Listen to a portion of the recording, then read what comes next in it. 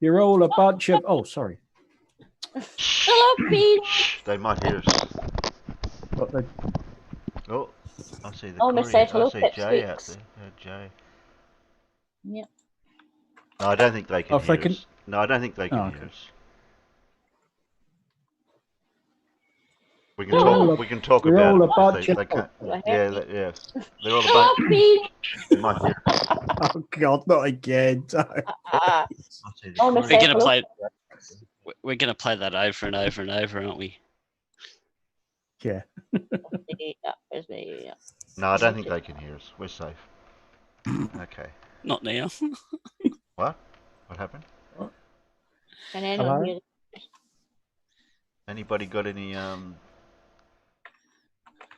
gossip on any of the peanuts out there? We could talk about them. No, but when they can hear us, I need to thank Colon.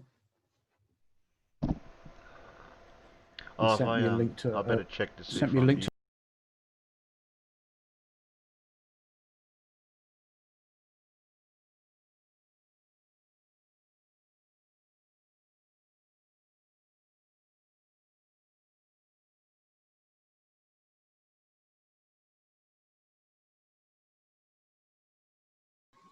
Colin reckons there's no audio. Okay, well if they can't hear us then. Don't mention me. Carl says don't mention him. Okay, we won't mention Carl. Okay, we won't mention Carl. Do not mention No. Carl. It's all right, farmers. I mentioned Carl, but I think I've got away Carl's with birthday yesterday. Was it? Yes, it was Carl's birthday yesterday. Yeah. Yes. Colin says, are you going to learn how to sort out the audio on this channel?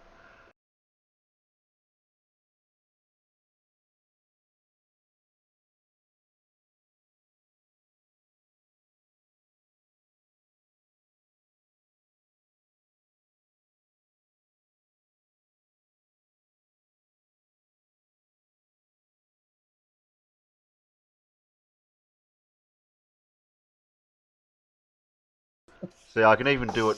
I can even do this while we've got the timer up. See, they can't hear us, so.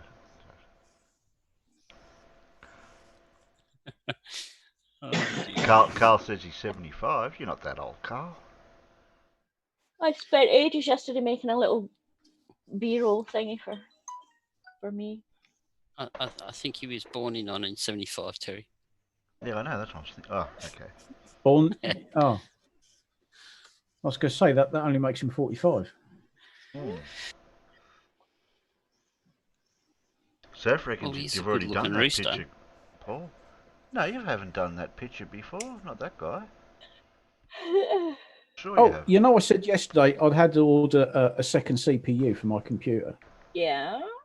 I got an email. Says we can't. Bullshit. We can't hear you.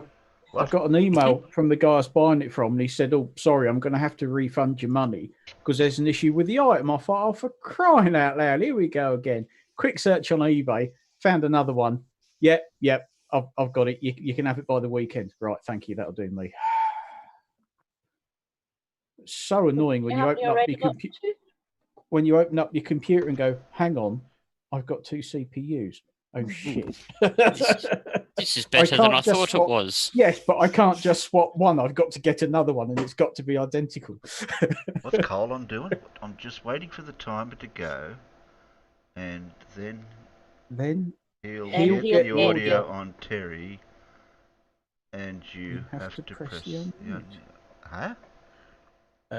Okay, who turned the subtitles off? I don't quite get what he's saying. Yeah, I'm trying to work out what he means, what he's saying. I'm glad he can't hear us, so we can bag him out for that.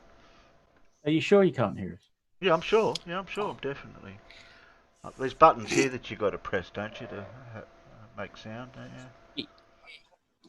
Yeah, you see, I just unmuted the YouTube stream and they can hear us. They can hear us too. Oh shit!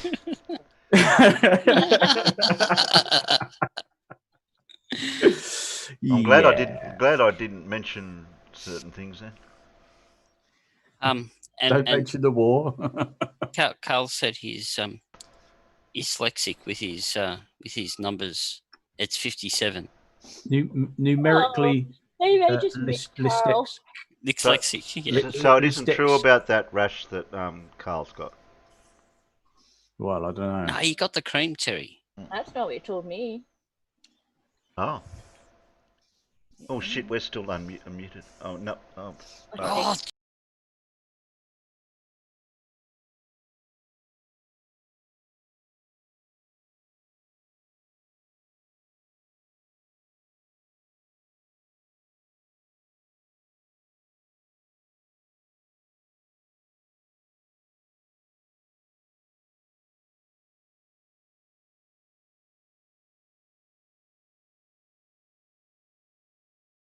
Now I'm sure they can't hear us. Now if I press the right buttons or not, I think we've got the right ones going now.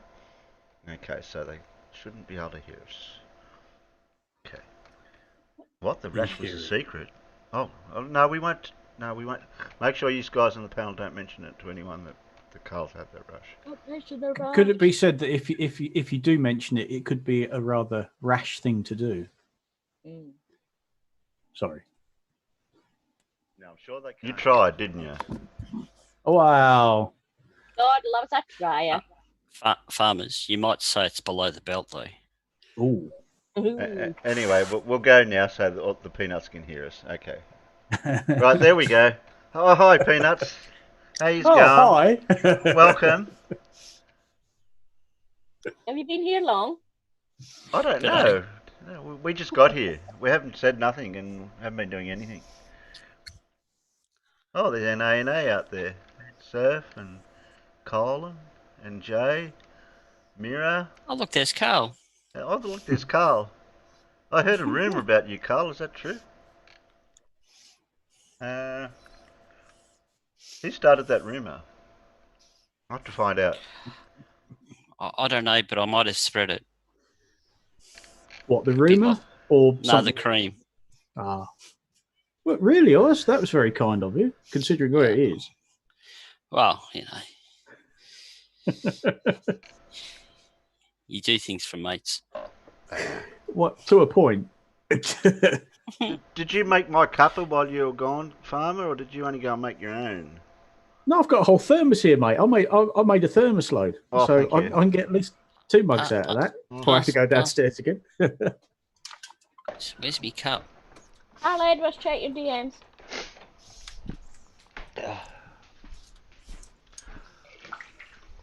Just ad lib for a sec. I've got to fix something. Dip, dippy dip, dip, dippy dip. How's that? Carl is pretty spread it. Moderator. Indecent. Yeah. Moderator. I will say that was very clever of Jose to put that together. Yes. It was so well done. For those people out in the Peanut Gallery that don't know, go and have a look at Jose's latest upload. It's and bear in mind that is the new cleaned up, welcoming, family friendly 24/7 Discord that they want everybody to go to, and that's what happens when people like Jose. Oh, Jose, yeah. Can I just say Jose? Oh, that was winding me up. That's what happens when people like Jose go in there and QE's in there. He just can't control himself, bless him. Yeah, cleaned up. Considering all the issues that other flat earthers have had in there, I don't think they could clean it up with a nuclear bomb. No. I know who that scientist is, but I can't pronounce it. But I googled. Yes. Apparently, Kubertech they had realised that their Discord server was toxic and really rather unpleasant, and they'd claimed that they'd sort of cleaned it up, and they wouldn't keep banning people and muting people, blah blah blah. They wanted, they wanted sort of normal people or globers as they would call them to go in and talk with them. No. Was this about 24/7? Yeah, the 24/7 flat Earth Discord thing. That I think, as Jose demonstrated, maybe it's worse when people like QE are in there. That it's not a very friendly and welcoming place. Well, you just look how I'll use the word untidy Gems got the other day when Nathan Thompson went in there, and I won't say that I didn't try to stir him up at all. It's not very difficult to stir him up. You've only got to say a few keywords and he's off. What's your evidence for your God? That would do it. Yeah, that'd be a good way to start it really was a good way to start it. Especially when you turn it back on him and say, I'll show you evidence of the globe Earth the moment that you show me evidence that your God is real. And if you can't prove that your God is real, that means you can't rely on your Bible at all. That's it. He didn't like that. But it's like all of them. They don't like it when you actually say, well, come on then, where's your evidence for the flat Earth? And they just go to pieces. They just can't do it because, well, they know they haven't got any evidence. That's why they spend all their time denying things. It's like, and Jose tried it again yesterday. He's tried it time and time again. Don't want to talk about the globe Earth. We don't want to talk about what things aren't. We want you to present evidence to back up your positive statements and claims that the Earth is flat. And they just go to pieces and they start shouting and arguing and calling us all names and saying that we follow this religion of science and blah, blah, blah. Oh, we've got a naked person. Yeah, there's a few. No, naked person tried to get in. Who let the naked person in? That was me. I told him. It's a naked bloke. Yeah, come on in. Yeah, I know. That's what I mean. Pip had let him in because he's naked. I wasn't going to let him in. Morning, Tony. Pip's never wanted to Hello, turn down. how are you? So you only got in because Pip wanted to see you naked, Tony. Yeah, okay. Well, I'm very flattered by that, and resentful that you don't. Let's I didn't know it was so picky in here. Well, it is. You get 3 strikes, you're out. Oh, really? Okay. No, nothing against you at all, Tony. You're just not my type. Well, I'm nobody's type. Let's be honest. But you objected to me having my camera on, so I'm not sure how.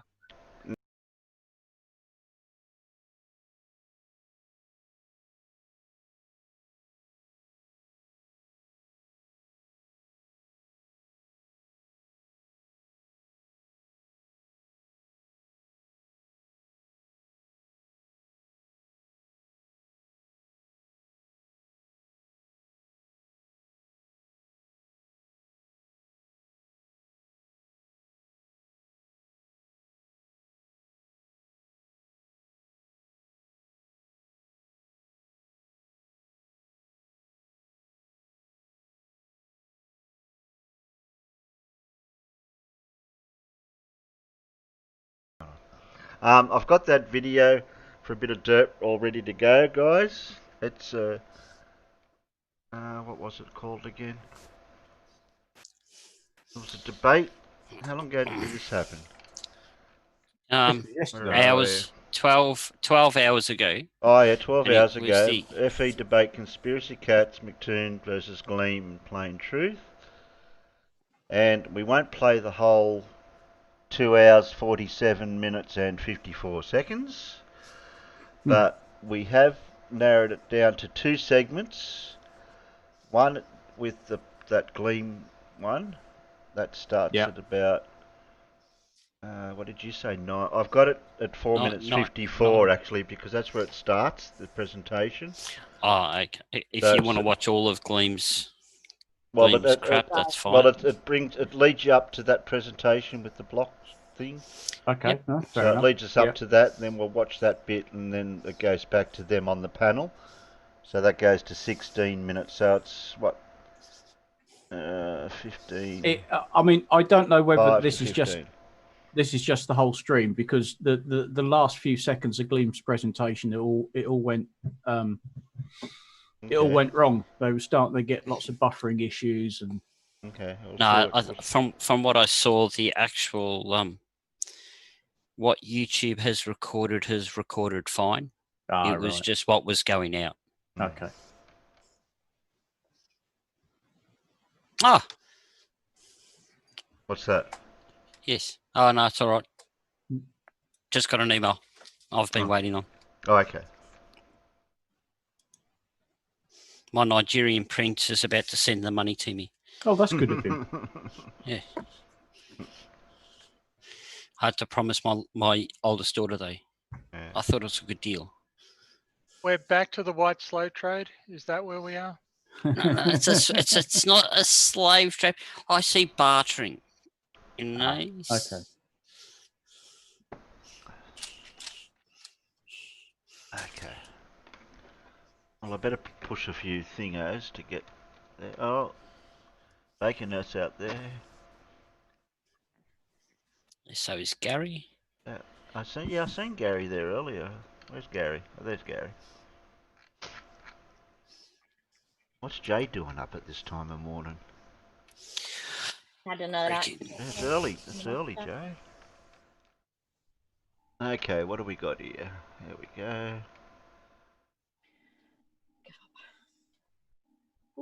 Everything's right at my end. Let the derp begin, I suppose. Go for it. Because he's got the one he'll have to put them up. So I'll work on that. While somebody else is talking, somebody else is presenting. So how about Glean? We figured this out before, and why don't you do your presentation while I try to download the stuff from Travis? Sure. So as you've just to reiterate what you just said, this one's about perspective and refraction, aka the ether band. Everybody drink.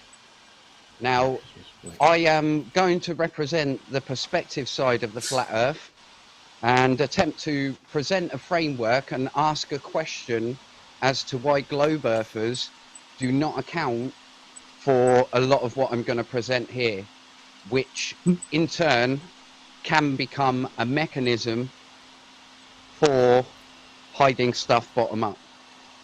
Travis, can you mute up? I think that's you. I don't think anyone else has got industrial stuff going on. There we go. Yeah, so if you can pop up the PowerPoint presentation. Skip this one. Oh, he dropped.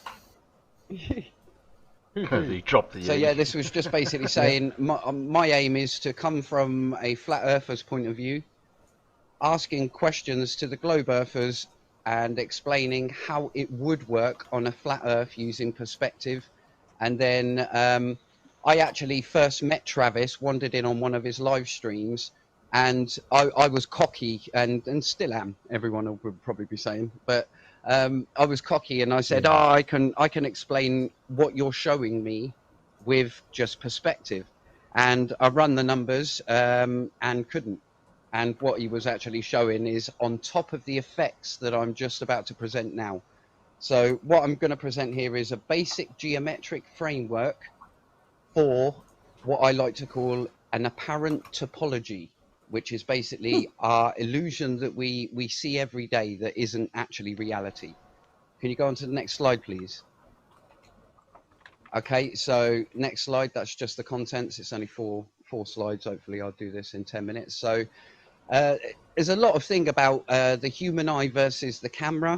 Well, we don't need him to explain it all, but I think we'll leave Alan. Yeah. It shoots straight up to 9 minutes, Terry, if you want to finish all of that stuff. Yeah, but I thought this was relevant for maybe Alan can read them and see what he's got for camera stuff. I think you're going to struggle to find a camera with a single element lens. Okay. Yeah, that's true. These days, I think you're going to struggle to find a camera with a single element lens. Oh, considering even those cheap, nasty, used ones, the old disposable cameras, even those have got more than one lens in them. Usually. He's giving similarities to differences, and I'm trying to work out what he... Hey? Because if he's saying a spherical lens, I'm thinking, well, a spherical lens, if that was on a camera, wouldn't that be like a panoramic circle that they have? If you're going to go that way, if you're going to go the opposite way, to say, well, a spherical lens, spherical lens on a camera can give you, or that effect will just give you that rotational effect, like it's 360 degrees. Most better camera lenses actually have most lenses are indeed spherical, or at least cut from the surface. You take the surface of you take a spherical surface, or part of a spherical surface, and then you take the opposite side of the spherical surface, and then you can actually chop the middle out and squish them together. So although it doesn't look like a sphere, because you're not, because you can just take out the central chunk, you cut a tube through the middle, and then you chop the center out and just squish it all together. You get the same optical path. But most good quality camera lenses these days have aspherical elements in them. So they are not, so the lens is not, doesn't have the same radius of curve in all directions.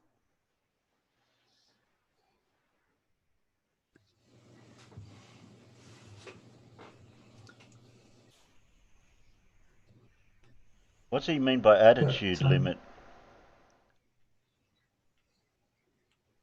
He's saying a similarity. Altitude limit, I have absolutely no idea what an altitude limit is. Well, he's saying that's similarity for a camera, so I've got no idea what he's meaning there. Who knows? I'm awfully tempted to call hard logic here and say bollocks. Okay. Yes. Yes, it might be right up there with that other thing that Travis keeps talking about. That also doesn't exist. No, the one that doesn't exist, Owen. What? Oh, you mean the ether band? Oh, yeah. Don't say it 3 times, you'll turn up in the chat. Yeah. I can't see how he's figured this out. Central perspective point? A human eye and a camera can... Hey? Again, I'm sorry, again, but that word that ends in ollocks. Yeah. Well, I might be wrong in what I'm about to say with the exact specifics and stuff like that. But doesn't the eye have a big blind spot where the optic nerve connects to the back of it? Sure does. Yes. And a camera doesn't have that, unless, of course, it's got a particular type of lens on it. No, catadioptric lenses don't have that. Don't really suffer from that problem because the blockage is in the eye, is in the lens, not in the not actually on the sensor. On the sensor, so I don't see the comparison he's making there at all. No, and the other thing you have to remember is that the sensitive surface in the eye is actually spherical-ish. Because basically, the eye is fairly close, is reasonably spherical, and the sensitive part is the back of it. So our apparent visual rectilinear view is actually created for us by our brains, not by the lens. In fact, camera lenses are set up so that they do project a rectilinear image onto a flat surface. Yeah, that's a good point, Alan, because anyone who's worn a set of glasses for the first time knows what that does to your rectilinear projection that your brain creates. It makes all the corners of the room go wobbly and and look out of alignment and stuff until your brain learns how to compensate for that and make it look normal again. Well, and an experience I had once, and without trying to make it too long, I was disconnecting a old copper style oil pressure line that was going to the back of an oil pressure gauge in the car, and being copper, it was somewhat sprung. And when I undid the pipe, the pipe sprung up and hit me fair on the eyeball. It was so quick I didn't even get enough time to blink. Now, where it hit, for probably about 3 days later, and yes, I did go to have my eyes checked out right after I did it, but for about 3 days later, I had a black spot that just wouldn't go away, and it was so frustrating and annoying. And the eye doctor turned around and said at the time, he goes, it will go away one way or the other. It will either be bruising at the exact opposite side of your eye that's causing it, and it will heal. But if you've done permanent damage that I can't see at the moment, your brain will compensate, and that hole in your picture will just go. Don't worry about it. Your brain will sort it all out, and it will just magically fix itself after about a week.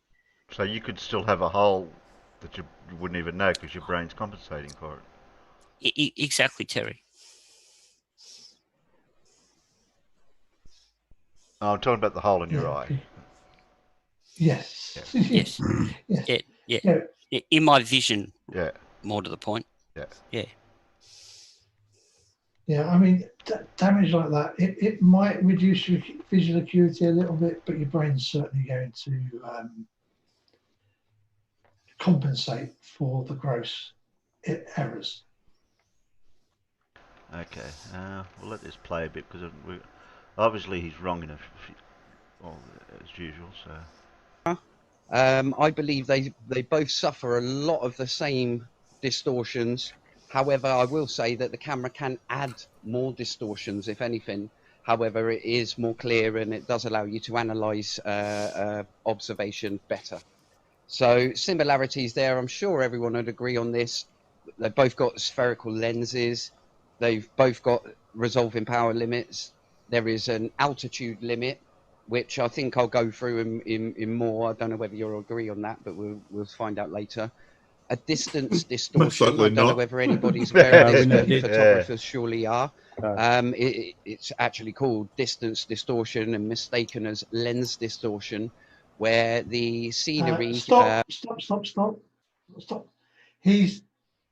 Okay, so what he's now talking about is called...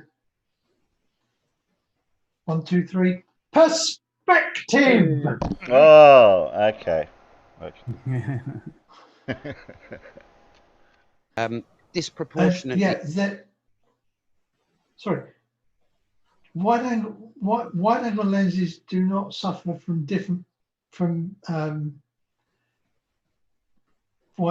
perspective distortion, and telephoto lenses do not suffer from compression. It's just the fact that it's just the way we use the photograph. It comes from where we stand to frame an object with different focal length lenses. So it is literally perspective.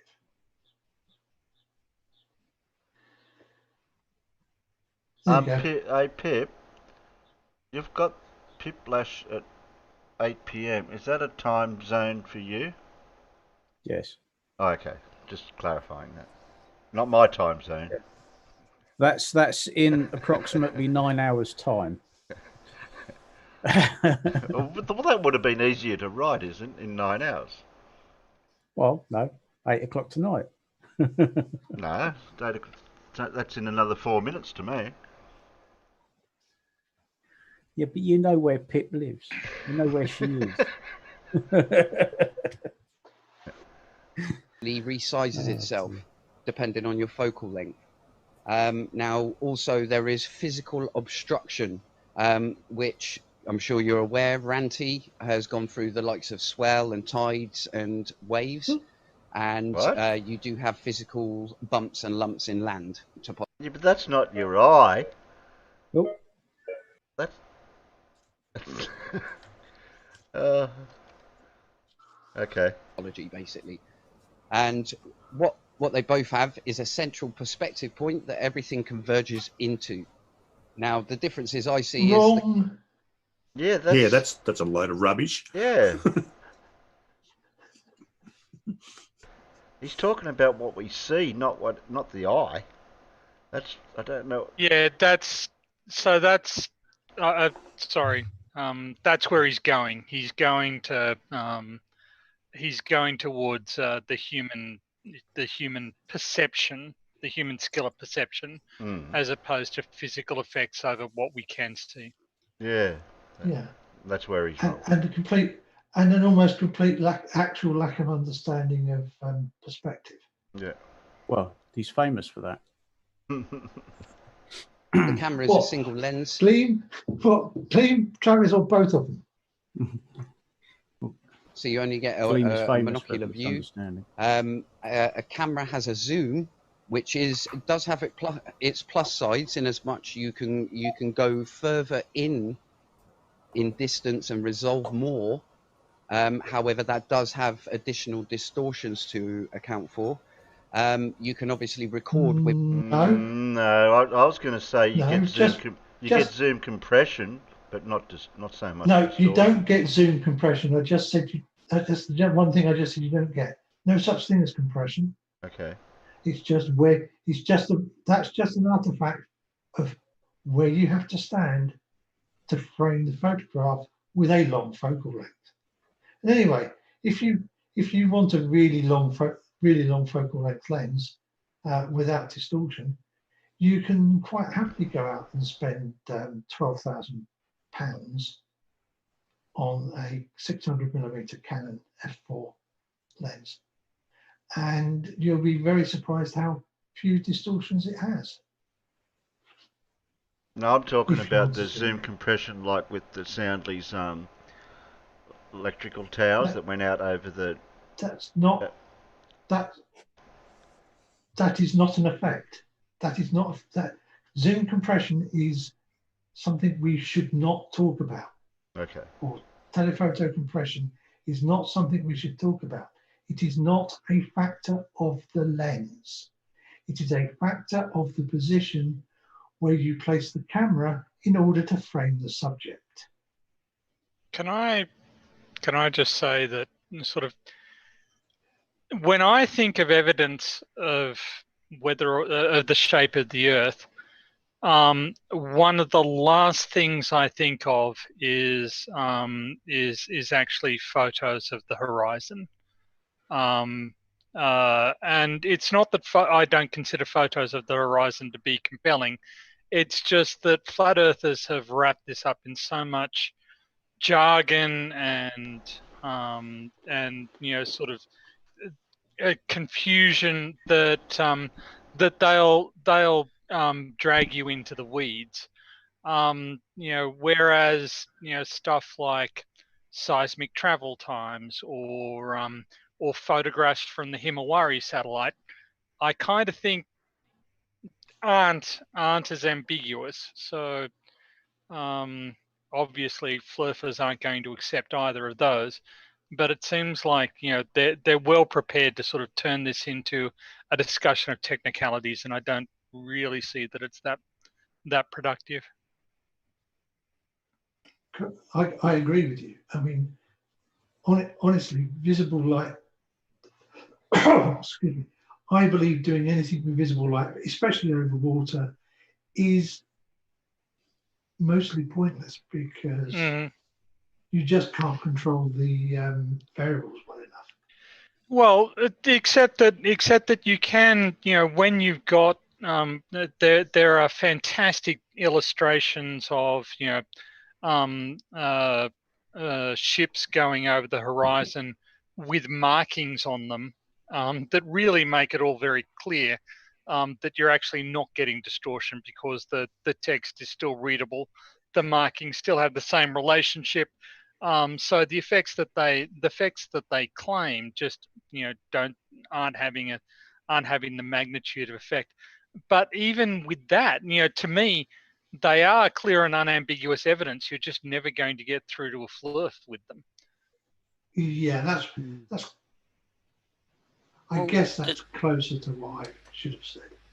The thing is you look at Travis and he takes all of these pictures, and the only answer to the stuff that's going on in there is his answer because he was there, and he won't accept anyone else's opinion, or no matter how much I'll use the words more skilled at the at that particular thing they are. He has made his decision. He was the one who took the photos, so therefore he's the only one that can say what's happening there. And I think that's where the problem lies. Well, I think that's a very good point, Peter. I think that's a really strong point. Yeah.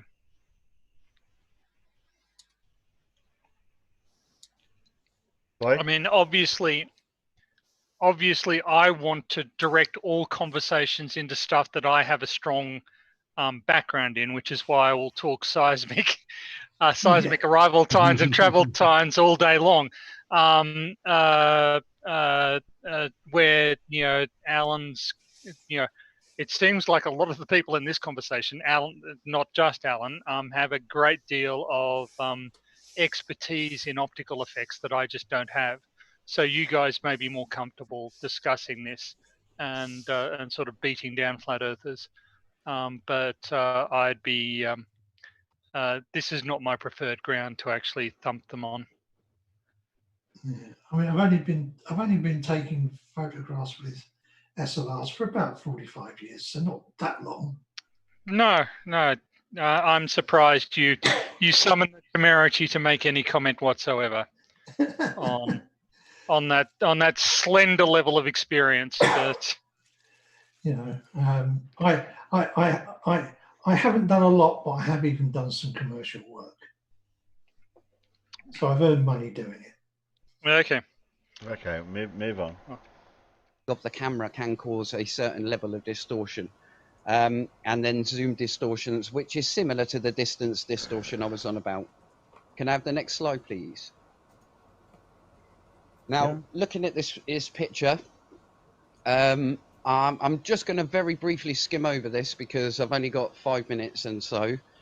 So if you look on the left-hand side, obviously standard picture. If you imagine this is train tracks, loose train tracks, but running off to the distance, obviously everything converges. Let's just say we are 1 meter in altitude, 1 meter in height. Now, I don't know whether you're aware this isn't a sneaky trick or anything like that, but that box on the left-hand side is also 1 meter. If you would... Bollocks. That's it. Utter bollocks. So the top of that box would be at eye level in the center of frame. Looking down. Yeah, I mean, if the viewer height was at 1 meter, we would be looking flat across the top of that box, and we would also be level with the top of the next blue box. You're so obviously not at the same height. He can't help himself, and he's done this before. He's made these little presentations, and he said, "Oh, this is at this height, and that's at that height." And you just have to look at it and go, no, you're lying.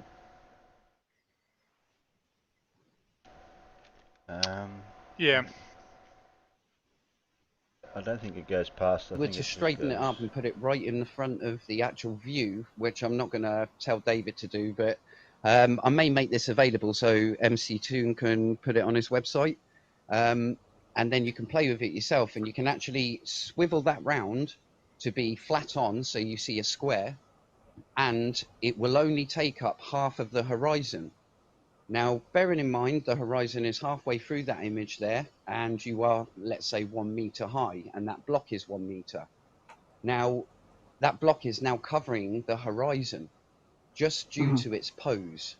Now, obviously, that's a massive extreme effect close up to you, but that is covering more than your eye altitude, let's say. So there are distortions with 3 things mainly that I've looked into, and that's pose, distance, obviously things shrinking, and that's the main one that a lot of people concentrate on, the angular diameter formula. And then there are additional distortions from the device or eye or psychology of how your brain represents what you're seeing. Can you go to the next Well, we're frame? going to bring psychology into it. I'm just going to try and skip over this. Again. Now, what I found is when I was first looking into this, and it was the flat Earth discussion that actually made me look into this, albeit I touched on a bit of Xbox Connect programming, which was absolute rubbish and nowhere near in depth. It was only a few hours, so nothing majorly learnt there. However, on looking at the flat earthers' point of view and seeing that they're saying, oh no, you've got an apparent rising floor that contributes to hiding stuff from bottom up.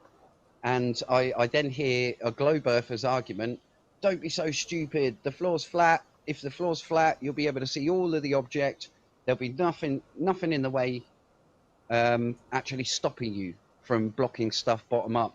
And you can actually do this on a table and obviously show a coin not disappear if you're above the table.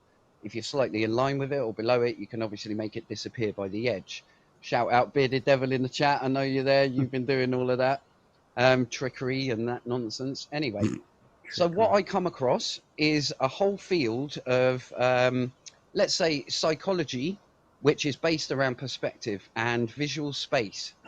Now, I hope that's clear enough for you because I'm getting a compressed version, but I think that's by necessity.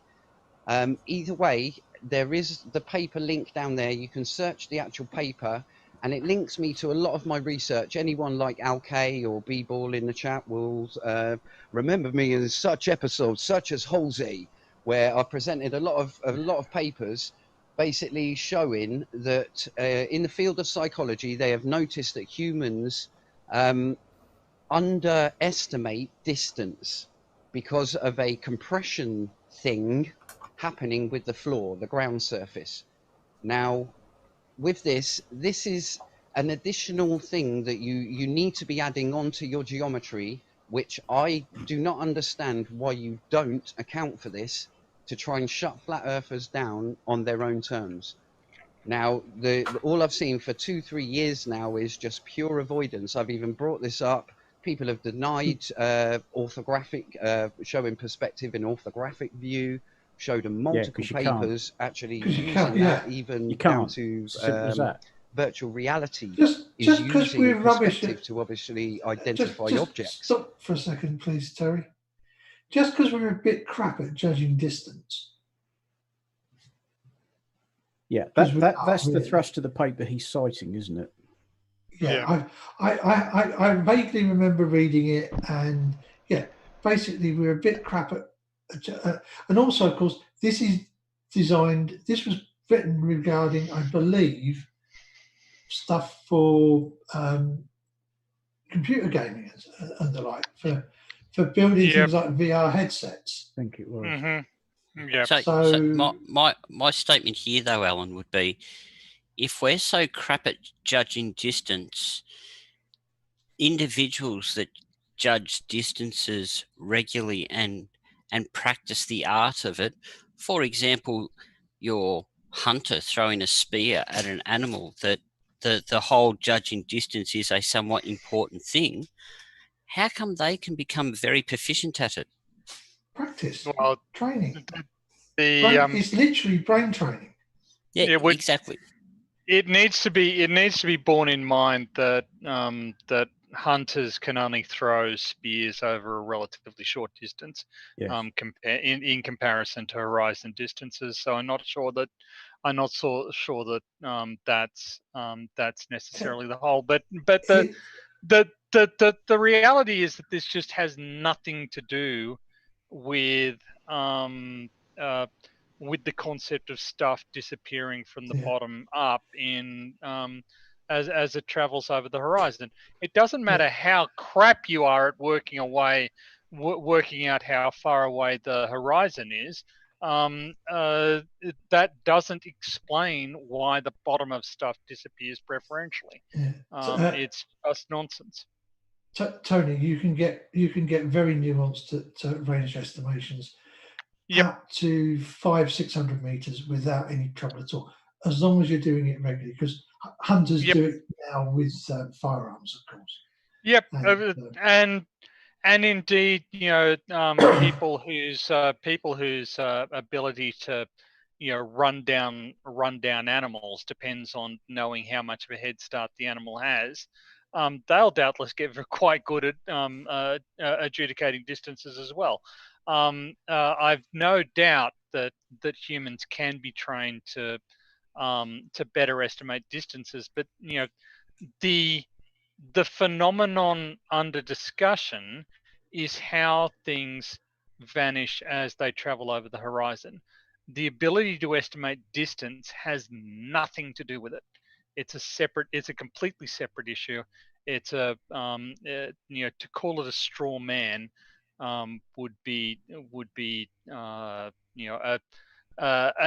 undeserved compliment in this case. It is it's more like a red herring. Yes, he may as well be talking about his collection of Pokemon stuffed toys at this stage. I don't see how this is relevant to stuff disappearing. Anyway.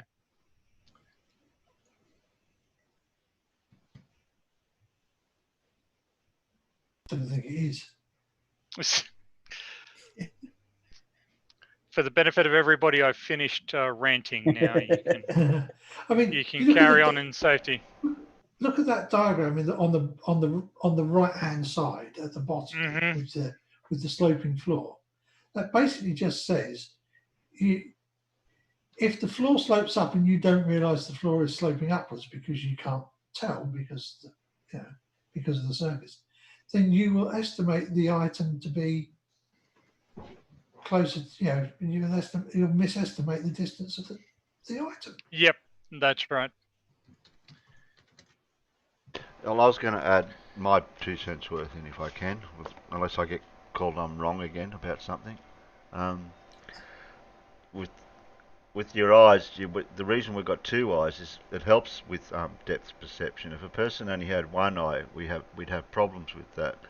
It's like with chickens and certain birds, like probably certain birds anyway, like chickens. They bob their head back and forward all the time, and that gives them the range of something in their depth perception of how to tell where something is. That was just something that I knew. I heard a different explanation for birds jerking their heads quickly backwards and forwards. Is that it actually maximizes the amount of time for which their eyes are still. If they do it that way, as they're moving, it keeps their eyes still for longer and keeps their eyes in motion for the least amount of time. So they're trying to keep their eyes still so they can better process stuff. But again, binocular vision is helpful for adjudicating distances. Well known. Yeah. Terry, remember when I kind of lost the sight in my eye for a bit, or at least couldn't use the sight in my eye for a bit? Yeah. I found that actually the binocular bit worked. The binocular bit really seemed to work well, up to maybe 1.5 meters, 2 meters. and that really badly affected me. I couldn't pick stuff up. I was knocking stuff over all the time. Yeah, I could. Yeah, when I was in my power chair and I was, outside and I was looking, and I was having to avoid stuff. I was having to judge my distance at 2 meters and greater. The binocular thing wasn't particularly a huge problem. So I think there is, because obviously, because of the separation, the separation of the eyes isn't a huge distance. So you get the much stronger binocular effect when it's closer in. Because obviously the binocular effect relies quite well on the relative angles.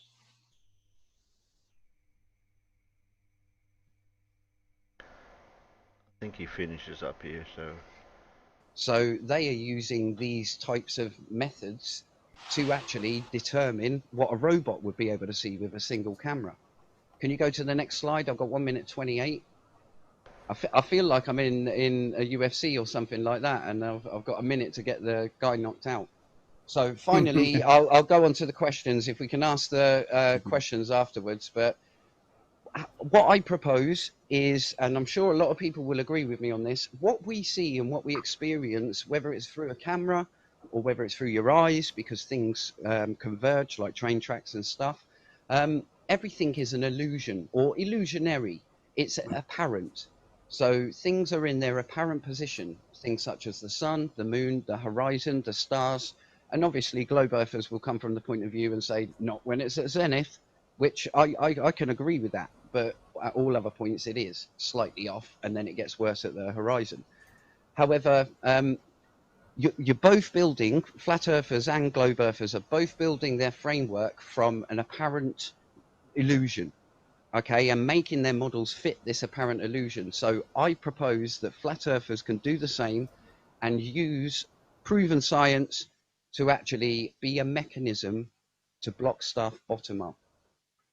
Now, the one thing in this diagram up the top there, you might not be able to see, but there's a lighthouse on the right-hand side. I've put the limit distances right across, and halfway is a P1000.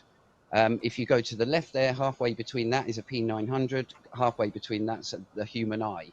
Now, if you can see, you will not be able to resolve the flaw from the middle to the... Could everyone hear the end of Gleam's presentation? Because that's where they got buffering. Yeah. I want to go back to something that I did pick up on. Now, is he relating to what you can record with the camera and what you see in reality? See, when you look through a camera or when you're looking through your eyes, without any glasses, or say you don't need glasses, you've just got normal vision, and you look at something and then you take a photo of it, or without any zooming or anything like that, is he trying to say that the camera is changing what you're seeing, or we're not seeing this because of other reasons? I can't see where he's I'm not quite to sure what what he's he's saying. driving at there. Well, I mean, in some senses, he's fumbling his way towards a relativistic argument, right? We're dependent on light bouncing off objects and receiving and processing that light. And by the time we process it, by the time the light has reached us, it's actually out of date information. We're not actually perceiving the reality of what's going on. So what I think he's suggesting is that any optical observation is in a sense unreliable. But then if you take a photo of the same thing, that means it wouldn't be the same as what you see with your eyes then. Yep, that's true, but it's not. but it, no, I know. Yeah, I'm just saying. But it's what I think what he's basically recycling my argument, which is that I wouldn't be using optical data for this particular discussion. But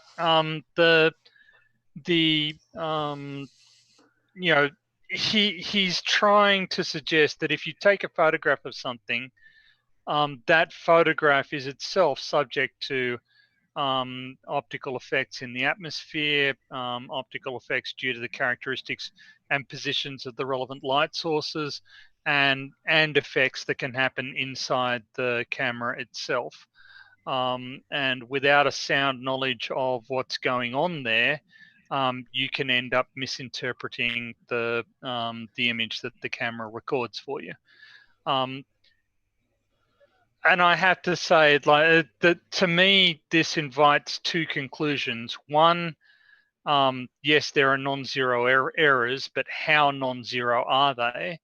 And the second point I would argue is that you need to get the opinion of somebody who has a great deal of technical expertise with this issue, of analyzing photographic images, and he isn't one of them. So that would be my conclusion from what he's saying there. I don't think he's even, because he was talking about what a P1000 can resolve and a P900 can resolve. Yeah. I don't think he's even capable of having the first inkling of what a P1000 can resolve or a P900 can resolve. I don't think he would even know where to start. Yeah. I'm inclined to agree. I think Stingray in the side chat might have it. Well, what's Stingray saying? He is sometimes I might disagree with Stingray on some of the statements he's made about it too, but to a lesser degree. He is saying the thing Effie always says. They say the angle is too acute to see. Because that's generally what. The angle's too tight. That's why you can't see it. So, but that doesn't explain why that preferentially affects the bottom of no, of course it doesn't. The bottom of the argument and not the top of the bottom of the object and not the top of the object. So no, we know that, but that is the argument they generally make. That's the argument you'll hear Lemonbird make every time he opens his mouth. That is one of the flat Earth go-tos. The angle is too acute. That's why you can't see it. I mean, it's total garbage.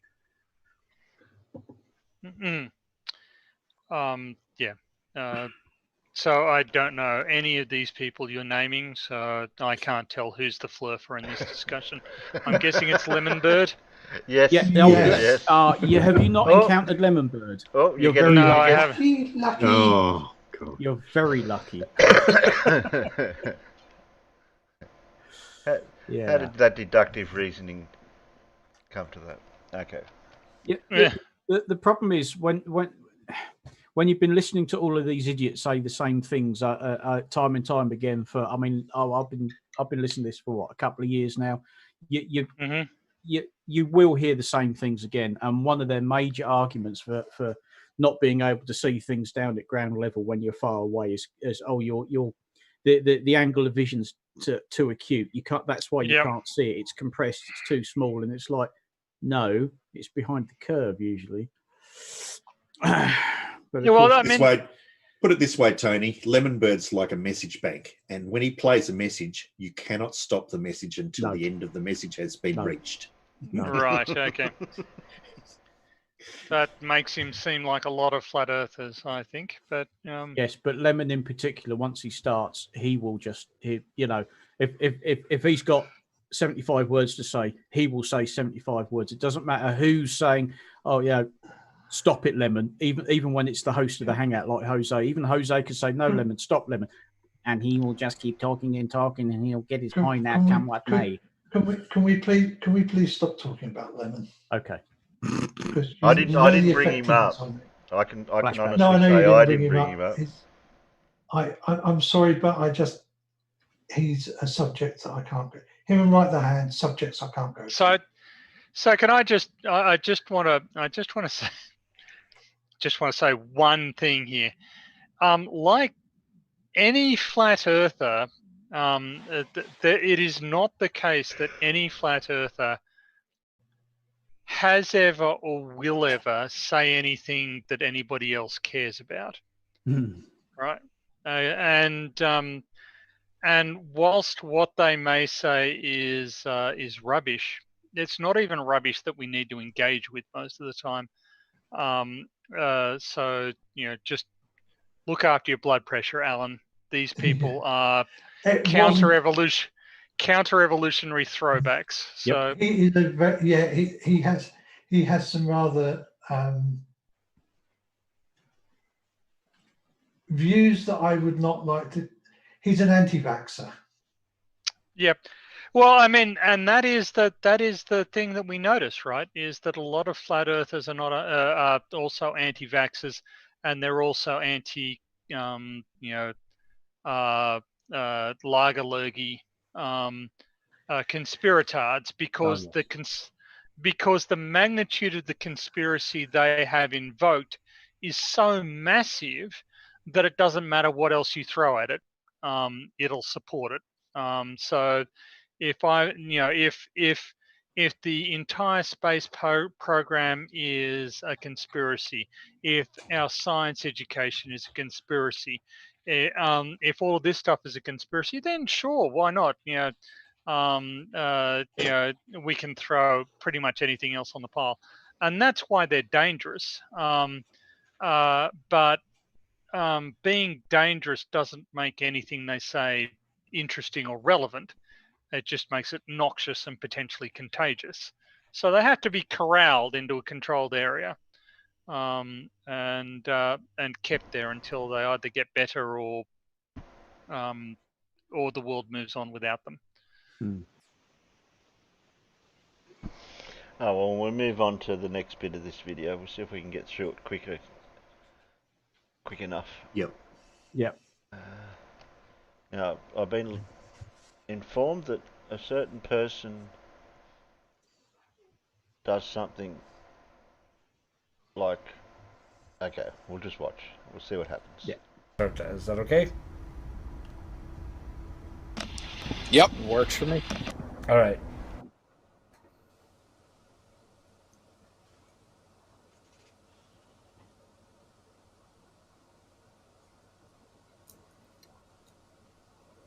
Well, while you listen to the sultry sound of my voice, you have some images that are going to be going across the screen. I just want you to think about what you're seeing and try to answer the question, what is creating the horizon?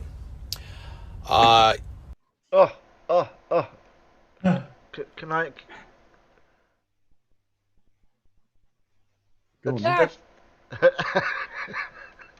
It's too easy to answer. I don't even think I should bother. It's fractal barotropic shoaling. Oh, okay. Fractal barotropic shoaling. Oh, nice. Mate, I've got jargon. My word. I've got the list, which is currently, I'm sure it's been updated, but I've got the list of 99 reasons why things disappear bottom first on the horizon. Yeah, I think there are a few more than that now. What I actually came up with, I combined a few of them together and got the angle of optical confusion causing dirty foreshortening of the opaque water deck with fractal barotropic shoaling and opacity with the non-uniform density transition zone leading to collimation of the Fresnel zone and atmospheric vanishing point perspective. I hope that's the abbreviated version. Well, the even more abbreviated version is, of course, just fractal barotropic shoaling, and that's 3 reasons in its own. I think, if I remember right. I think the fully abbreviated version is bullshit. Yep, you got it. Yep, you learned it. So, okay. Well, Slice Bar Kane's actually coined a new phrase for Travis's ether band. He's called it the bullshit band. Yeah, the bullshit band. Yeah. I have decided to just simply go with Wikipedia because the technicality of Andrew Thomas Young and Wikipedia are basically the same. So to save on time of going back and forth between blah, blah, I'm wasting time. A mirage is a naturally occurring optical phenomenon in which light rays bend via refraction to produce a displaced image of distant objects, or the sky. The sky can be miraged. Think about that, please. Mirages can be categorized as inferior, meaning lower, so that the erect image is above the mirrored image. Superior, so that the erect image is below the mirrored image above. And Fata Morgana, which is one kind of superior mirage consisting of a series of unusually elaborate, vertically stacked images, which form one rapidly changing mirage. Again, all of these things need explained in more detail. An inferior mirage is one in which the mirage, oh, I already said that. Inferior mirages are not stable. What does that mean? Does that mean they only last a few seconds and then they're gone, poof? What does that mean? They're not stable. What does that mean? What does that mean? Hot air rises. Cooler air, being more dense, descends. So the layers will mix. What? So the layers will, so then there's a uniform layer of mixed air, hot air and cool. Wait a minute. I thought the dense air was at the bottom, the hot air was above, but these layers are mixing now? So that's interesting. Giving rise to turbulence. The image will be distorted accordingly. It may be vibrating. It may be vertically extended, towering. It may be horizontally extended, stooping. If there are several temperature layers, and how, pray tell, have you determined that there are several? Several mirages may mix, perhaps causing double images. Double vision! In any case, mirages are not larger than about half a degree high. That would be an interesting study right there. Anybody want to start a GoFundMe to do this? Because this shit needs rewritten. A superior mirage occurs when the air below the line of sight. Look at all the shimmering that's happening just in that image on the horizon, right up on top of it. That you can't trust that complete image from the line right up to the top of that landform. No, you can't. He only films in the worst possible conditions. Yeah. He's admitted that. He only goes out at certain times of the day. Back up about 15 seconds and play it again, and you can hear Travis's real motive for any of this. Yeah. Really? Yeah. Yeah. Money. Hello, Blue. Good morning, Tony. Yeah, Blue snuck in. Hello, Blue. Hello. I feel like Blue's arrival should be, there should be some sort of fanfare. Or gunshots or something.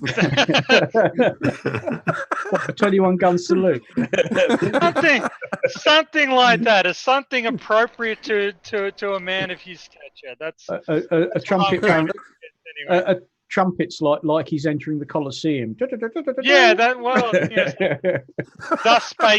Thus spake Zarathustra, or something. Oh, shit. That's too funny. Ah, shit, what do I keep pressing there? Get out of there. But I hope you're well this morning. Yeah.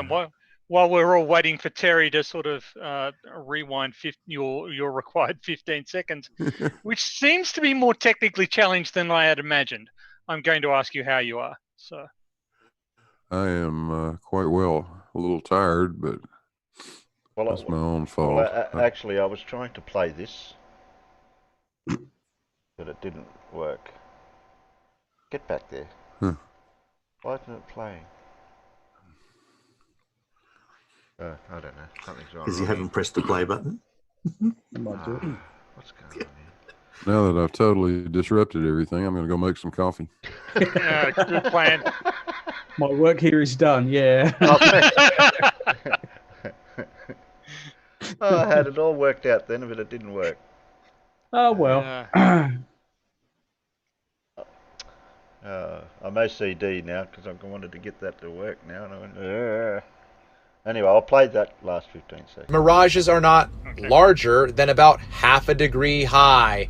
That would be an interesting study right there. Anybody want to start a GoFundMe to do this? Because this shit needs rewritten. There you go. There you go. Yeah. A superior mirage occurs when the air below the line of sight is colder than the air above it. Again, if you're looking over miles and miles and miles, how do you know it's uniform? This unusual arrangement is called a temperature inversion. But if it's all mixing together, how is there an inversion? Since warm air above cold air is the opposite of it, how do you know that this is what they do not know, that this is what's going on? They do not know. Superior mirages are quite common in polar regions. Oh, but I caught one on the Anacapa Islands, especially over large sheets of ice. No ice in the Anacapa Islands. Superior mirages may also occur at moderate latitudes. Oh, so they can occur anywhere. Got it. Fata Morgana mirages are... Alan? Do what? So I thought the comment about the polar regions was particularly common. Yes. Yeah. Particularly common, and then in the moderate regions, and he translates that to mean they can happen anywhere. Yeah, Well, that's sure right. they can. It's just dishonest. You just need the right conditions. It's so far, all he's done is read this with, a bunch of unwarranted editorial input. Nobody cares whether or not you think this is plausible or accurate, mate.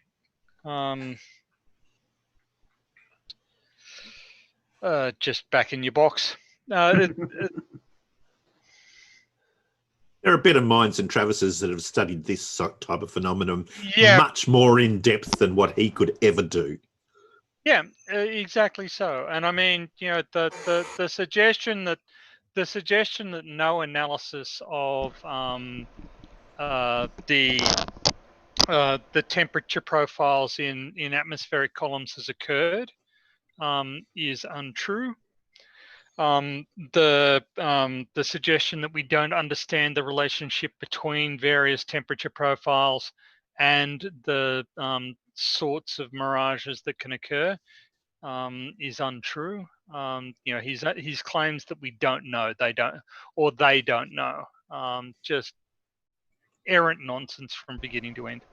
Yeah.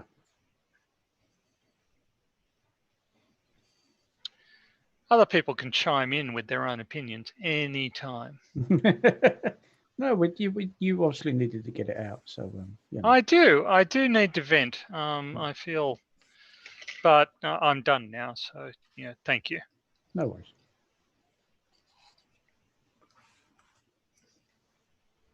Oh, on with the derp. Are most commonly seen in polar regions, especially over, this sounds like a superior mirage definition, but they can be observed almost anywhere. This is doublespeak, blah. A negative and a positive cancel each other out. This has no meaning. In polar regions, Fata Morganas may be observed on cold days. In deserts and oceans and lakes, it may be observed on hot days. Any climate. This has no meaning. No meaning whatsoever. All right, mirages are phenomena of atmospheric refraction. Either band. So, all right. So while you listen to the sultry sound of my voice, you have some images that are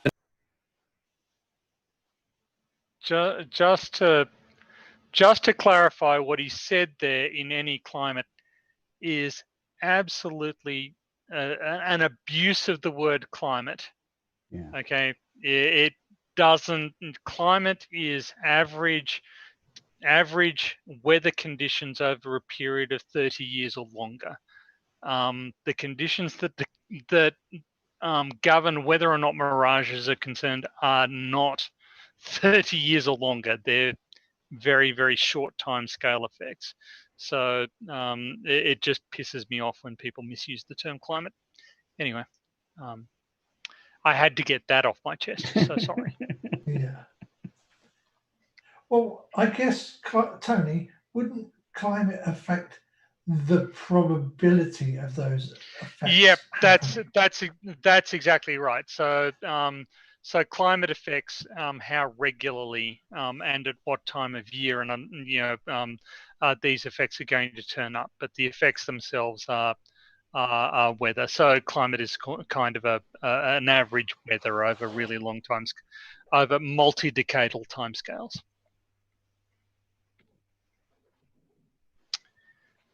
But I don't know. To me, he just seems like somebody who doesn't know what he's talking about, who just wants to slag off at people who clearly do.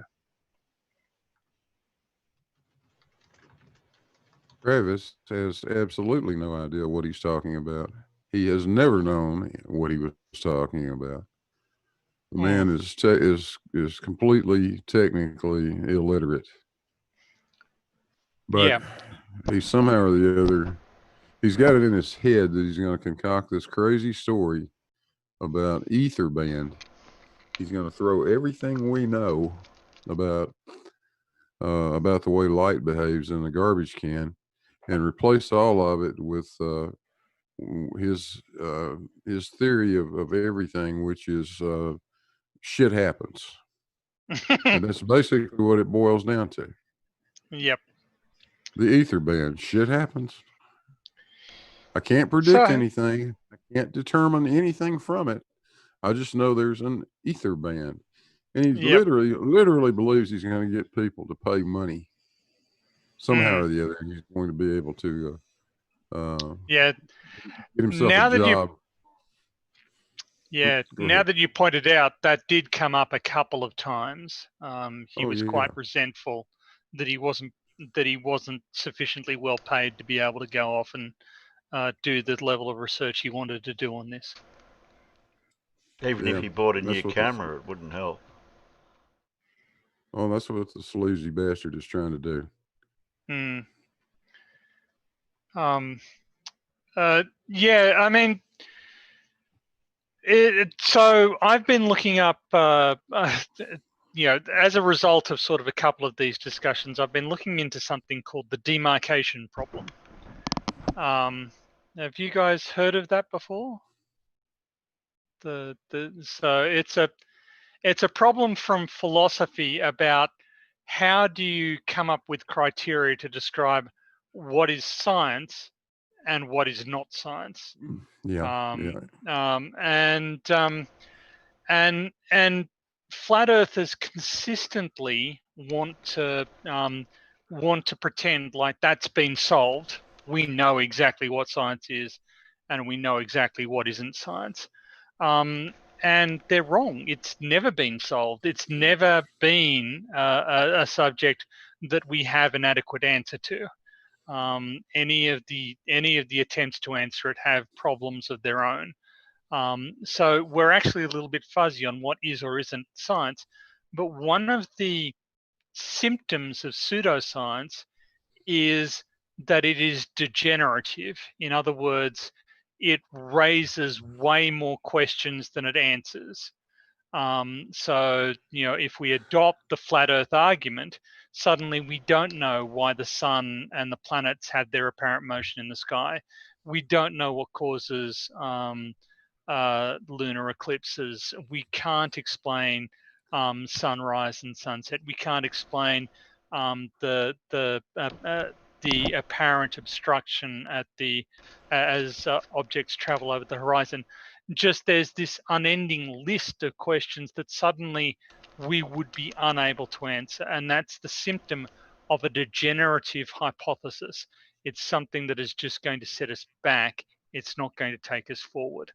And it's exactly what Blue was alluding to there with this ether band hypothesis. Suddenly we go from having a really good scientific understanding of a lot of things to having no understanding of pretty much anything.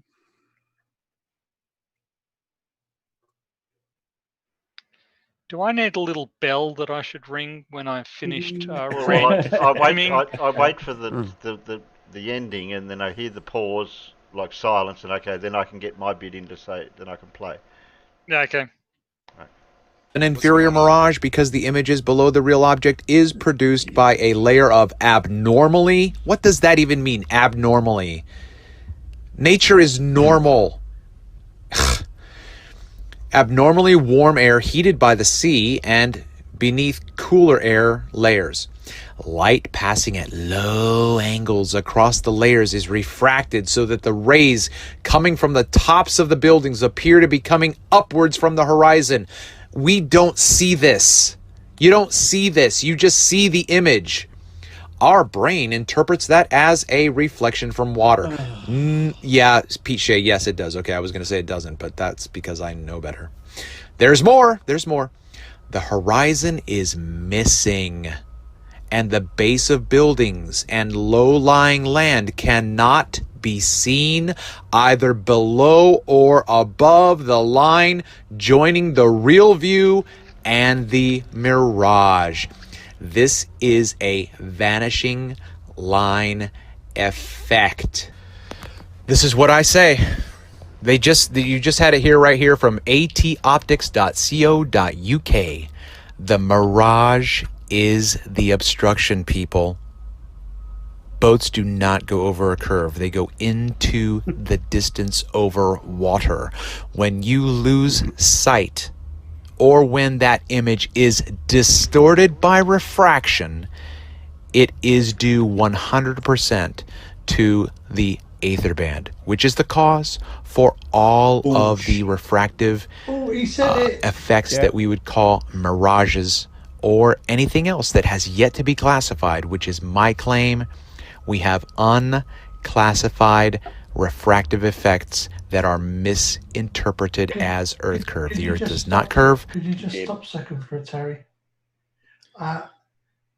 Yes, Fred, it is something to do with the adiabatic lapse rate and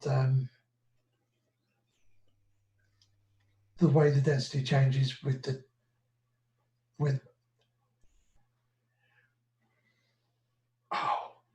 altitude. Yeah, I was going to say something else, but that word works. And of course, the fact that that yes, you can get abnormally warm air sitting at the because warm air, as we all know, normally does rise, doesn't it? And as it rises, Yep, it gets that's right. Unless it's less dense, yeah. Yeah. But of course, sometimes cold air will just sit and squash it down, and it just for some reason doesn't. Yeah. Well, I noticed that what he's saying here is that that the ships disappear because of mirages. But in case we have a clear photo and there are no mirages, then it's due to something that we don't know about. Yeah. Yeah. That's what he's essentially saying. It's the hidden variables argument all over again. Yeah, I would say that it's just understand that when we talk about adiabatic lapse rate, we're generally talking about a few degrees temperature change over 1,000 meters or something like that. Yep. When we're talking about these sorts of atmospheric effects with light, we're talking about a few hundredths of a degree temperature change over a meter. Yep. So it's lapse rate, sort of, but yeah, not really. So you can the density of air is a function of both its water vapor content and its temperature. So you can get these temperature inversions if you've got a lot of water vapor in air that cools as it rises, and it sort of traps the warmer air underneath. You can get warmer air that has lots and lots of water vapor in it, and that keeps it denser than the cooler air above. Sorry, that's the way it goes. But go on, Blue. No. I'm just agreeing with you. Yeah. Yep. Water's a light molecule. It yep. having water vapor in the atmosphere it decreases its density. Yeah. So the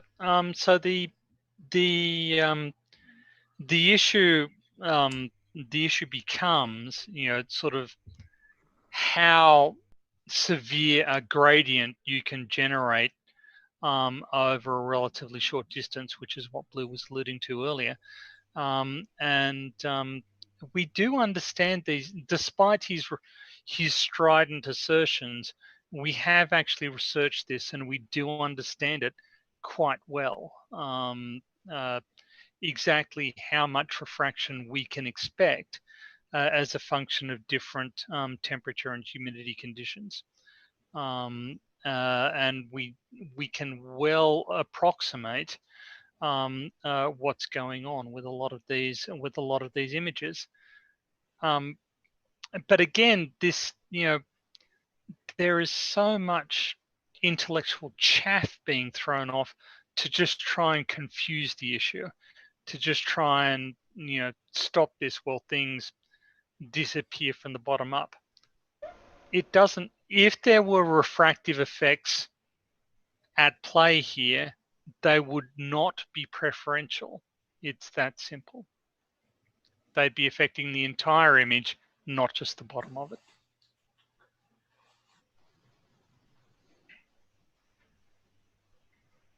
Yeah, well, if if these guys like Travis have closed their mind to any and all other methods of determining the shape of this planet we live on. Yep. I would suggest that if you're insisting that you have to stand on it, the only way you can do it is to stand on a beach and stare at a boat on the horizon. Yeah. You are woefully lacking in education. Yeah. That produces some interesting discussion, and in certain cases, some people really need to know with exactitude what the atmosphere is doing. Take a guy trying to do geodetic surveying, for instance. Yeah, I mean, that's right. It's pretty important for them. To us, it really doesn't make a shit if we see the boat or don't see the boat. It's still going over the horizon at some point, and we know that. That's right. And I mean, in order to get to this point in the discussion, as you say, you have to have thrown out every image of Earth from space. You have to have decided that they're all fake, and persisted in that belief regardless of subsequent developments. So, as you say, they've isolated themselves from reality by erecting this conspiracy theory. Yeah, it's the only way they can make it work. We'll do a big jump. We'll do a big jump. Because I don't know where the bit that Peter was mentioning, how far later on. The timestamp was in there, if you remember, Terry. Yeah, but I've already gone. 2 minutes. I mean, 2 hours. Oh, 2 hours. I was at the wrong timestamp. 1 hour 33, I thought it was. I went to 1 hour 33. Is 2 hours where he melts down? 2 hours is where Travis starts to absolutely lose it, because Katz basically turns around and starts saying, "This is wrong. This is wrong. This is wrong. This is how it really is. This is wrong. This is wrong. This is wrong, and this is how it really is." And Katz is such a legend. Oh, he is. I think we'll leave it there then. And he even has a bit of a dig at the ether band as well, which really upsets him. I want to hear that. It's very subtle. It's very subtle the way he does it in Kat's way. You don't understand my claim. Nobody understands his claim. Yeah, that's true. So can I clarify your claim just to make sure? You are saying that these mirages then have optical effects that are poorly understood? Yes. Is that your claim? Yes. That is not the way I would put it. No. How about this? What? Can I ask you a question and maybe that'll clarify it? That's exactly what he. Okay. Can I just ask a quick question outside? Are we having buffering? Not on my end or anyone. No, else. not here. Okay, Nor mine. it's just, I'm just getting the big yellow bar across in studio saying not enough video to maintain smooth streaming. Oh no. Oh, well, I'm getting it fine in YouTube, Alan. What's it like out for you peanuts out there? That's what I was asking.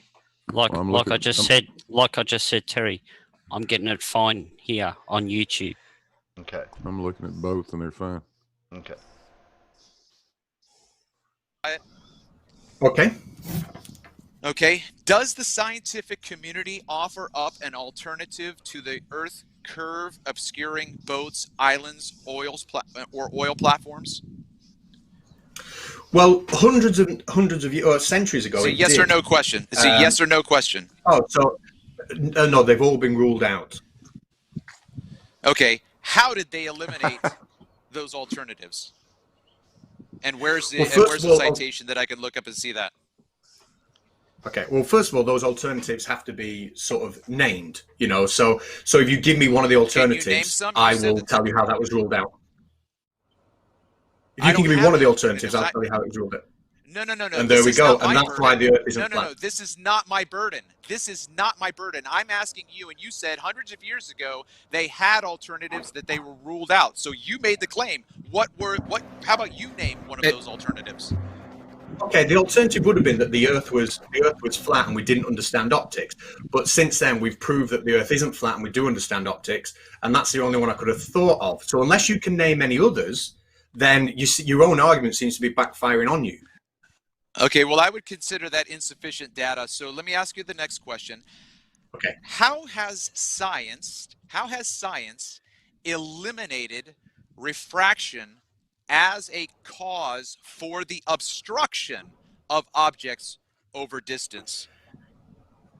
Because, like I showed with all the scientific papers, peer-reviewed papers that Flat Earth can't produce, the ones about mirages, the ones about refraction. Stop giving rhetoric. Answer the question. That's rhetoric. What they have done is they've developed an extremely good understanding of what refraction is, and refraction is the bending of light. Don't tell me what they did. That is not my question. But you asked me to tell you what they did. He is not answering the question. Objection. You asked me. Travis. No. I said no.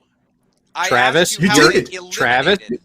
Cats, hang on. Travis, your question was, how did they rule this stuff out? Eliminate. How did they eliminate? How did they rule it out was your actual original question, and that's what Cats was trying to answer. You don't like the answer, that's fine. But if you don't like the answer, that doesn't mean he's not answering the question. He hasn't given the answer yet. Yes, I will give you the answer right now. Then don't interrupt him, and he will complete the answer. So to ask me how did they eliminate the alternatives, right? Then you have to have alternatives, and I've said the fact, the alternatives would have been thousands of years ago. Oh my God! So I have the alternative. My claim is the alternative. You are completely obfuscating. Objection! This is obfuscation. I can't finish my sentence. Travis, you are hilarious. You're making me laugh so hard. I'm so sorry, Travis. I teach kids up to 16-year-old, and I get more of a proper conversation. I feel for them. I feel for them. Like a complete pleb. I mean, and that's not an insult. But seriously, just ask a question. Listen to the answer. We'll behave like adults. We'll have a good chat. You're not answering the question. You're not answering the question. Travis, I will say it again. I love you. Can I keep you? Yeah, Travis, I will say it again. Just because you don't like the answer he is giving does not mean he is not answering the question. No, I did not say I can tell by your behavior, child. He is not. I can tell by your behavior, child. I am the moderator here. I am judging this, and yes, he is trying to answer your question. You keep interrupting him by making the claim that he is not. By the way, Jared, I did mute him for you so you could finish, Mr. Moderator. You're ad-homing me. By calling you child? That's how you're behaving. Yeah. I am not behaving like a child. A child would not know how to argue this fashion. Katz is not answering. I want the Bertie Beetles! Give me a Bertie Beetle now! I will answer your question. Okay, I will answer your Katz, one quick second. I just need to point this out. When Travis was quiet, all of the discussion and everything was civil, was even-toned, was absolutely civil by definition. Travis, you have piped up, and you have been agitated, you have been irritated, and you have been making things combative. That is the actions of a childish mind. Look in the mirror and grow up. For the ad hom, I'm going to ask the Go on, ask the question and I'll answer it. community. He calls it an Does the scientific community have any record that they considered alternatives to the Earth curve obscuring boats, islands, or platforms? Do they have a record of taking it seriously? Right now, to answer that question, I'm going to need. Can you give me 30 fucking seconds? A, man. That's not the question I asked. This conversation. I would like to answer your question, and I would like to answer it honestly. I really would like to honestly answer your question, sir, because it's a very valid question that has a lot of scientific validity to it, and I think I'm the man for the job. So, can you give me 30 seconds to answer it? Go ahead. Thank you, sir. Right. So when we talk about alternatives, someone got the timer up. The way science works is it eliminates lots of alternatives. And when people used to think the Earth was flat, for example, lots of alternatives were eliminated. Then it's okay. I'll keep going on anyway. So lots of alternatives were eliminated. On, all right. Until there were none left. This is word salad rhetoric, man. You're not answering the question. You are not answering the question. Objection, Your Honor. Until there were no alternatives left. Now, what I was going to say is, if you can provide me with some alternatives, then I can tell you how science has eliminated them. But the fact that it's your question, and this is the thing, give me 20 seconds, I'll shut up. Give me 20 seconds, I'll shut up. Reversing the burden, Your Honor. Give me 20 seconds, I'll shut up. The fact that you're asking me, have we eliminated alternatives, but you yourself can't even tell me what those alternatives are, shows that it's a pretty dumb question and that you haven't got any understanding of what you are talking about. So give me some of those alternatives and I'll tell you how they've been eliminated. But if you can't even do it and it's your question, and you can't even give me any alternatives, so give me some and I'll tell you. Hey, Gleam, are you there, mate? I am. How many I've got alternatives do I have for the? He's How asking many for help. alternatives do I have for the? He's asking for help from Glee. Can I phone a friend? Yeah, I was going to Is say, that can all I right? phone a friend? I have to say here, just how fantastic is Katz in the way he deals with this guy. Just because I would be off my nut by now. I would be yelling at him to shut up. But Katz is just so. Katz and Toon are just so cool about this. They are just hats off. I really respect the way he dealt with this. It's brilliant. Well, I like the comparison that Katz straight away said, because he's a teacher and he deals with children, and then Travis is acting like a child. So Katz has got the experience of knowing what's going on there. Yep, that's right. Yeah, I think Katz does 11 to 16, doesn't he? I think so. Yeah. Well, he does UK secondary schools. He does GCSE and A level, so he will be doing 11 up to 18, I guess. This would be good for him to. I don't wonder if he shows these little snippets to his classes and shows how this is how you at least don't debate. This is how you don't debate. Well, I seem to recall he did a snippet recently about going on to debate the flat Earth, and sort of his first encounter with Oakley and Sleeping Warrior Arwen and the like, and he was doing it so that he would have and recording it to show to his class. So So sort of that's how he ended up being brought into this entire discussion, is by trying to sort of get some material to teach his class about scientific debate. But he kind of misjudged in the sense that he didn't realize exactly the level of intellectual dishonesty that Oakley and Chums would bring to the discussion. Oh, keep going. For this gentleman. We don't know because you won't tell us. Conspiracy Cats, I was not talking to you. Cats, stop. Sorry, sir. I'll put myself on mute. Yep, you alone have got hundreds, defying what would normally happen. Yes.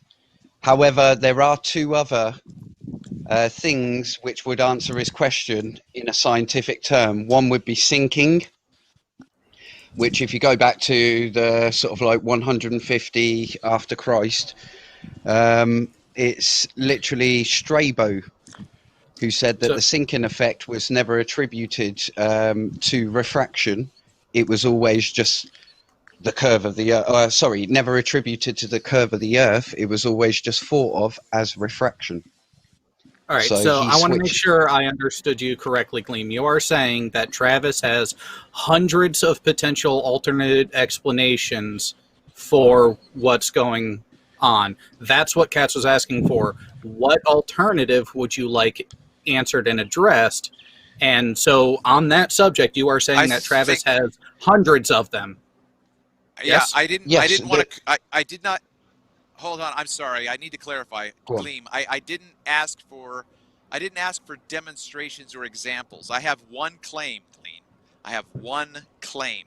So how many alternatives, or what is my alternative that I present to the interpretation that the Earth curve is obstructing boats, islands, platforms? What's my claim? It is literally refraction minus Earth curve, which is rebranded as ether band, as I understand it. Okay. Correct me if I'm wrong. That's fine. That's fine. But a simpler way of saying this, gentlemen, is the effects of refraction categorized as mirage, either inferior, superior, fata morgana, or any other misidentified, misunderstood, or not yet classified effects of refraction, are the single cause for the obstruction of objects over distance, either aquatic or terrestrial. Okay, that does not mean that the mechanics of the refraction are called into question. Again, I'm not calling into question what creates a mirage. That has nothing to do with my claim. The mirage is already there. Yes, he is. Why can I not see that object the same way I did yesterday? Refraction is the only answer. Okay? So, again, my question goes back to you. How has science eliminated mirage as the cause for the obstruction of objects viewed over distance? I can answer that. Don't take photographs where there's miraging and atmospheric conditions that you can see, like that oil rig platform one where there's nothing. That's the black. You can do it, Terry, by looking for days where refraction is minimal and noticing that there is still obstruction, and that obstruction matches what would be predicted by a curved Earth. Right. Thank you. Of certain dimensions. Yeah. Not by Travis's photographs, that's for sure. Distance, either aquatic or terrestrial. There are ways of minimizing the refraction as well, because you could stop using such extremely short wavelength photons, and go to something with a decently long wavelength that is much less affected by reflection. Yeah. Go to something with, instead of going to something with a 500 nanometer wavelength, how about we go to something with a I don't know. Can you dumb that 100 down a bit millimeter more, wave. Alan? What you're talking about? Don't use visible light. Use microwave. That's pretty good, because that's you use something in the 10 centimeter band or 100 mil band. Around about the 3 gigahertz. The other thing to note here, refract nearly as much. the other thing to note here is that he says that all of these things are due to refraction and miraging and stuff, except in case we can't explain it by any of the known methods of miraging and stuff, there could be something that we haven't yet categorized or haven't yet discovered. That's the dishonest part that he's talking about. Okay. Yeah, well, he's just, let's be honest, he's just trying to get his name in the records books of this individual that found the ether band. That's it. That's all it is. Travis doesn't, well, there's an analogy to this. Let's think about certifying an airframe.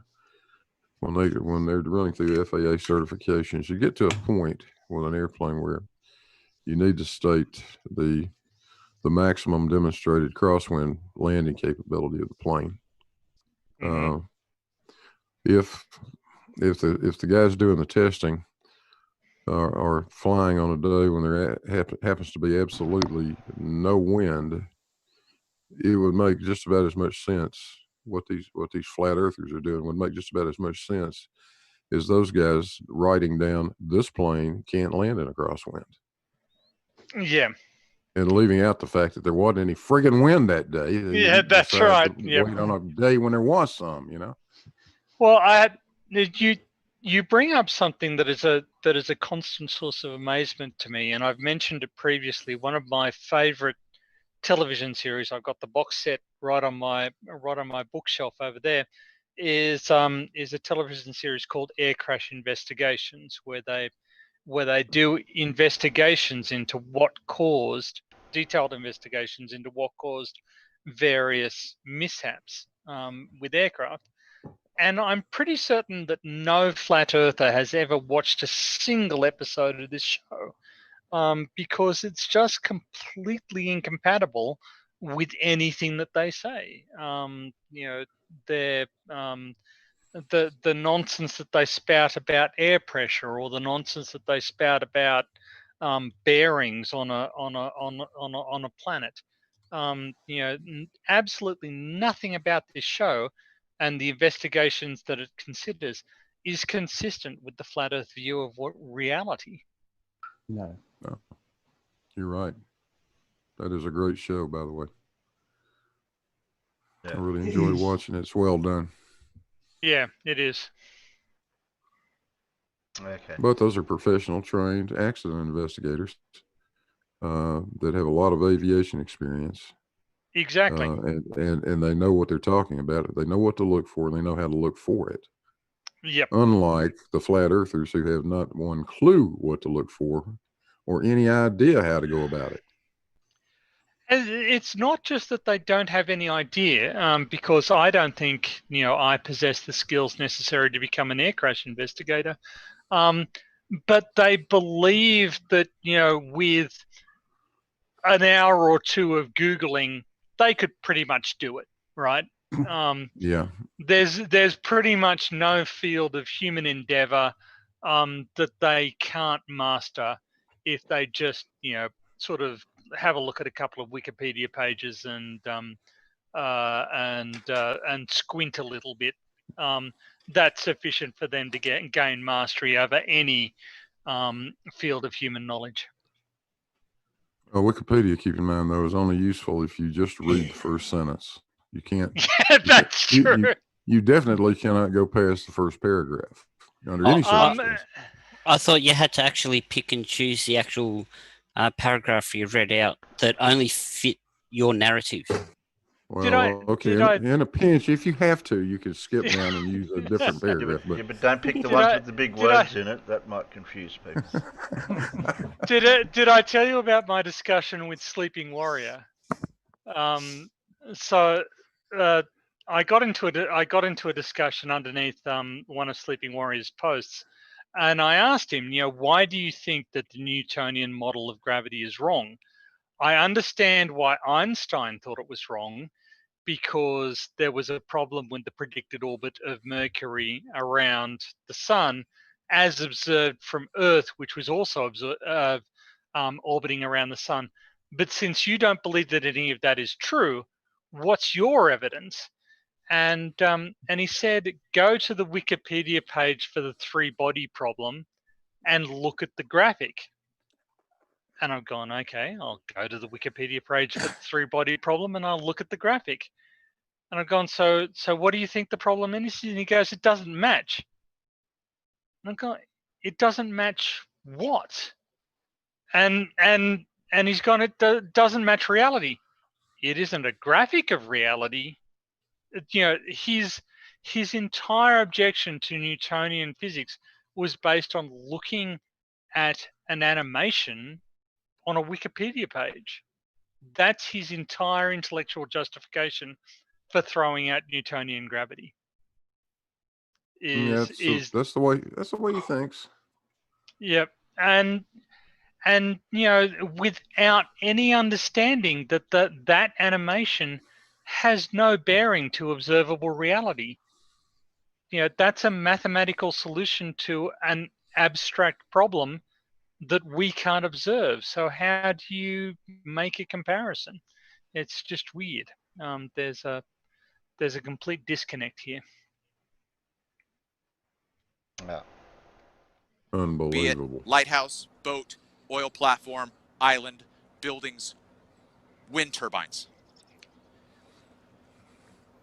Can I have slide 25 up, please? In fact, no, we'll go back to Ranty's boat. Can I have slide 27, please? Now, sorry. Who said that? Was that you? That was Cat. That was me. So, yeah. Slide 27, please. 27. So, okay, because I got 4 of these things going right now, so that's why it's a little bit. How has science? Well, the way you're asking that question implies that you think that the governing, the governing bodies of all the scientific industries, across the globe should look at a picture like that, where there is clearly no massive mirage that's hiding the bottom of a boat, and then do huge studies to satisfy flat earthers that think a mirage is hiding the bottom of that boat. Okay, there's no reason. No. Your dialogue right now. Your dialogue right now. We understand it and how it works, and that's how we've ruled it out. We've ruled it out by showing how it works, by showing how we understand refraction. I asked you at the very beginning, and I said in my little 10-minute presentation, I wouldn't take anything other than proper scientific explanation and scientific papers to sway me at all. And all you've said is mirages hide the bottom of things. You've not given an explanation. You've not given a paper. You've not even said even basic terms how it works. You've just said, in my opinion, mirages hide the bottom of things. No, I did not. No, again, that's a straw man. You are committing fallacy after fallacy, Cats. That is a straw man. I did not say in my opinion. Is that what you said? I referred yes or no? Hold on. I referred you to a website that I can pull up in a moment, where it says that the vanishing line, where the mirage begins, is the cause for why you cannot see the sky, the horizon, or the bottoms of the objects that are in the mirage. So I did not give it as my opinion, sir. So what about when the mirage is not... Sorry, go on. So what about in an image like what Kat showed, where you still see the sky, you still see the object, you still see everything except a mirage? That is another example that is not where you have an inferior mirage that has the same... It's all about the degree of angle as well. So, Katz, if you want to pull back up that image, I can talk you through how I understand it. It's very simple. I actually did a response to Jennifer's video on the CN Tower that has the effect that the water does here. So I'm using it as an analogy, okay? I shall not interrupt. I'll go on mute. Okay, thank you. I appreciate that. And again, I know that I know. I apologize, gentlemen. I apologize. I've gone over the top, okay? Please forgive. Pardon. I can thank you. I can discern from the appearance of this water that there is a refractive effect that I am calling, gentlemen, okay? Again, I haven't written a paper on this, okay? That is what I call proximate looming. Proximate looming, as opposed to the looming that happens in the other model past the horizon. In the other model, That'd be distal looming. brings up the distant horizon that you couldn't see before and makes it visible. I'm not talking about that looming, but it's the same effect. Just like I asked the past couple of days on Jose's channel, I asked two representatives of your side. I said, in your opinion, is the Joshua Nowicki Chicago skyline visible only because of looming? They both said yes. I said, okay, great. All I want you to consider is the possibility that that same effect of refraction bringing something up from beyond the horizon is creating a false horizon in proximity. That is, it is raising it up. Okay, now I've actually gone over this on my show. So, just do your research. Secondly, that ship there is in an inferior mirage. Okay? Okay. That inferior mirage, where's where the the rest fold of line the, is, wind if you turbine? can see to the left of the boat, agree. I don't know what that image is to the left of the boat, but it's a mirror image. Cut it in half. Halfway through. Okay. If Cut you it in watch half. Ranty's video, I agree. He has got a mirage there, it's a which channel goes up marker. to there. But he's zoomed in on this, or Katz has. Yeah, that's It's actually and that's painted fine, like that. and that's fine. But part of the diagnosis, gentlemen, is this: that mirage is not vertical. That mirage is the image that we're looking at is three-dimensional: height, width, and depth. That mirage is along the depth axis. Okay. So I what understand I your need to point now. I say understand what is, you're saying. okay, great. So I asked the audience and all of you guys when you were watching the video at the beginning, what is your opinion of what creates the horizon? In my assessment, the horizon in these instances is created by refraction. It is a false horizon. This horizon here is a false horizon. Have I lost sound? We for some can't know reason? anything about this. We cannot make any not on mine. determination on Earth curve unless you know where that horizon is. And the only way to do that is to put somebody in a boat and get them out there when this event is happening. Good. Can I ask you a question? Yes, sir. Yes, sir. Brilliant. Thank you. Please don't interrupt the question, okay? Because you probably see where it's going. I will ask it and then I'll shut up. Okay. So you've just told me that you said it was your assessment. Yeah, your assessment was this is what's causing the bottom of these boats to vanish. Okay. Now, given the fact that I've shown you countless scientific papers that study refraction, showing you how well we understand refraction, can I ask just two things very quickly? Number one, how is it that you, who have, you're not actively involved in physics or anything like that, how is it that you have discovered something that all the scientists and the physicists that work with optics in the world haven't even considered in the past? Like, how is it you've managed to make that breakthrough discovery? And number two, you say you haven't written a scientific paper. Given the fact that you have made such an important discovery and you're asserting that this is the case, why wouldn't you write a scientific paper on it and put the explanations in there so you can then start to make a difference? That's my question. Yeah, yep, great. I appreciate those two questions. I'll try to be as succinct as possible. Your first question is a question of incredulity. Okay? You believe that science is a settled matter, dogmatic, no questions, ifs, ands, or buts. No one has forgotten to cross the T. No one has forgotten to dot the I. Let me tell you, in my religious background, which I have now abandoned, when I began to question the establishment, they said the same thing to me. Who are you to question the establishment, which is what you just did, okay? So you, sir, are a dogmatic scientific priest, okay? I am questioning science, not what he yes. asked. I am Thank you very offering much. things up in a peaceful manner. I am offering things up in a peaceful manner. I do not get any amicable interaction. I get hand-waved dismissals. I get called a lunatic. I get called arrogant. All of the names, okay? No one is interested from your side in actually learning about this. Secondly, if someone were to want to rewrite those books, I have a simple question for you. Do you think someone who works 14 hours a day, sleeps 6 hours a day, would have enough time to go and investigate and research the mechanics of all of this data? Here we go. How much research do you think it would take for one person to identify Exactly. I think the research mechanics? is extremely important. Yeah, you're right. I think research is extremely important. My question was not how important it was. I said, how much do you think loads it's of time, easy task? Yeah, loads, right. No, right. And guess what? I think it would be insulting if somebody just like skipped all the research part and just made any old shit up. You know, I think that would be the insulting part. No. You are casting aspersions, sir. No, there is no. Okay, that's what pushes my buttons. That's what pushes my buttons. Making shit up. But you do not have an open mind. You are not willing to listen to the evidence that I have garnered. I have garnered evidence. But Travis, he was actually agreeing with you that it does take a lot of time. He said I was making shit up. No. Dave, mute.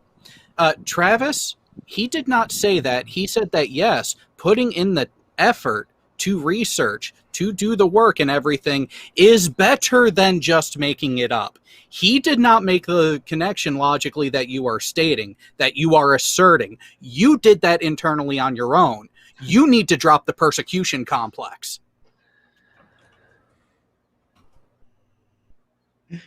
I am not making shit up. I am expressing an interpretation. And Katz didn't say you were. And Katz did not say you were. He said, and making He said doing the research. Up. He said doing the research and putting in the time and effort is better than just making shit up. Okay. I am Drop not the persecution complex. Then get your panel member to stop persecuting me. He didn't. He did not. Yes? Okay. You attributed something to his message. No. I do not believe that if he had rephrased that and left out the word shit, that I would not have reacted, okay? He is casting aspersions. He's not evaluating my arguments. He is hand-wave dismissing. Listen again, gentlemen. I'm going to say it for the final time. If anybody were to... And this will be your final point. This, okay? Snell's law wasn't written overnight. Rayleigh's criterion was not written overnight. These guys, I would bet, got paid to research. Okay? That's what it would take for me to do this. I would walk away from this job in a heartbeat. In a heartbeat. I would science the shit out of this. It would take a team of people, not just me, a team. I agree. It would take teams of people, many years, and to investigate things like optics. And fortunately, we're in a position that's what we've had. We've had thousands of hours, and they've come up with completely different conclusions. You are just now you're just reiterating. You are ignoring. We are getting final points because we need to get going because MC Toon does have a follow-on appointment, as was stated earlier. So, Katz, would you like to wrap up and have your final point? Then we'll do Gleam and let MC Toon carry us out. Yeah, my final point was, and I'll make this very, very quick. Ultimately, in my 10-minute presentation, I said that, if we're going to have any kind of alternative to our understanding of science at the minute, we need proper explanations with proper scientifically reviewed papers from people who put the work and the time and the effort to get that data. And we haven't had any of that from the Flat Earth side on refraction. I do appreciate all the work Gleam's put in. He always, I do think Gleam always presents himself well. But I don't think on refraction we've had anything like that from the Flat Earth side. That's me done. Gleam, final words? That's pretty much okay. Just on the perspective side, I think I got handwave dismissed. I did present a science paper Whether you go and wait and read it, whether anybody saved it or put it up in their extra tabs, I don't care, to be honest. At the end of the day, what would you rather me doing, presenting nothing and just talking about it, or actually presenting something as evidence? And I think the best evidence I can present is a mainstream science paper from NASA scientists, and provide mathematics that I've then gone away and looked into it and found out the compression limits. Either way, it doesn't prove a thing, but it was just all hand wave dismissed. You didn't show a thing. On the refraction side, I think it's completely unbelievable that Katz has come in here thinking, yeah, he's going to get a peer-reviewed paper from someone thinking it's flat. Put it this way, the whole of that science that has been formulated has all been formulated around and molded around the globe Earth model. So whatever you're seeing, whatever you're measuring indirectly, you are molding that around the model anyway. So regardless, you're not going to get peer-reviewed flat earthers. That is completely unbelievable, because the peer review wouldn't accept it. That's the whole purpose. But Travis has got valid evidence. Again, he may not have of the numeric analysis, but I haven't got the observational evidence. Either way, we've both brought something to the table, and it's both been hand wave dismissed. I don't mind either way. I'm all happy. All I know that is I've got a single coming out at the end of the month. If anyone's into reggae, 31st of July on Spotify, on Apple, everything. It's a reggae track with Gary Nestor Pine from Love Generation, Bob Sinclair fame. Salute. Thank you very much, MC Toon and everyone. Oneness. Take care. Thank you. And MC Toon, before we get to yours, and I really mean in where you are going to carry us out, I'm going to say thank you to the panel members for showing. Yeah, so that's pretty much the end of. Toon is just going to go through the super chats. That's pretty much the end of the content. Oh yes, and he had to mute Travis to do that. Yeah, that's right. He wouldn't stop interrupting. Oh dear. I have to say again, just Toon's and Katz's ability to maintain their equanimity in the face of Travis. Yeah. I genuinely admire it, because I would have gone off on them. So it's a strength that they have, that they will just laugh off obnoxious idiots with the contempt they deserve. Whereas I let them get under my skin, which is a personal failing of mine. Well, I'm the same. I mean, I did say to MC Toon, he was on what was he on, Mr. Sensible's channel the other week, and I sort of said to him, I said, I just have to congratulate you on your ability to remain so calm in the face of such sheer stupidity. And he said one of the reasons for doing that was if you stay calm, then that just gives them the opportunity to make themselves look as stupid as possible. Yep. Because they do tend to lose their rag in the face of such polite calmness, and it works because they do. But I don't know how he does it. I can't. Yep. I can't bite my tongue long enough. They just wind me up so much that at some point I just have to say what I'm thinking, and even then I have to be careful. Yeah. You know, I don't know how they do it. Really don't. But it works. You know, I mean, yeah, it does. Yeah. Yeah. Are we all going to download Gleam's single? Have you heard him singing? I have not, but I am. Sorry, Pip. Off you go. I was being facetious. I thought you might be. If you go and look on Gleam's YouTube channel, there is a video of him singing in the pub in Portsmouth. Yeah. Well, I say singing. Can I say in his defence though, he's a much better singer than Multi Tom Tom. So are my cats. I bet he's a much. I know who he is a much better singer than. Okay, I think, Peter, that's called damning with faint praise. Mm. Oh, really? Yes. Oh. Yes, the other that's thing, the phrase I was looking for. The other thing to point out here is that Glenn was whinging about not having enough time to do the scientific research. Yeah. And, you know, I do recall Albert Einstein working in a patent office and coming out with the, you know, the stuff that earned him the Nobel Prize while doing the work. I was going to ask you, Paul, have you got any idea how much a patent clerk earns? Fuck all. Fuck all. Let's be honest. Yeah. And however, he still managed to do all of this research, release multiple papers on how much money was that again? Yeah, Not sweet much. FA. Yeah.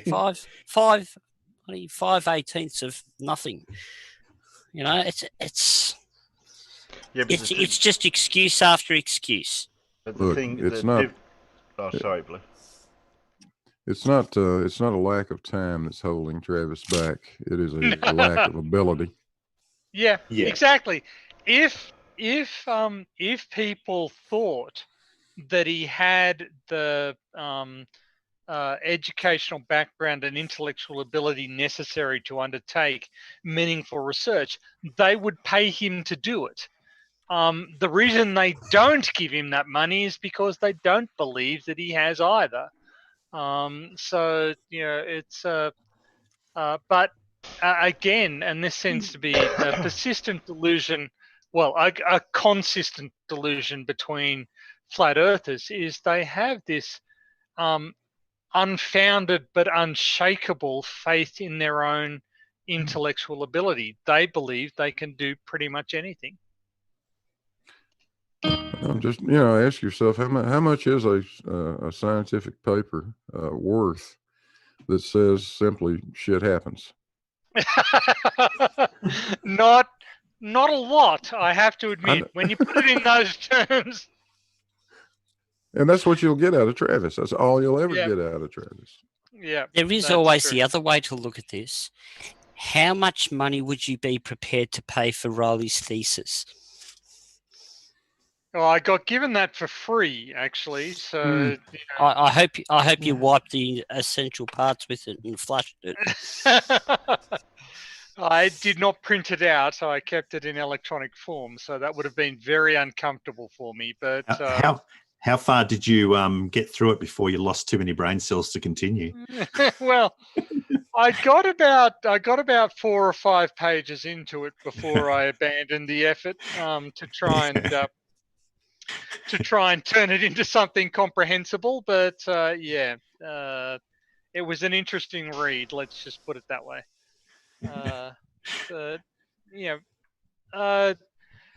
Sort of. So I come from the field of sea level change, and that's actually quite politicized. And there's a guy in the field called Nils Axel Morner, who will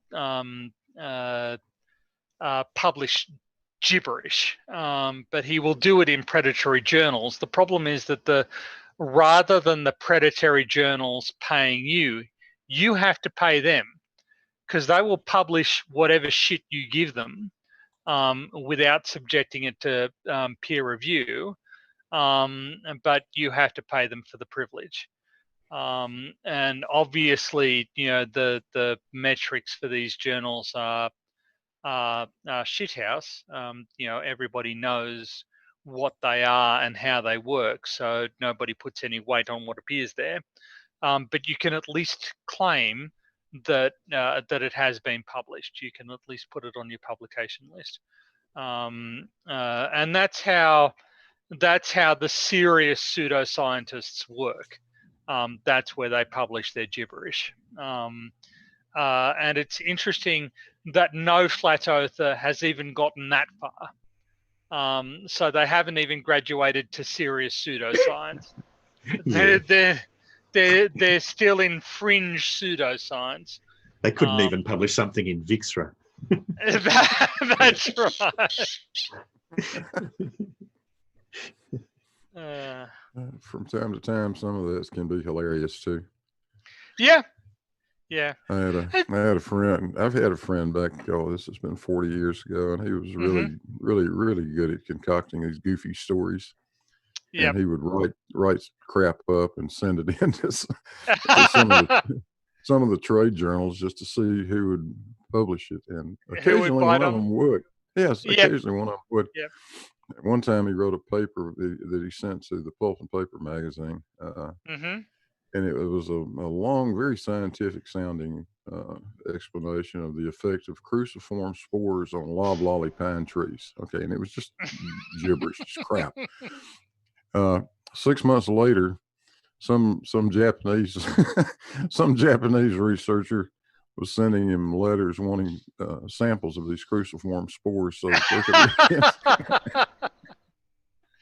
nice. Yeah, well, you do have to admire their dedication to exploring the literature in depth. But yeah. There, a couple of people have actually done experiments on submitting random artificial intelligence abstracts to conferences. So they'll log into conferences, they'll get the AI to just generate random gibberish abstracts for a presentation, and then see if they get approved. And a surprising number of them do get approved. It turns out that sort of the quality control at a lot of conferences isn't what you might expect it to be, which is a bit of a shame. That is a fact, unfortunately. Well, since we were talking about paper and flushing it down somewhere, that seems to be a correlation is the word to the good segue. I like that. Yeah, it's a segue to tonight's ancient technologies subject. That has to be one of the most spectacular reaches I have ever seen. Congratulations, Terry. Oh no, give it time. We can do better than that. but I think in terms of benchmark, that's actually quite impressive. So well done. Well, this is all on the fly type thinking. We're trying to work out a format for the show, and it's all experimental. So I don't know if I'll be able to use the same comment again in the future, but I'll try. Yep. So the history of that device. We don't have any videos unless anyone's got any home movies of examples. Sadly, not. Okay. No, I don't think my it'll go down. bathroom's next door. I can live stream if you want. Well, Riley's already done that. Oh, okay. I was gonna say, Terry, I don't have a video, but I do have. Yeah, I got that too. If you're talking about the same one I'm talking about. Irish Demon. There's a picture of Irish Demon on the can from the last 24 hours. What? So, Irish Demon. Irish Demon lost a bet with the plot hole, and the plot hole sent him a bottle of some extremely potent hot sauce. Oh, is that what all that was about? I saw the thumbnails. Yes. Right. So the Irish Demon was required to smother a wing in hot sauce and consume it, which he did. And Team Skeptic then said that if he ate another wing smothered in hot sauce, that Team Skeptic would become a member of his channel. So he did that as well, exhibiting what I regard as an excessive physical level of physical bravery, but a below average sense of self-preservation. Anyway, he also published a photograph of himself experiencing some of the after effects of a really, really strong chili on his metabolism. So if you want to check out some photographs of Irish Demon using this particular implement, he has them on his channel. It might be appropriate at this moment just for me to do this.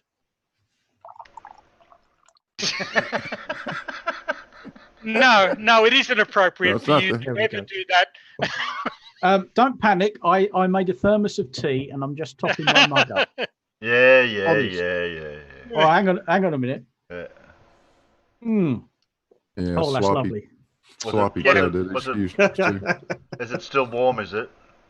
Oh, of course it is. Yeah. Yeah. That's like my excuse for the 1 minute and 9 second, shall we say, leaking noise that I've given to Terry.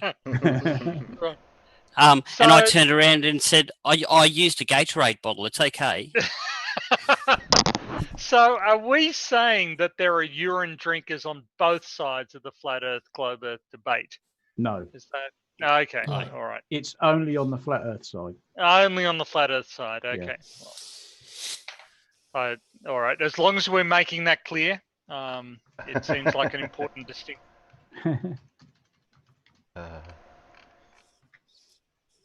Okay. What are we up to now? Need to get to the bottom of this. I can see a whole heap of shit jokes coming out. Yeah. I've been to a toilet in the Highlands of New Guinea. It was a big hole in the ground that had been largely covered over. Yeah.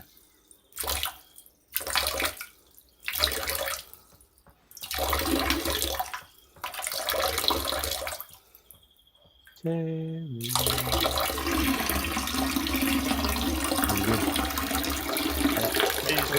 Are you muted, Terry?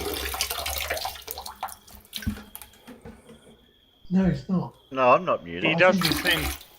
Okay. There it Well, we're waiting for you to progress the conversation. Oh, okay. I was wondering why I'm not getting sound. That's twice now I've tried to do sound and it's not working. What's going on here? If your sound was just water effects into some Wait a minute. echoing bowl. What's going on here? That should be working. It did work. It did work. Oh, okay. Sorry. We're just too repulsed to respond in a rational fashion. Oh, thank you. I thought there was something wrong. No, we're just we were hearing that quite often. We just didn't know how to respond politely, so we elected not to. Oh. There goes my thing then. Okay. Anyway, the history of the toilet. Oh shit! Now I have to reshare again. Yeah, because we can't see it. No, you can't see. There we go. There we go. The history of the toilet. Ever since mankind first appeared on this shiny blue marble we call planet Earth, there has been a need for us to use the toilet. Of course, back then, the toilet was little more than a hole in the ground, if that. Whereas today, we've come to rely on the toilet as both a necessity and a source of comfort. When you're sitting there on the toilet, you're probably not thinking of the history of the throne beneath you. But why would you? The modern toilet does everything we need, everything we want it to. And while we have come to take modern toilets and plumbing systems for granted, we tend to forget that what we're sitting on is a relatively recent development. The toilet itself isn't that. It's gone through many iterations over the thousands of years of human history. Indeed, it may surprise you to learn that some ancient civilizations actually had well-developed toilet systems. In other words, No, they didn't just use it in the street. Just do it in the street. So come with us on a journey from the fascinating and often messy history of the toilet. Okay.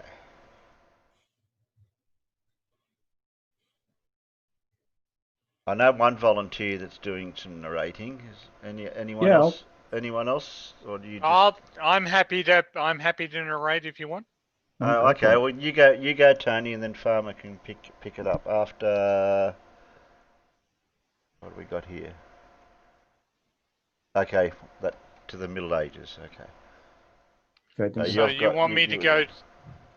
You've got. So you want me to go to the Middle Ages? Okay, ancient toilets. Yeah, ancient toilets. Down to Middle Ages. Yeah. Got it. Got it. Good. There is the common misconception that people in the ancient world practically lived in their own filth. Sure, by today's standards, the air probably wasn't going to smell as fresh as daisies, but when you walked into an ancient settlement, I'll read that again. Sure, by today's standards, the air probably wasn't going to smell as fresh as daisies when you walked into an ancient settlement, but the people living there still somewhat cared about hygiene. That's not to say you didn't get the stuff in the streets, but no culture was sparkly clean. Whoever invented the toilet has probably been lost to history, but historians and archaeologists have found some contenders. Up in Scotland, archaeologists dug up a Neolithic settlement that dates all the way back to 3000 BC. The stone huts discovered had small drains built into them that extended from recesses in the walls. It is believed that these were used for toiletry purposes. Elsewhere, on the Greek island of Crete, and jumping forward to 1700 BC, the splendid palace of Knossos 17,000 BC to be precise. No, yeah. Yeah, Knossos is not 17,000 BC. No. I hate to burst your bubble, so they're guilty of a typo in this regard. Yep. The splendid palace of Knossos featured quite an advanced system of earthenware pans connected to a water supply which ran through terracotta pipes. The toilet was even flushed with water. Ancient Egypt went one step further and adopted toilet seats made of limestone on top of a container filled with sand which was emptied by hand. Ew. Wealthy people would have a dedicated room for the toilet in their homes, heralding the rise of the bathroom.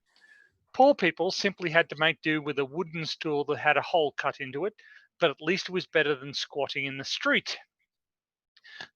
The Romans weren't the first civilization to adopt a sewer system.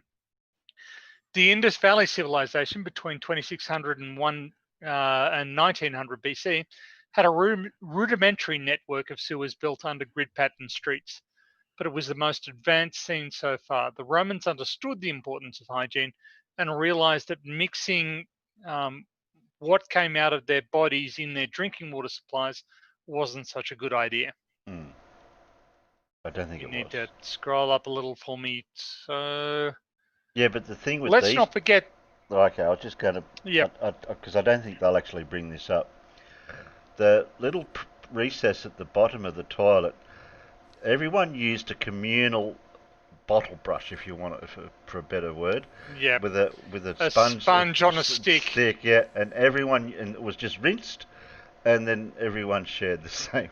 So I couldn't imagine that. It's worth pointing out here, actually, that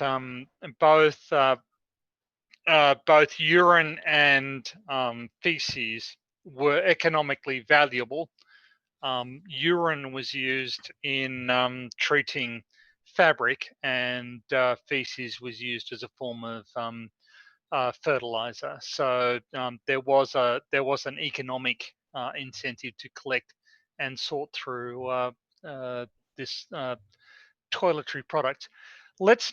But resuming the narrative, let's not forget that public bathhouses were the place to be for your average Roman citizen. So they did somewhat care about their hygiene and appearance. Romans still ended up throwing their waste in the streets, but Rome itself had around 144 communal lavatories. Long benches with holes in them and no cubicles like we're used to dotted around the city. It sounds like going to the toilet was quite the social activity. To top it off, the Romans proved that they had a god or goddess for pretty much everything by building shrines to a goddess called Cloacina under their Roman sewers. I bet she was pleased as punch to have that job. Actually, so I was just looking this up for unrelated terms. The term cloaca, which is a biological term referring to an orifice that can serve. Birds have cloacas. They can shit and sexually reproduce via their cloaca. The term cloaca is Latin for sewer. So Cloacina is goddess of the sewers. I was just thinking of all the interesting conversations that must have been had in a communal toilet at the time. Pretty much same thing you get in an army latrine. Yep, absolutely. It just very reminiscent of a time gone by in my past. Thank God. But I mean, to some extent, this is sort of the Romans had a very different boundaries. If you've ever seen the HBO series Rome, yes, there are multiple activities that we consider quite private that they did in front of other people, and it's an interesting dynamic to consider from this remove. Anyway, time for another narrator. Oh, but that's okay. We don't mind conversing over the importance of a toilet. Well, as Pip has pointed out as well, a lot of those products were used in the tanning industry and leatherwork and such like. Yep. Yeah, where did I read about that? Oh, that was one of the Discworld novels. Thanks.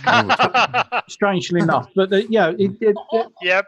Pratchett obviously did his homework because there's a character in there. And I can't for the life of me remember his name, but he's built up a huge empire, literally a huge empire, business empire, just in dealing with the night soil, so to speak, and how it's all and how it's all graded and very valuable to him because of the tanning industry. Yep. Oh, no, I can't remember his name. I can't even remember which book it was in.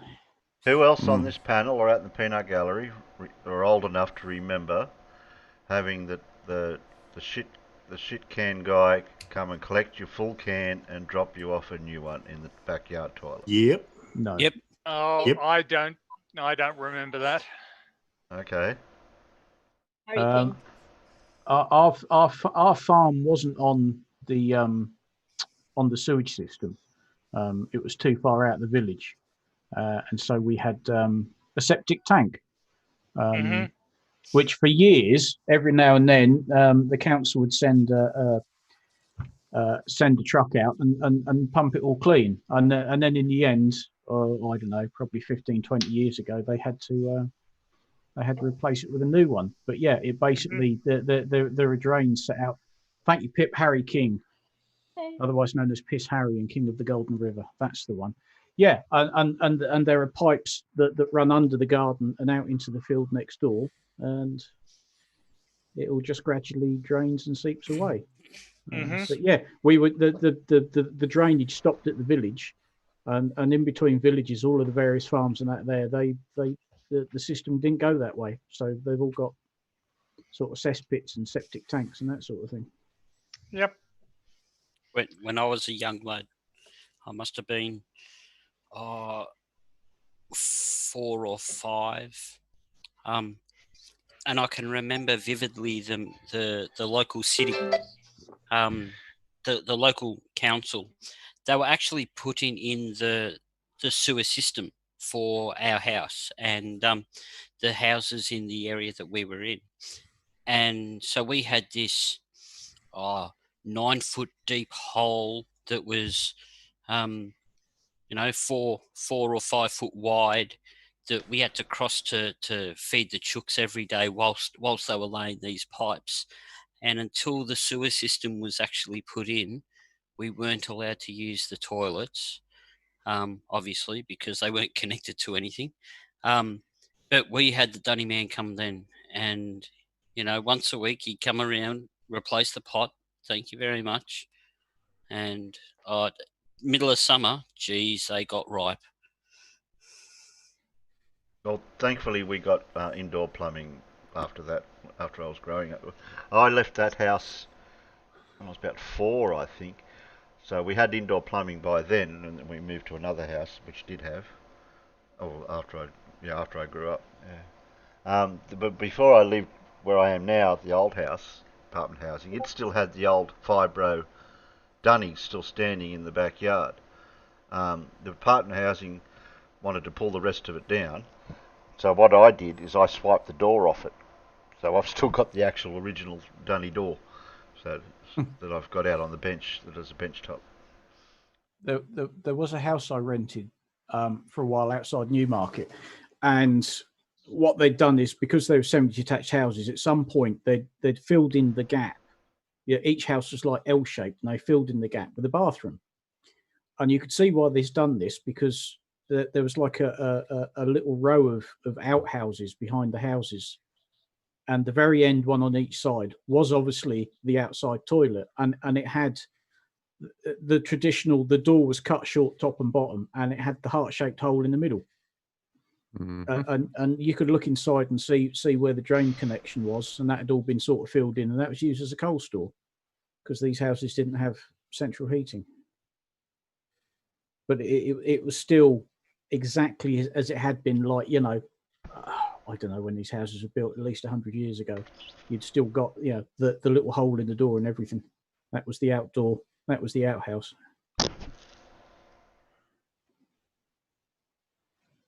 But like I say, fortunately, each house had been given a proper bathroom.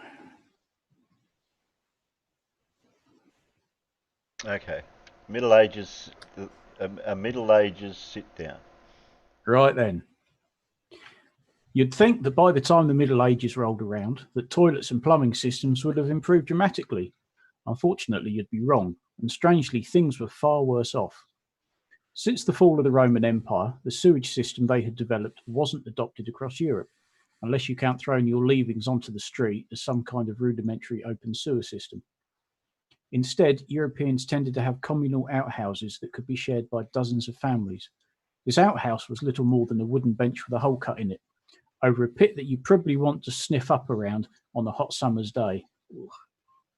Strangely, it was monks who took the initiative in the toilet department, using stone or wooden lavatories that opened out over rivers. Oh, that's even better. You've got to make sure what's upstream before you go for a swim in the river then. Yep. Porchester Castle, built in Hampshire, England in the late 11th century, had stone chutes that carried the effluents directly into the sea. The sea would then act as a giant flush, carrying away the waste, and probably a lot of dead fish, as the tide went out. Yeah. Oh, lovely. And same as those castles, they had those long chutes from the second or third floor up.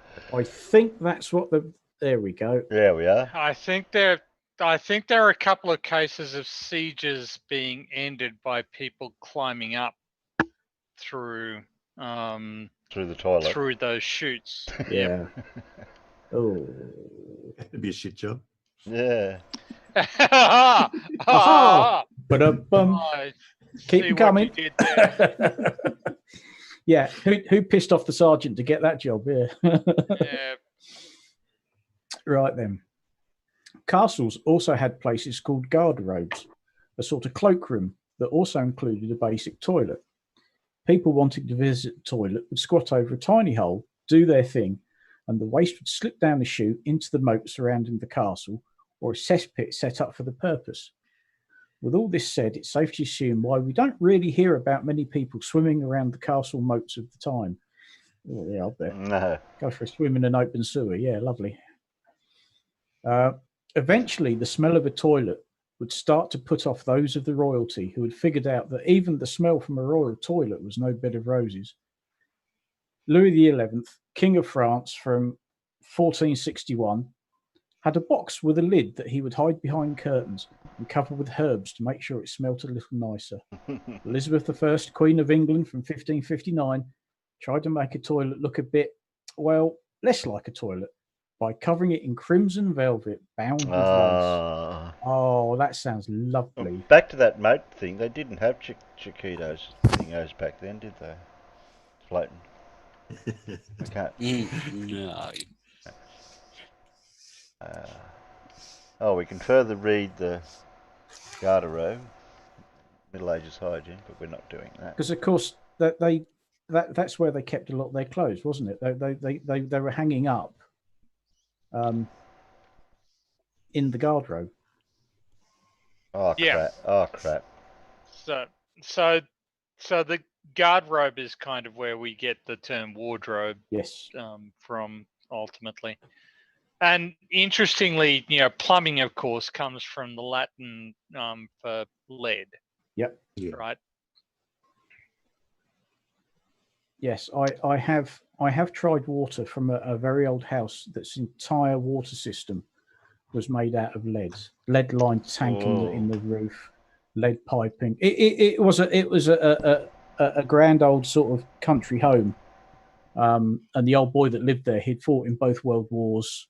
That he was going into a retirement home, and the new owners want this place completely refurbished. But just as an experiment, I poured myself half a glass of water out of the one of the kitchen taps, and yeah, it got an edge to it. You could tell. Yeah, but it was like, oh, what does this actually taste like? Oh yeah, I won't do that again. It was very strange. It's a very strange taste. So at various points through history, lead was used as a sweetener, right? Apparently so. Yeah. Mm-hmm. So was that your experience? Was there any sweetness to sort of the water? Okay. No, not at all. No, it's very difficult taste to describe, but it's one of those, one of those things when you try it and you think, I won't do that again.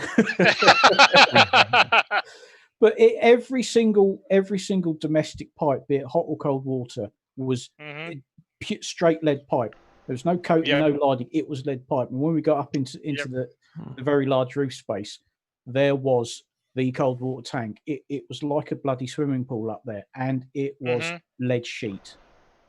Yep. I mean, whichever lucky contractor stripped all that out would have got a bloody fortune down at the scrapyard with it. Oh, I was going to show one of the videos. A couple of years ago, I spent 3 months in Japan, and I was quite fascinated by the fact that in Japan, every toilet in every facility that I used had a control panel that fucking intimidated me. Like it felt like I was sitting down at the controls of an aircraft because there were so many buttons in front of me. Anyway, sorry, I just skipped ahead in the narrative a little bit, but you saw that photo, yeah. Yeah, I did. Okay. Right then. Is my turn yet? Do this bit. No, I'll do this if you want. Okay, off you go. You can talk. You can talk crap. You can talk crap if you want. Okay, I'll talk a load of old shite. The advent of the modern flushing toilet. One of the biggest misconceptions when it comes to the history of the toilet is that Thomas Crapper is responsible for inventing the beginning of the modern flushing toilet. It's wrong, of course, and before Thomas Crapper's parents were even born, big strides were being made in toilet technology. Sir John Harrington is the guy we should all be crediting instead. Known as Queen Elizabeth I's saucy godson. May not be related to Peter. May or may not, yeah. Harrington had published Metamorphosis of Ajax. That sounds like a Dali painting. In 1596. In this, he described the water closet that was made up of a raised cistern with a small pipe which water ran through upon release by a valve. Unfortunately for Harrington, the Queen wasn't best pleased about his publication as it attacked the Queen's close friend, Robert Dudley, 1st Earl of Leicester.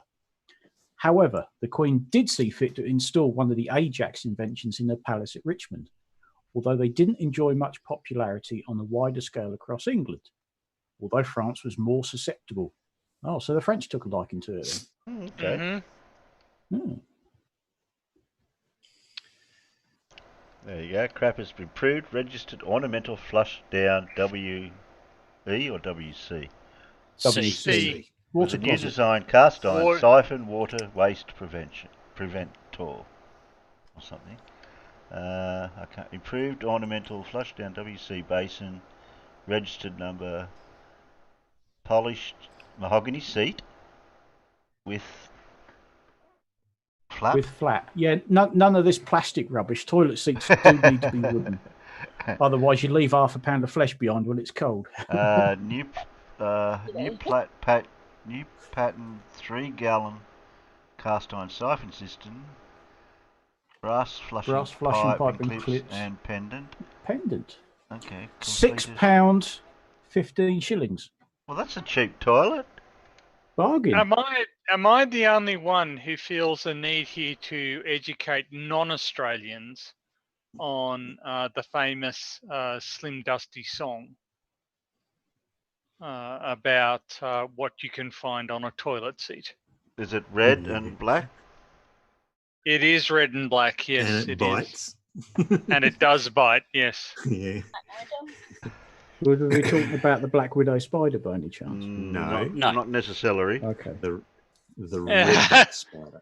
Yeah, the redbacks. So there's a song about there was a redback on the toilet seat last night.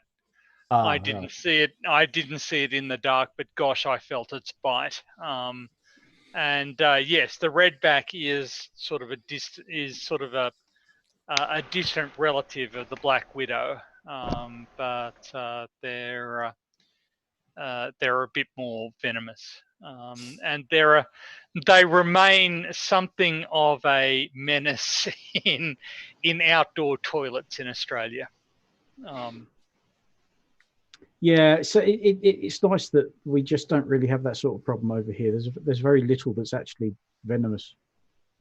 No, Yeah. you killed them all probably. Bloody right. Yeah. Can't be doing with that.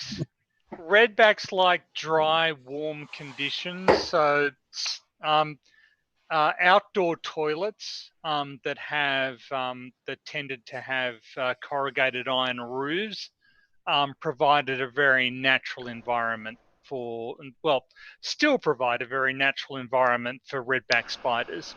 And can I just say that the concept of one of those next to my tackle just isn't a very comfortable thought. It's something that makes me cringe a little, even in the abstract. I bet.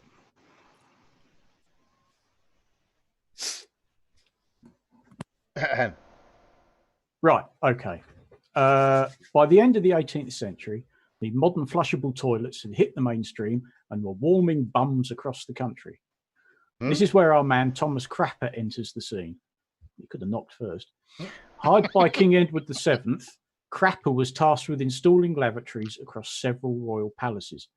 That's all he really was, a decent plumber that happened to have a few jobs for the royalty. Nice if you can get it. He did find the time to patent some bathroom-related inventions, but the modern toilet was by no means his invention. However, he was the first person to display bathroom wares in a showroom, inevitably upping his fame as people would come to him whenever they needed new parts. By the 20th century, the toilet we all know and love today has arrived. The water tank now rested on top of the bowl rather than being high above it on the wall. Toilet paper rolls were also growing in popularity, thanks to a marketing push that began in 1902, 12 years after somebody decided toilet paper would suit a roll shape quite nicely. Toilets themselves wouldn't properly move inside to a specialised room, the bathroom, until decades into the 20th century. Most of the homes in England had to make use of outdoor toilets, which were sometimes shared between a few families on the street.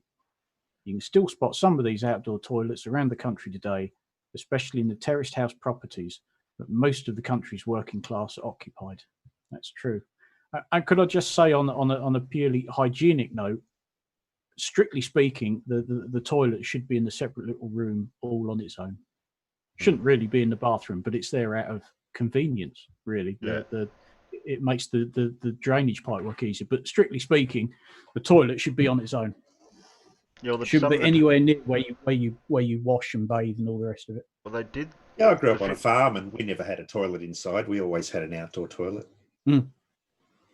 Well, the 50s style Department of Housings, they always had the bathroom and the toilets built separately until later on in the 60s, where they incorporated the toilet into the bathroom. Yeah, strictly speaking, on from hygienic terms, yes, the toilet should be entirely separate from everything else. Farmers, what's your thoughts about having one in the lounge room then? I can see why that would be a good idea from sheer convenience, particularly if you're watching TV or you're playing online games. You don't have to go very far and you don't have to stop. However, if you've got company, they might get a little bit upset. Oh, that's right. There's a door they can leave. I rather think that this is a bachelor solution rather than a family solution. I mean, I live on my own, but I still always close the bathroom door because I really don't like sitting there contemplating life's in a mystery and having a cat staring at me and craving attention. It's like, no, this is my time. Sod off. Well, to be fair, when the cat goes to the toilet, does it take care that you don't watch it? No. It's prepared to share. That's just maybe. That's an emotional asymmetry in the relationship that I think you should be deeply ashamed of. No, I'm not. Actually, I don't. I'm just making that up as an excuse to give you a hard time. They're cats, and if they didn't look cute and fluffy, we'd all realise what spiteful, nasty, vindictive little bastards they actually are. But they look cute, so we forgive them everything.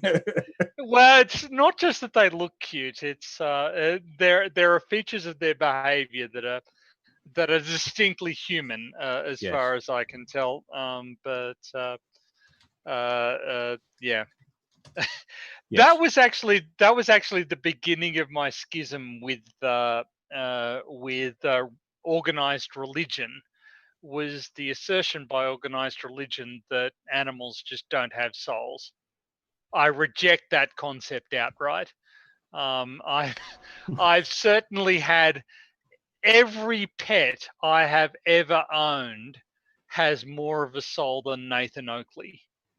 Let me just that wouldn't be hard. Let me just put that on record. Well, before we go down that road, especially, we'll flush that topic. Well, I was going to say we've gone from talking about one type of to another type of. Yeah. Okay. I'll finish off this. I think this is the last bit on this topic. Yep. Toilets in the modern era. While the basic function of today's modern toilet obviously remains the same, the companies that manufacture them haven't stopped looking for ways to innovate in the toilet arena. We can thank Japan for making the toilet not just a place for doing your business, but an experience that you'll wonder how you ever did without it. In 1980, the Japanese company Toto introduced the WashJet. This came equipped with a warm water spray, much like a bidet, that cleaned those sensitive areas with water rather than making the user grab a handful of toilet paper. From then on, the land of rising sun hasn't looked back, introducing toilets with heated seats, the ability to play your music, and even toilets capable of measuring your blood pressure, body fat, and healthy state of your urine and feces. The Western world is slowly adopting these high-tech toilets, and with more features announced every year, it is clear to see that the history and innovation of toilets, the one throne we all get to sit on, isn't over just yet. Despite all the advancements, though, there's still around 2.5 billion people in the world who don't have access to a proper working toilet. Of those 2.5 billion, 1.1 still openly defecate in the street. The United Nations is working hard to try and vastly reduce these numbers by 2025, as diseases contracted from such things as open defecation and open latrine pits are the cause of large percentage of deaths. Okay. So Yeah. I You know think- why? You know why though, Terry? Have you ever tried to get up when you're halfway through doing the job? And imagine doing it in the street when a truck comes around the corner. You got to get Yeah. out of the way quick, don't you? So there's a for those people who aren't Australians, we had a death of a refugee in custody due to an infection of a foot injury. And it turns out that he acquired that foot injury because the concentration camp that he was kept in required him to troop through his own effluent in order to get to and from the shower.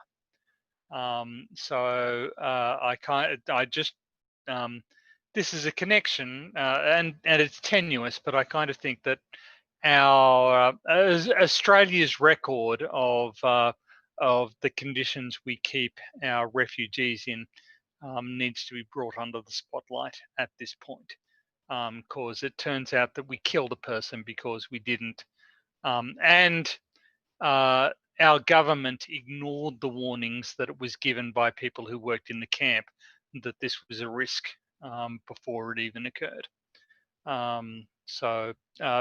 While it's easy to sort of overlook the real life ramifications of this, it does occasionally rear its ugly head as something that can have very serious effects every now and again.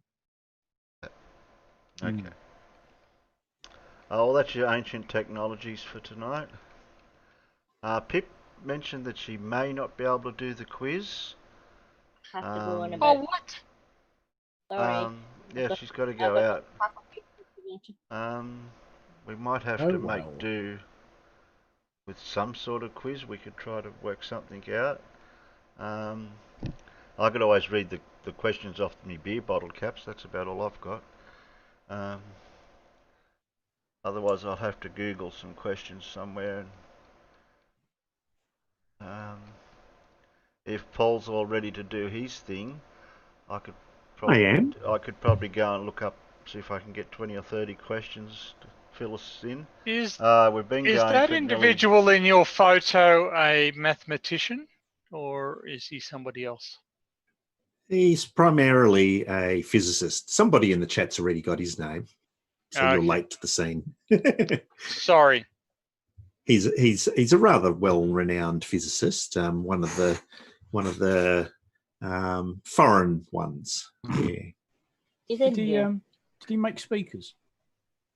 No, he didn't. But there's a there's a company that's named with the same name, surname. Yeah.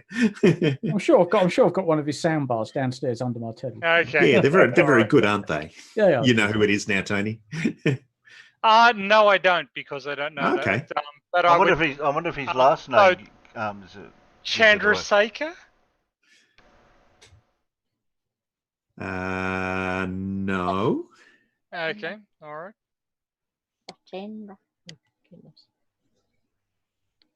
Right, I'm just going to sign off and go and get whatever. Satyendra Nath Bose. See you later, Pip. Bose. Oh, really? Yeah.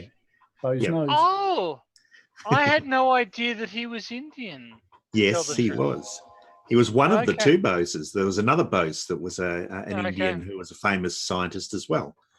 But, all right. Yeah. I thought reading Anyway. I thought reading the name that was written on your avatar would have gave it away. Yes. It would have. Well, yeah. It would have done if I had bothered to do that, but yeah. I only put in that name though after someone in the chat guesses it. Okay. Yeah. Okay, for Media Derp today, we're looking at politically incorrect and old-fashioned advertising. So we do need to put a disclaimer in here for a start, in that some of the stuff we display here might be offensive to some people. We don't condone it, and it's not any of the viewpoints of any of the people or this channel.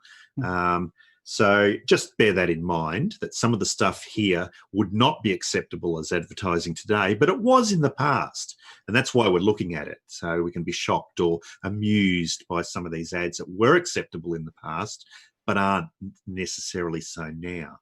So now I will share my screen.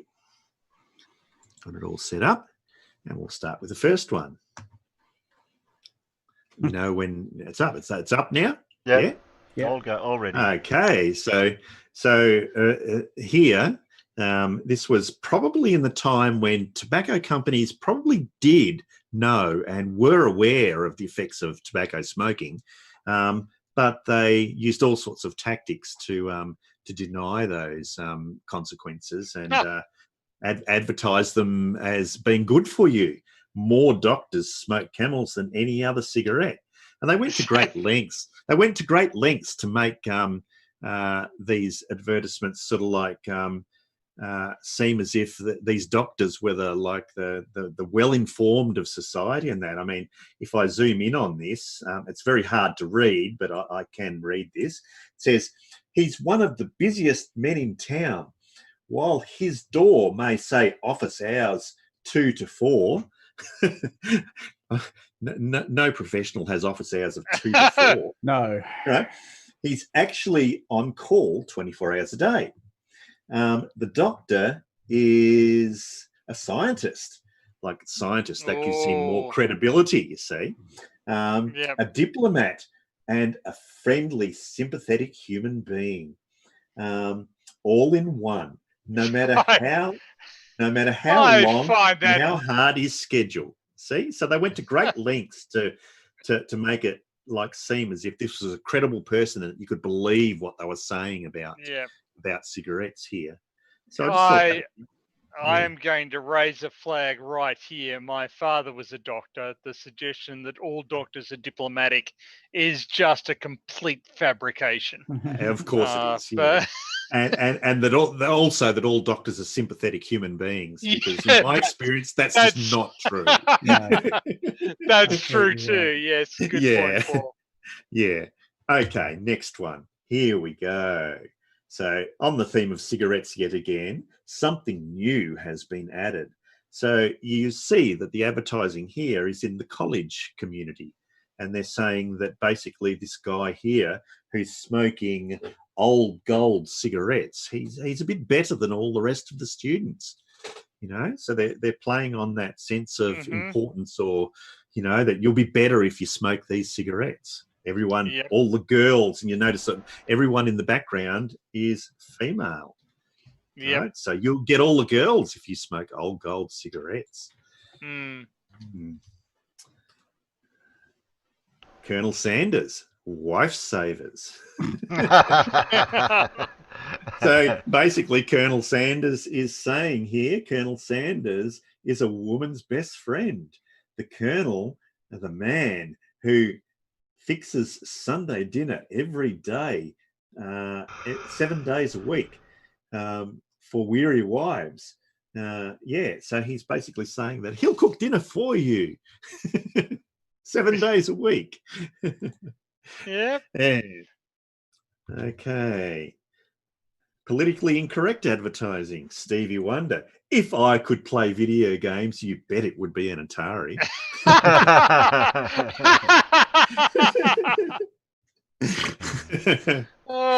Yes. I got a politically incorrect joke about Stevie Wonder. Yeah. Yeah, I do too, but I'm not going to say it. Yeah. This one here, very controversial. How mother and baby picked up. A case of Black's beer in your home means much more to the young mother, and obviously baby participates in its benefits. The malted beer supplies nourishing qualities that are essential at this time, and the hops act as an appetizing, stimulating tonic. Well, if it's good for the baby, it's good for the mother. Yeah, well, so here's the beer company advertising that the beer is good for the baby. So there, in the 19th century, there were a series of guides to housekeeping by Mrs. Beeton, and she recommended that your wet nurse consume, I think it was like 2 pints of rum a day, because it made the baby quieter.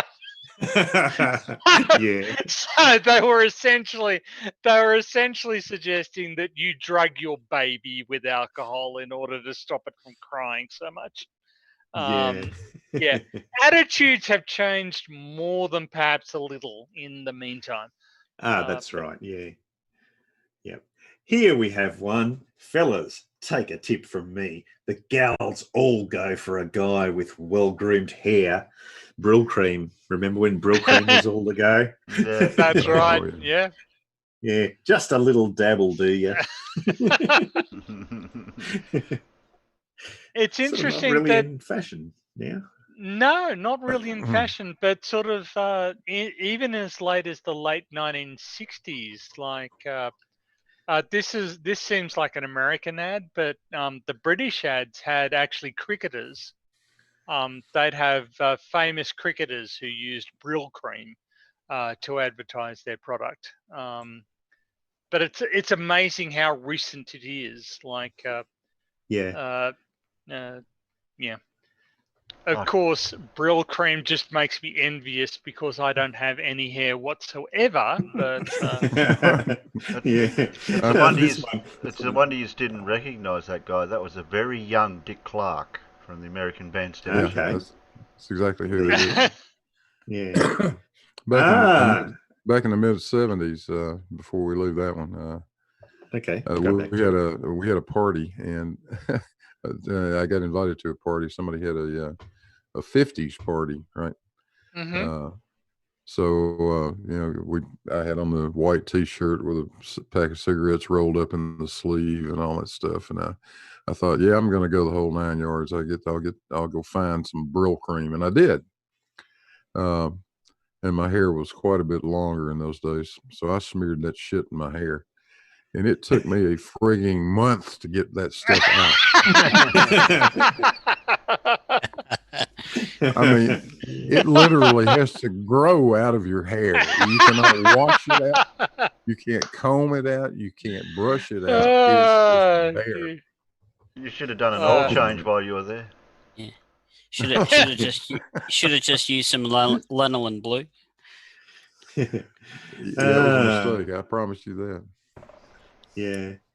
We'll have lots to smoke this winter, won't we, Mother? Grow your own, smoke your own. The shape of leaves is kind of suggestive, right? Yeah, that's what this ad's about. Literally. Yeah. Okay.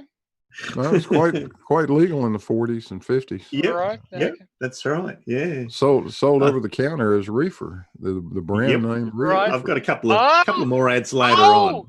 Is that where it comes from? Is it? It was a brand name. It was I a brand didn't name. know that. Okay. So there you go. Absolutely. All right. Yeah. Thank you for that. Okay. Go girls are discovered first. Yep. The new that's what the new pretty discovery for each type of hair. Go gay. Gay was a word that had a different meaning back then. yes. Yeah, just ask Fred about that. Yeah. Fred always used to have a gay old time, didn't he? You can't do Yeah. that anymore. Yeah. That's right. Exactly, yeah. That looks like Ronald Reagan. It is Ronald Ronald Reagan. Reagan. There you go. That is. Yeah. Okay. Yeah. That's the merriest Christmas any smoker can have. Chesterfield mildness plus no unpleasant aftertaste. Ronald Reagan. Yeah. There you go. Sending cigarettes to all his friends for Christmas. Yep. Fat Boy Barbecue, big hot sandwich. Fat Boy Barbecue, big hot sandwich. Have one on us, on me, free. See inside. Wow. Yeah. Fat Boy, hey? That is one of the most fantastic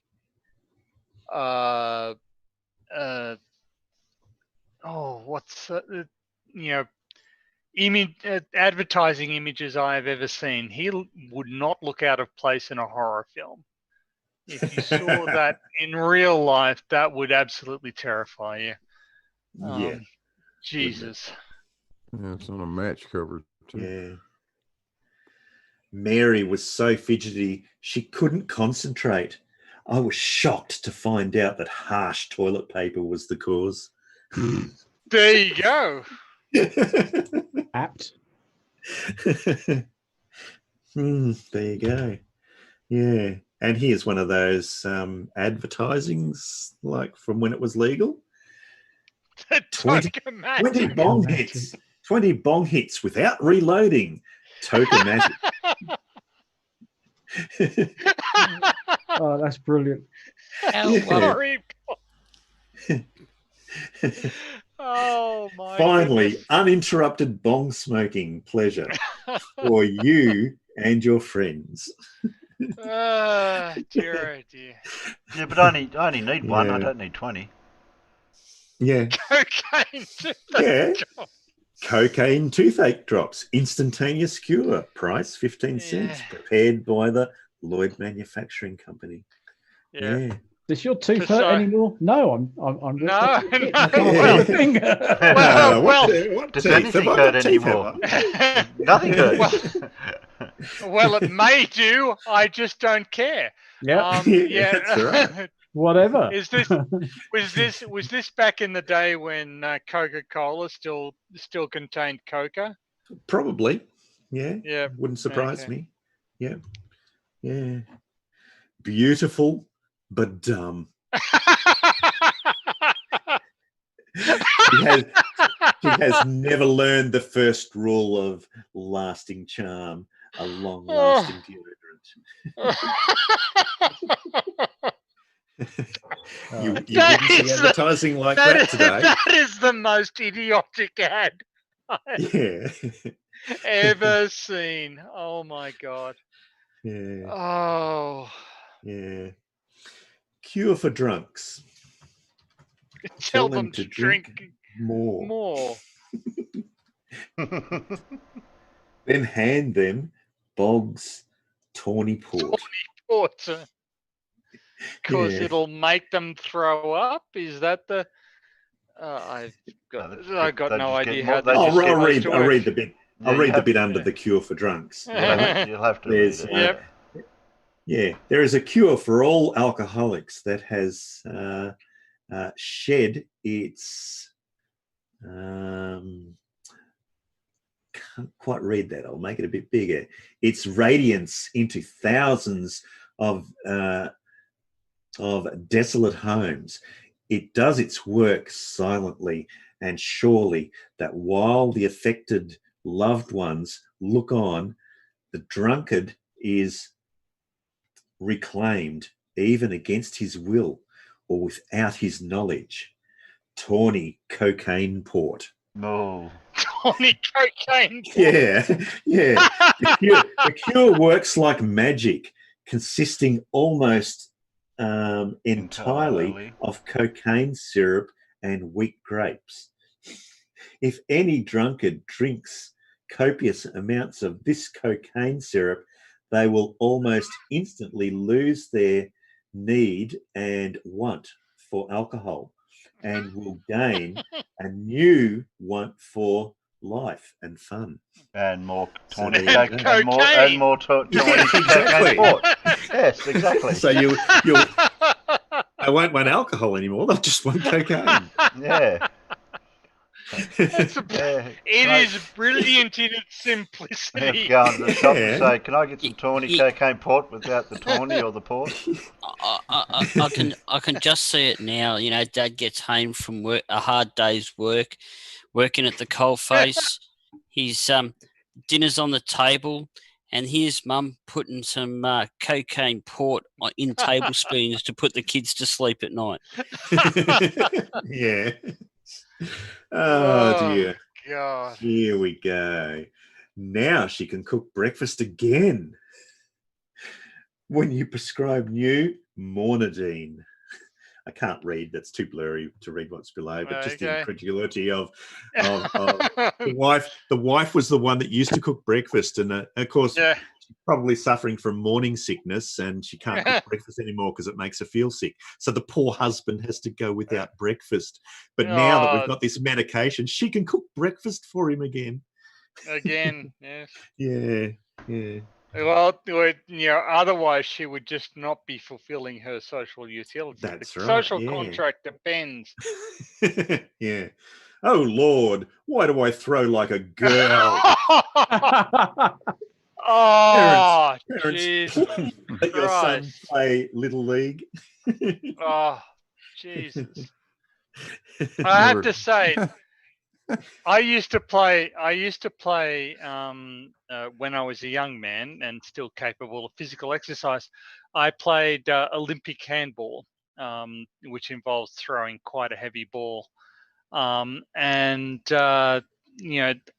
Olympic handball players, they don't throw like girls. They really give it a good old-fashioned wang. Yep, that's right. Energy food. Energy food, GW, extra fine granulated sugar. Yeah. Well, it does contain energy. They're not It lying. does, yeah. Yeah, if you've got that's any right. lazy kids, just give them some extra sugar. Yeah, that's right. Yeah.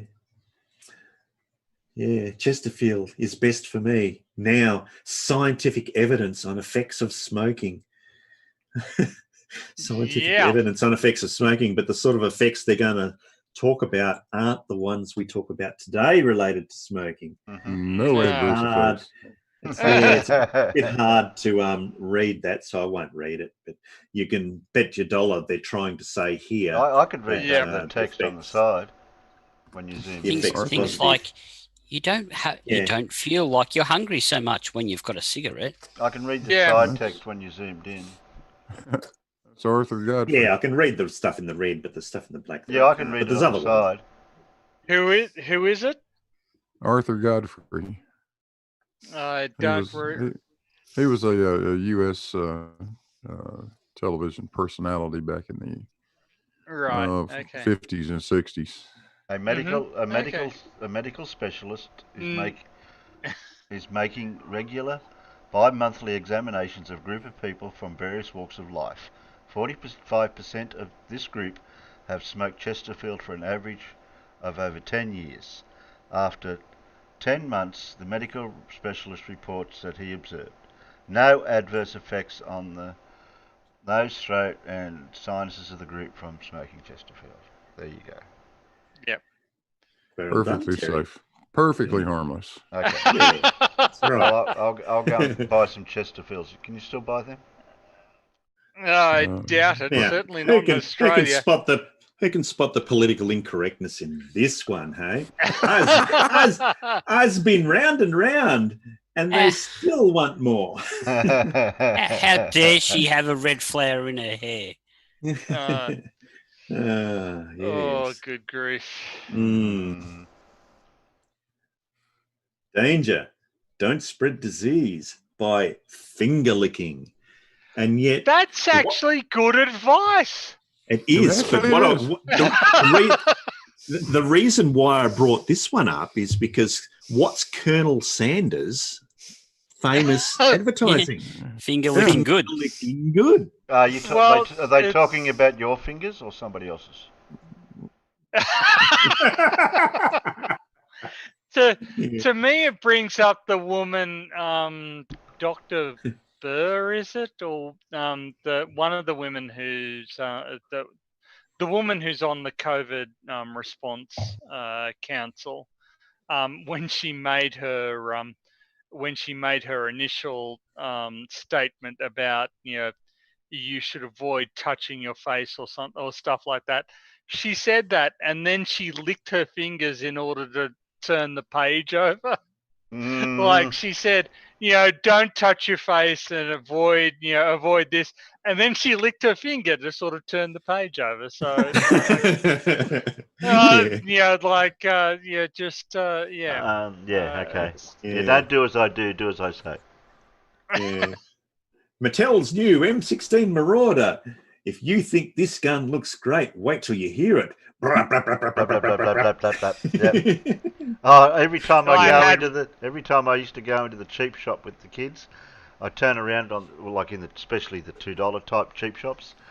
They'd have the little toy guns on the rack with the ones that did similar to that, and I'd always pull the triggers. Yeah. Okay. Because you want to know what they sound like. Oh yeah. I want to know what it sounds like.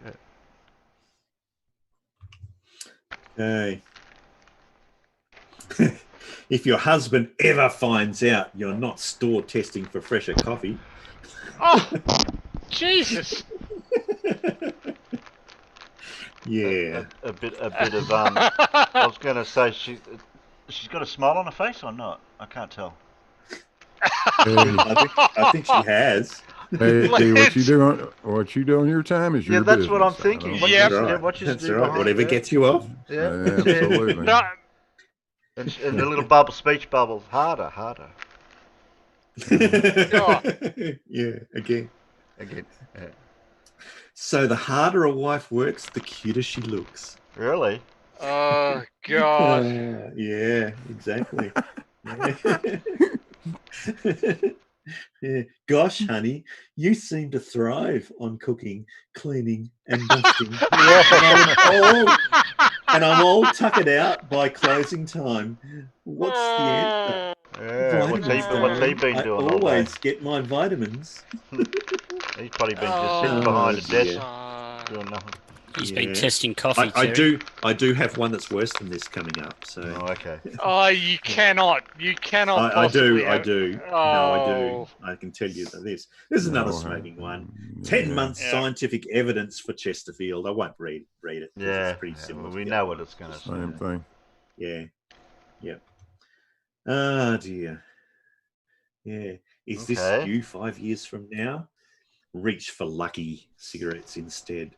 So basically what they're saying here is that cigarettes will keep you thin. Yeah. Well, yes, they will keep you from putting they on will weight. keep you thin. Well attested. Yep. That's right. Keep you other things too. Yeah. I love this one. Okay. Birth control, babe. I don't follow no square man's rule. Get it?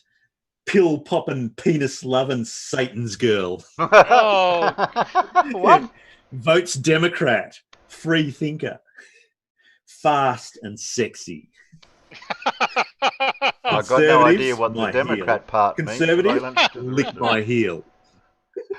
Oh, God. Bringing politics into sex, I've got no idea how they do that. Yeah. Yeah. Well, wait a minute. Bill Clinton had something to do with that, didn't he? Yeah. Yeah. What about this one? The soldiers need our help. Gather round, American women. Turns out girls are useful after all. Oh, oh really? Christ. Yeah. Yeah.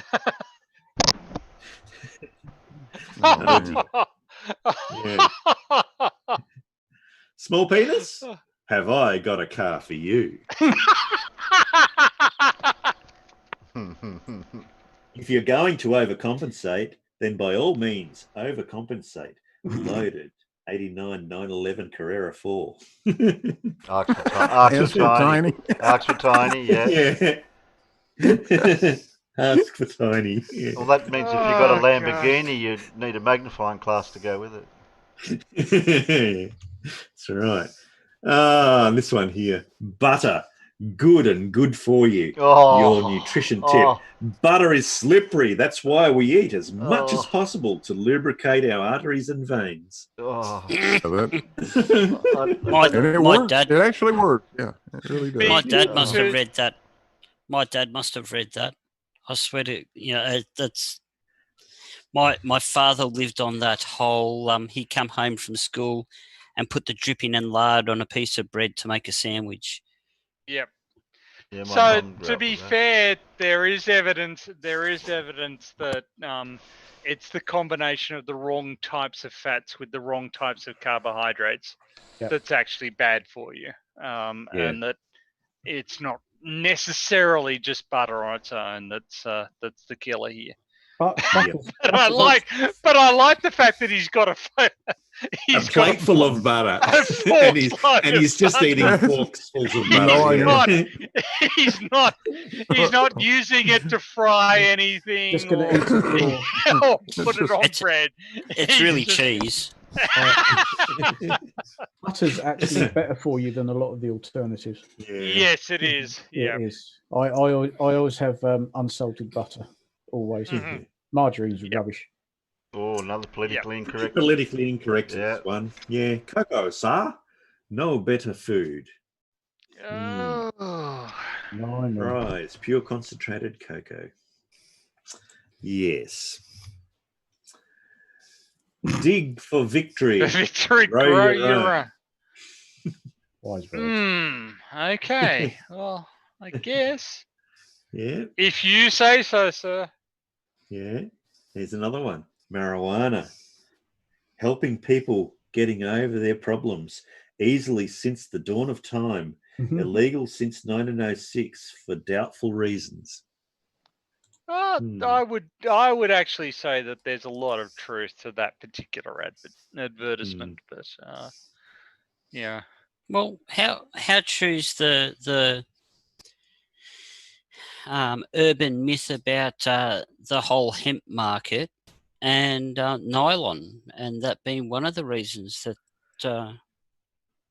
I think that the suggestion that I heard was that actually it was cotton growers that suggested that that were actually sort of prime movers behind hemp being declared illegal, because hemp and cotton are both natural fibers.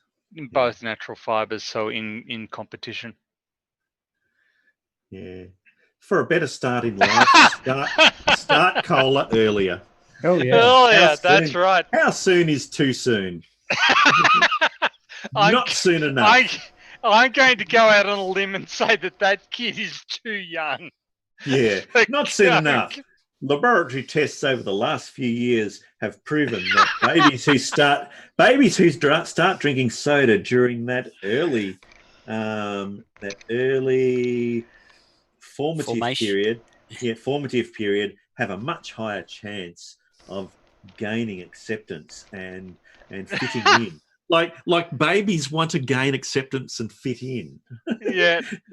During those awkward pre-teen and teen years. I like the idea of laboratory experiments where they've taken these kids and just fed them Coke, like, you know. Yeah. So basically, what they're advertising here is that if your baby drinks Coke earlier, they'll have a lifetime of guaranteed happiness. Any mothers in the audience should bear this in mind. Science is never wrong. Yeah. I'm seeing a laboratory at the moment with a whole heap of hyperactive kids running around with this guy in a lab coat in the middle going, interesting. And Paul, when I thought you couldn't sink any lower, you effortlessly go beyond what you just... Okay. No problem. Yeah, that's right. Before you scold me, Mum, you'd better light up a Marlboro. Gee, Dad, you always get the best of everything, even Marlboro. Wow. That's the tobacco companies really did sink to every level to get their product out there, didn't they? Yeah. They really did. Absolutely. Yeah. Strike a blow for freedom. Buy US bongs.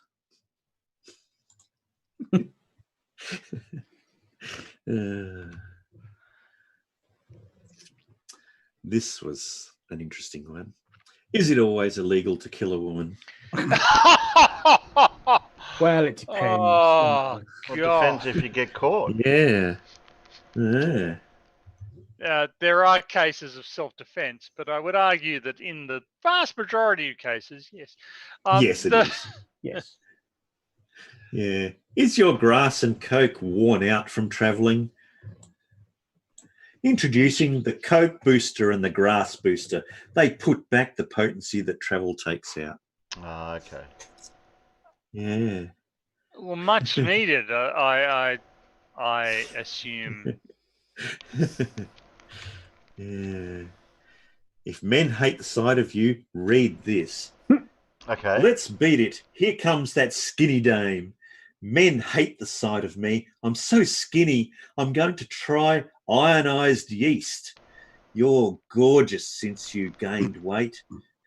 A few years Wow. later, thousands of skinny girls gain 10 to 20 pounds quick. First So they it just tell goes you- to show how Yeah. the way we see people changes over time. Yeah. You're too Because fat, you're too those skinny. times, being too skinny was not sexy.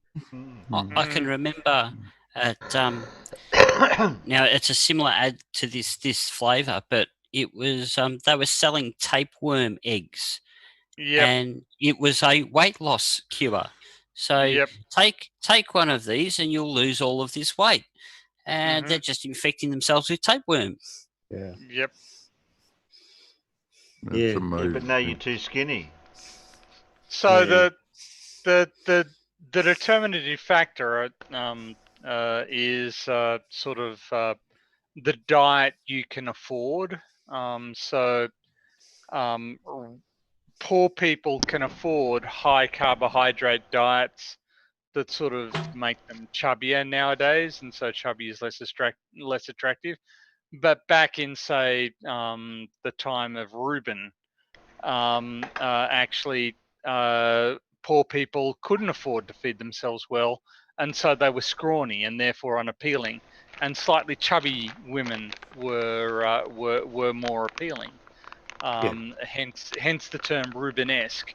So it seems to be the case that it's whatever wealthy women can afford to do is what's sexy and appealing.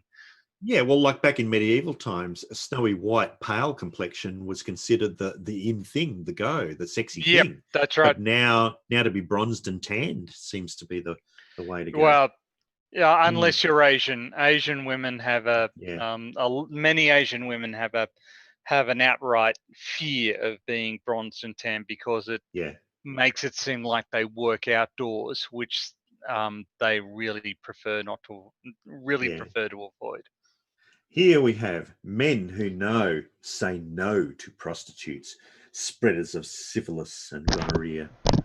I think that's It was an probably army an call. advertising campaign to heighten awareness of sexually transmitted diseases, let's say. Especially for the army corps going by there. Yeah. What is it? He says in Band of Brothers, flies spread diseases, so keep yours closed. There you go. Okay. And this one here, you wouldn't see an ad like this. No, you would You not. mean a woman can open it? Yeah, I know men couldn't open it sometimes. Yeah. Yep. Yeah. This one is my all-time favourite. Pip has seen this one, and she's read it too. Yeah. Women, keep your mimsy clean. A daily wash with new Lux kebab soap for women will freshen up your flaps and stop it stinking like an old kipper. Lux. Oh dear.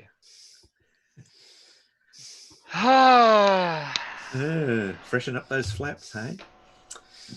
One time for old glory, the all-American novelty condom, prophylactic, sold as a novelty only. Oh dear. Yes.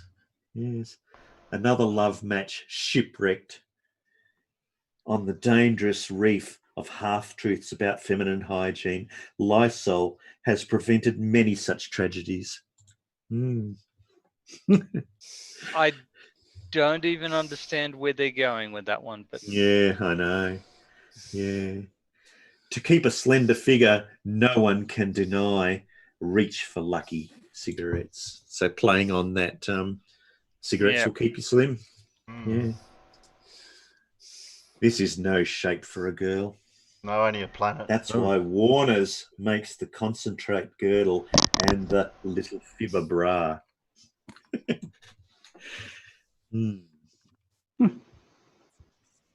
Gee, Mummy, you sure enjoy your Marlboro?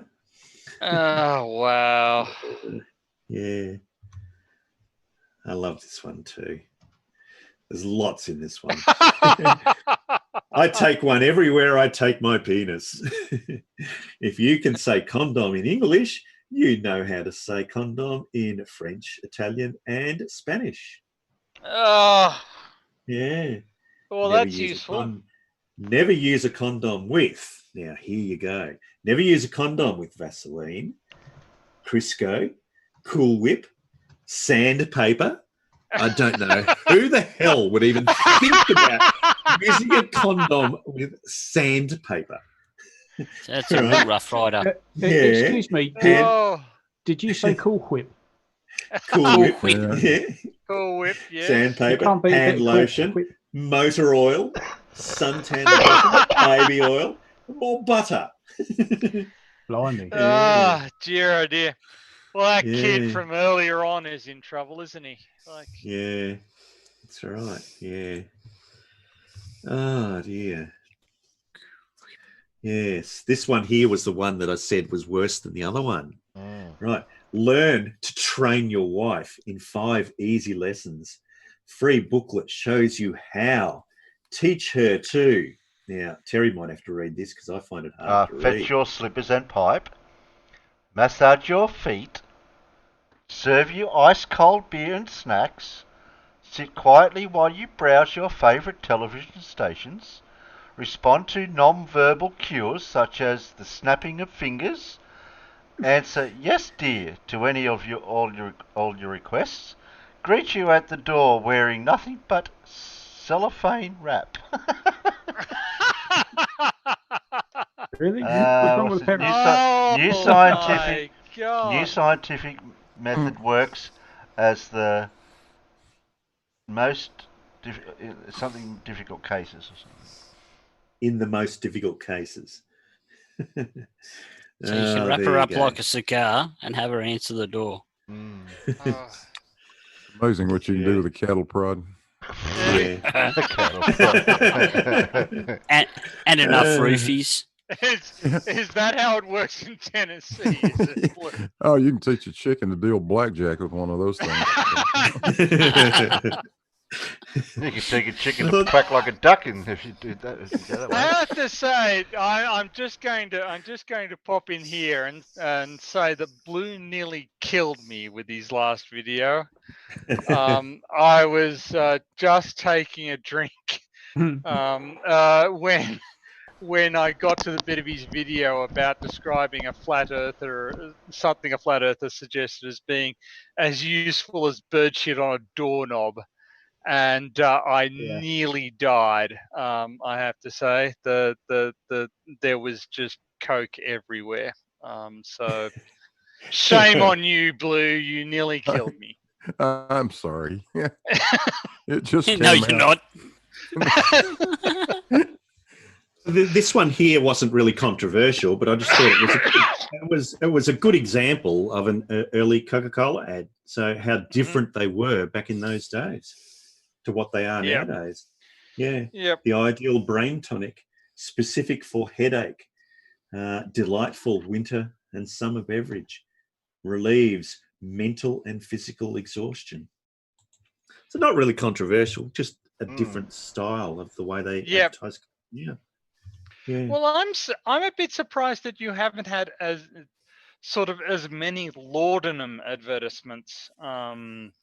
Sort of you focused mostly on 20th century, but laudanum was still.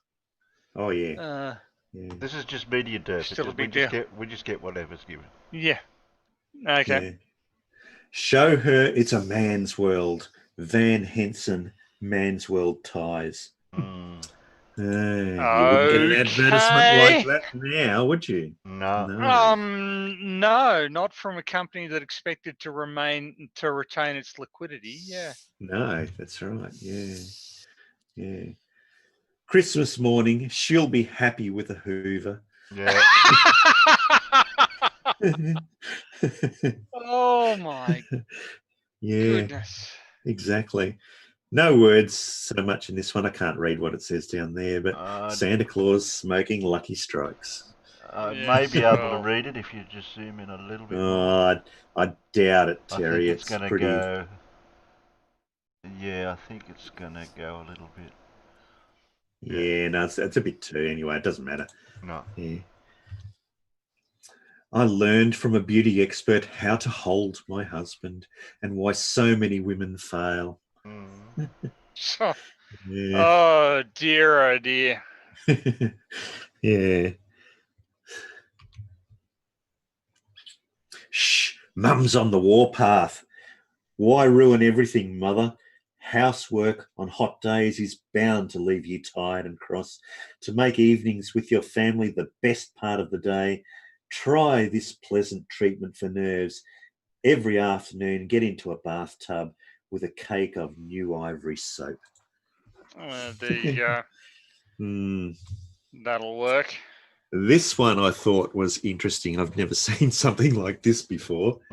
Stuffed girls' heads, only $2.98. I beg your Blondes, pardon? yeah, blondes, redheads, and brunettes for every man to boast of his conquests. The first realistic likeness of the exciting women who play an important part in every man's life. And one of the nicest qualities is that they don't talk back. Accurately modelled to 3/4 life size of real girls and moulded of skin, textured, pliable plastic. These heads are so lifelike they almost breathe. Saucy, glittering eyes, full, sensuous mouth, and liquid satin complexion, combined with radiant hair colours, give astonishing realism to these rare and unique trophies. Blondes, redheads, and brunettes, mounted on a genuine mahogany plaque, is complete and ready to hang on the wall for excitement and conversation. Only $2.98 plus 37 cents shipping charges. Full money back guarantee. Please specify blonde, brunette, or redhead. Send cash, check, or money order. This explains it all. No wonder why America has so many mass murderers and people like, you know. Could you like, imagine something like that up on your lounge room wall, though? I mean, ooh. I have to say that I think that this is an important social tool, right? If you get invited over to somebody else's place for a drink and they have one of these things on their wall, you can instantly go, no thanks, I'm getting the fuck out of here. Right? Yeah, exactly. So this is an opportunity for you to gain an insight into whoever you're dealing with. She rubs the lotion into the skin. Or else she gets the hose again. Yes, Yeah. Atom bomber. Practice bombing, improve your score, be the ace of your own air corps. Oh no! Automatic metal bomb release. Yeah. Well, it used to be worse, significantly worse than that, because sort of I'm sure Blue will remember this, but I think in the 1950s you used to be able to get chemistry sets that contained stuff like polonium and other highly radioactive elements that were actually quite lethal if you ingested or interacted with them in the wrong way. So yes, it was a different time. Let's just say. Exactly. Yeah, but also the imagery that portrayed for a young person trying to get a long cylindrical tube into a little round hole. Yeah. Oh, this one's highly politically incorrect. Golly, Miss Maria, folks just can't help having a friendly feeling for this here coffee. Oh wow! Very, very, yeah. So this is going to come as a shock to the Australians in the audience, but I was quite surprised when I was in the US that there was strong criticism leveled against Australia for our Kentucky Fried Chicken advertisements. We had Kentucky Fried Chicken advertisements where the members of the West Indian cricket team were shown eating fried chicken. Right. And in the US, this was considered unambiguously racist. What? Because that's a racial stereotype about black people, is that they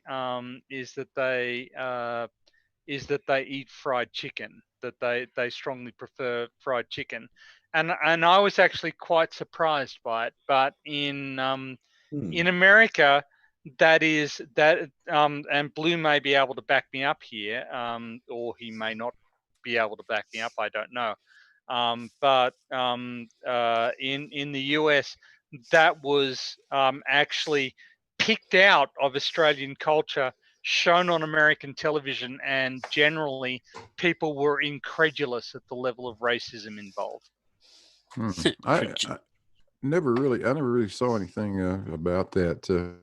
Well, I absolutely never saw anything about that with regard to Australia. But what you say is very true. It has been and still is considered a serious racial stereotyping to associate black people and chicken for some damn reason. I don't know why. Everybody eats fucking fried chicken, for Christ's Yeah, sakes. everybody eats fried chicken. Everybody eats it. Yeah. But in the US, the association of black people eating fried chicken culturally is considered to be a racial stereotype. Yeah, and it is. I was very surprised when I encountered it, but it was I got beaten over the head with it while I was over there. So just wanted to point that out. I personally always thought it was pretty silly, but if it upsets them, okay, fine. Yeah, fine. Yeah, exactly so. Oh, Jesus. Nice would question. Would your husband marry you again? Palmolive soap. That's not the fucking question. The fucking question: would I? Yeah. Would she marry me again? That's the fucking question. Exactly. Yeah. Exactly. This one I thought was interesting. Shoveler, $75 gold, $18 sterling silver. Snow shoveler. You know what that is? Oh God. Yeah. Oh. We feature a complete line of 14-karat gold and sterling silver paraphernalia, cocaine paraphernalia. It's for shoveling your cocaine. Yeah.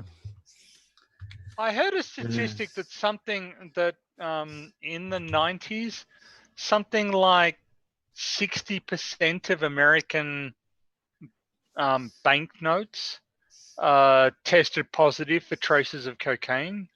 Yeah, that was true. Yep. That was true.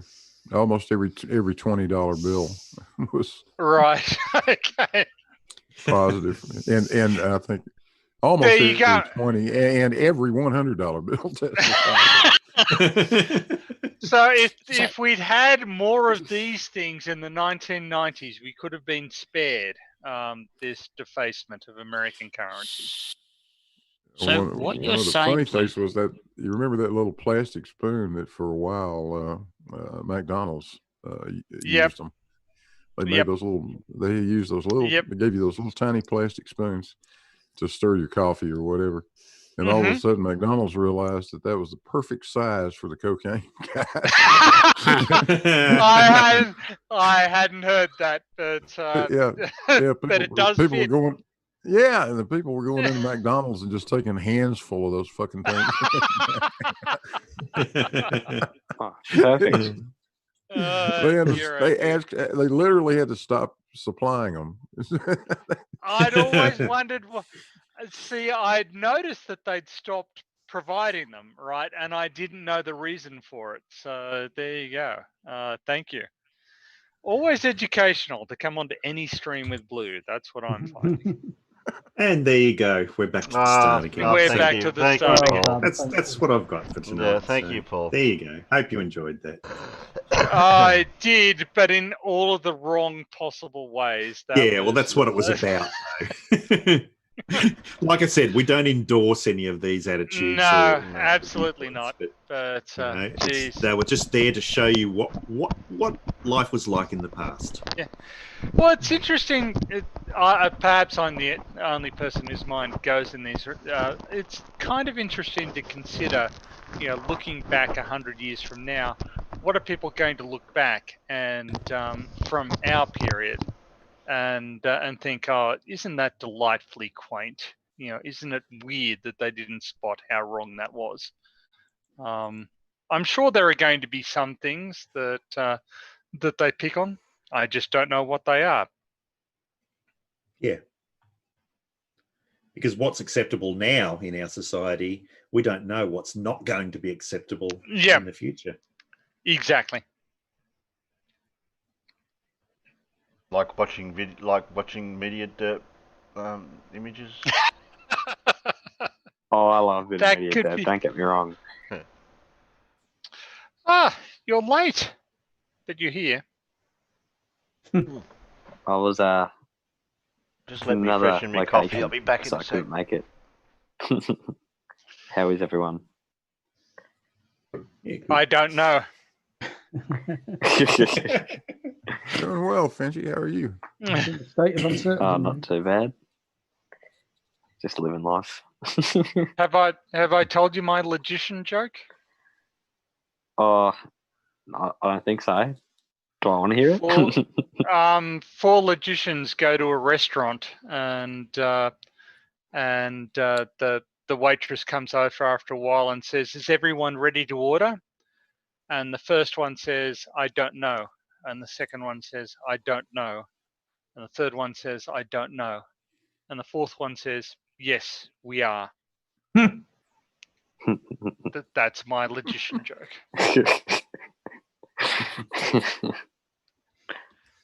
Oh.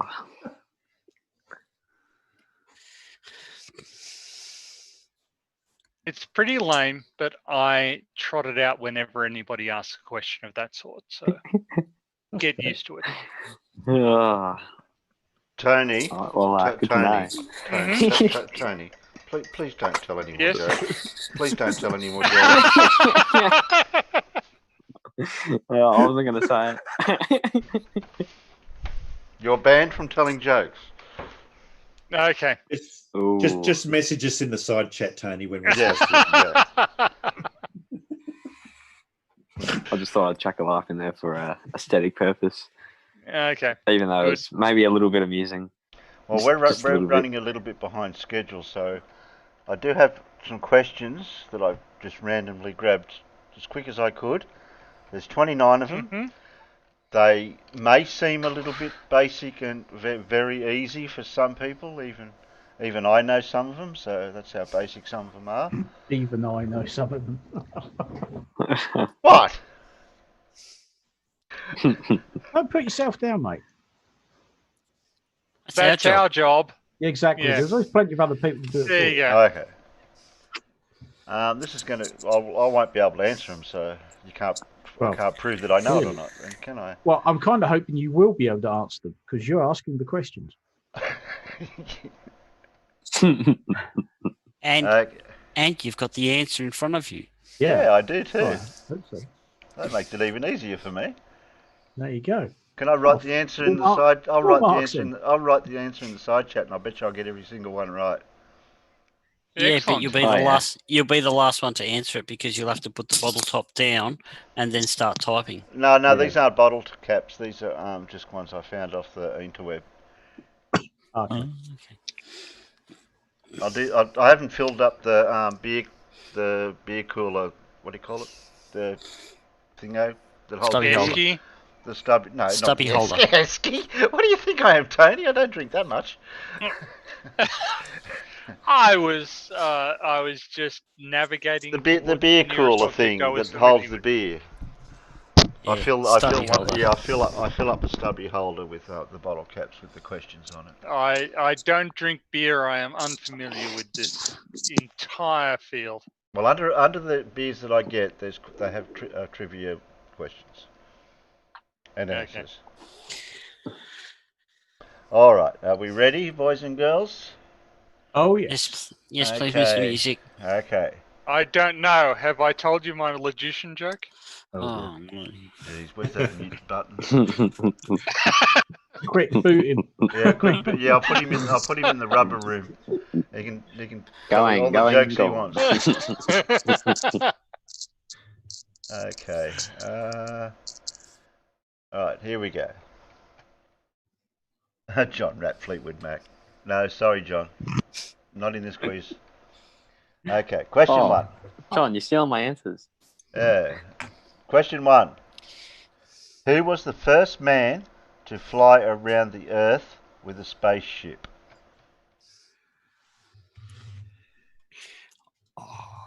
No, Boggs, it's not 4.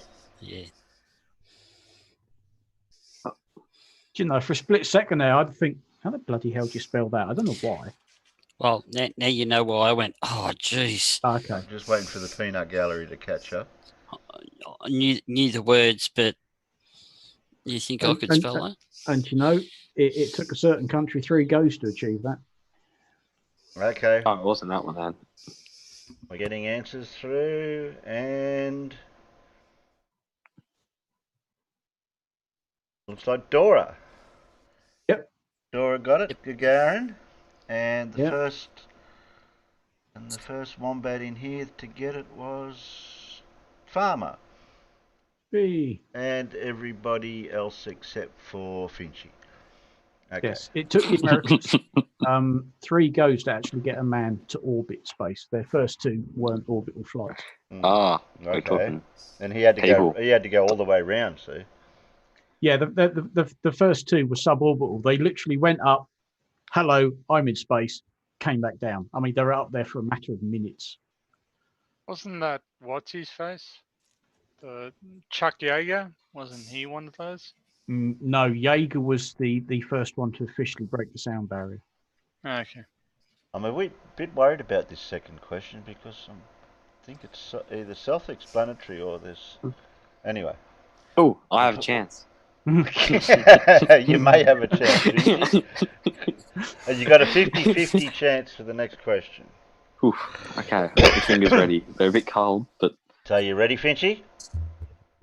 Ready? I'm ready. Okay. Terry. Question 2. On which hemisphere were the most dinosaur skeletons found?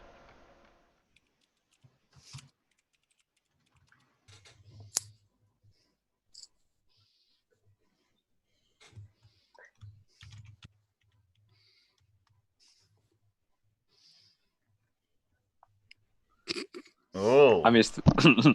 Interesting. Paul went against the grain. Yeah. Okay. Like that Red Gum album. Answers are coming in, and the first person was Boggs with North. Sorry, Paul. I mean, it's logical if you think about it, because most of the landmass on Earth That's what I was trying to figure out, yeah. In the Northern Hemisphere. Yeah, exactly. They have found an awful lot of fossils in South America and places like that, but as most of the landmass is in the north. Mm-hmm. Yeah. Yep. They're more likely to be. We're finding a lot up in Queensland somewhere. I forget where the name of the place was. Yeah, that's true. But there are some massive. There are a bunch of massive deposits in Canberra and other places. So. Okay. Do you guys dig for dinosaurs? I have spent times walking along sort of coastal cliff faces and things, and actually the gravel out in my garden out the back there, I've got this big sort of gravel feature that whoever put it there, and if you sit down and spend 10 minutes going through it, you'll find no end of little fossils in there. Wow. Yeah. I've got half a jar full already just from sort of. I think I was sitting down making the cat was rolling around on the gravel and I was making a fuss of it, and I just looked down and thought, hello, that's a fossil. I mean, of course, you think you start looking further and further, and think, oh yeah, there's another one, there's another one, there's another one. Sorry, John. So- on my screen, Boggs was first. What are we up to? Question 3. A colour. What colour is? So would Mac. What colour is cobalt?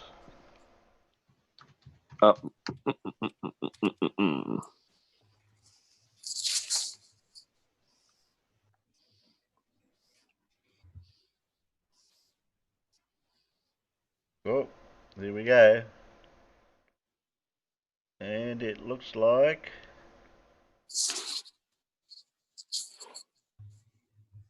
Fred. Fred got just beat you by a hair, Boggs. So it's blue. So who said blue first? Oh, Farmer. It's red. Oh, we got a. I thought that's what you were saying. I was going. We've got a consensus in here, but Boggs said black, so no, that's wrong.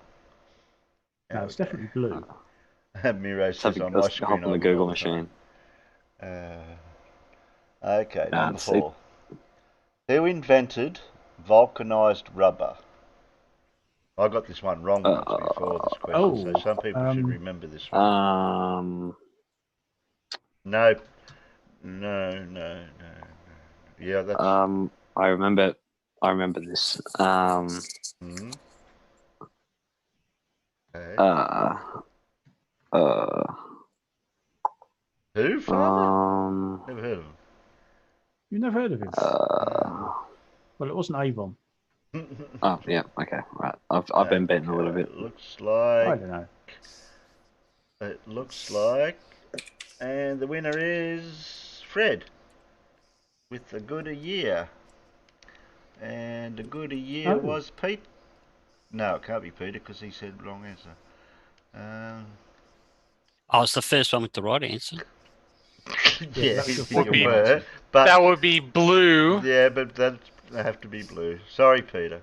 If I didn't see you answered goody, already, I Oh, was so we're changing the rules. Fine. All of a sudden, change well, I the rules. scrolled up. I just happened to scroll up because I've. Okay.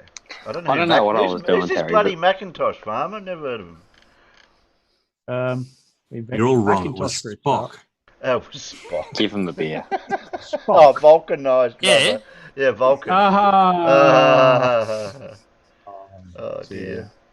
Oh, that's awful. That's awful. Yeah. That's awesome. I think we'll ban Paul from telling jokes too. So it wasn't Bridgestone then. Okay, number 5. What is the organ that is affected when one is suffering from hepatitis?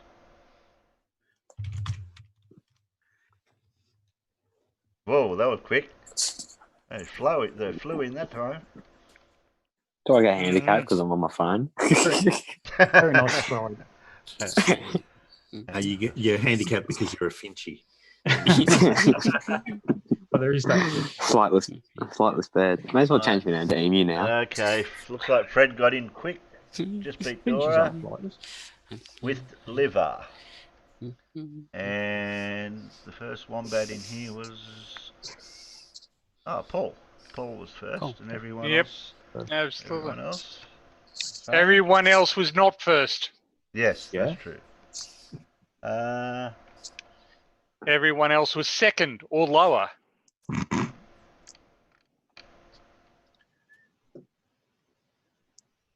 Okay. Which device? That's actually a. What? Sorry. Were you trying to be funny? That was a Mystery Men quote. Oh, was it? It was a quote from Mystery Men. Yes. Okay, I didn't know that one. Was that awful film where they were trying to? Was that awful film where they were retrieving? Oh no, that's Monument Men, wasn't it? Yeah, Monument Men. They retrieved the paintings. Yeah, and wasn't that a crap film? I don't know. I didn't see it. I won't bother. Okay, we're up to question 6. Right. Which device do we use to look at the stars? Oh, slide fingers. Oh. I like the easier questions because it doesn't matter if you know it because it's the first person to actually get it out. Yeah, it's the first one who can actually type it. Yeah, that's it. quiz into a typing contest. Is all it is. Yeah, basically. Yeah, that's right. It's a typing contest. It's no longer a quiz. Hence Well, you why can, I stopped spelling. I'll give you a hint. You can cheat with the typing. I'll still figure it out what the answer is. If I don't get first, I'm going to put a silly answer in. Yeah, okay, Fred got it out first. And who got it out first in here? Oh, Farmer again. Farmers. Yeah. What a roll, mate. I like Fred's second answer, P900. Yes. For those really watery, unfocused, blurry blobs. All right. Those swimming Neptunes. Yes. Okay, you ready for your typing? I wish there was abbreviations that make some of these answers fly out in the peanut gallery and that with you. Okay, another one similar. Shit on hotkey. Hey, Blue, I'll email. I'll in the internal chat in here. I'll just send you a private thing so that way you can type it quicker. Oh. Okay. Okay, which device is used to measure the air pressure?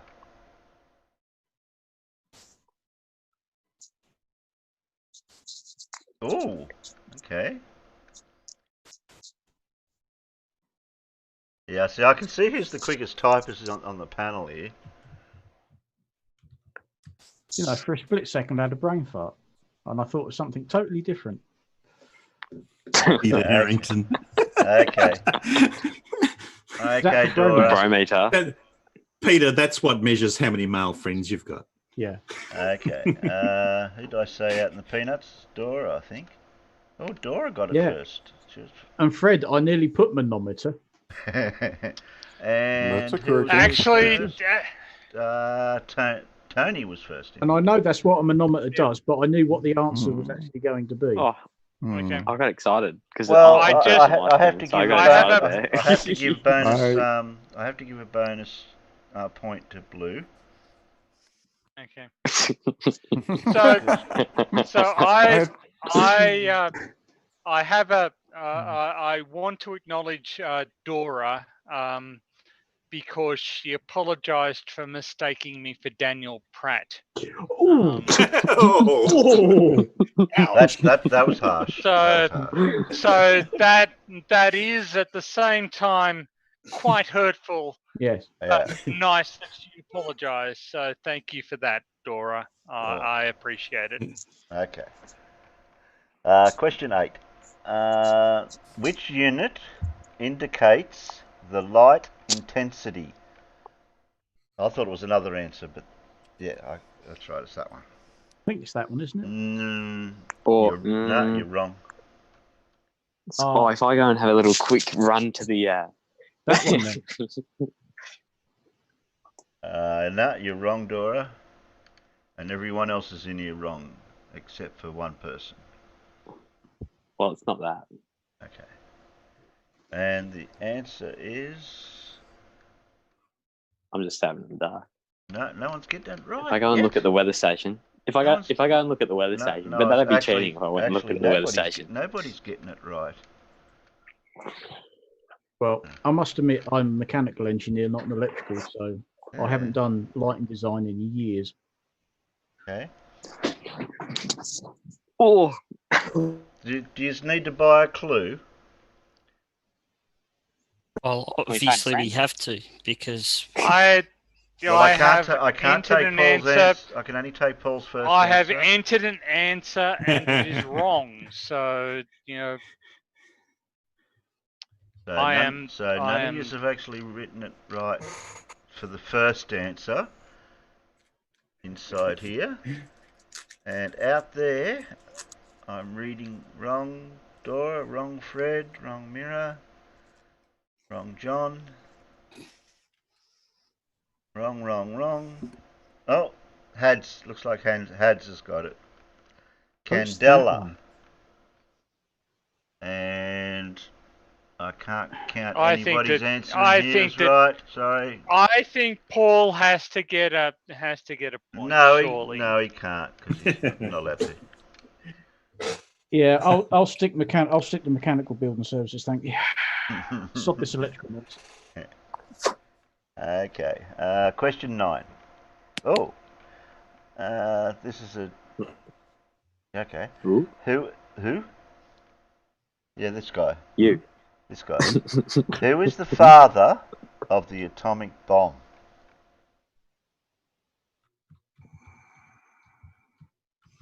Not sure on the spelling.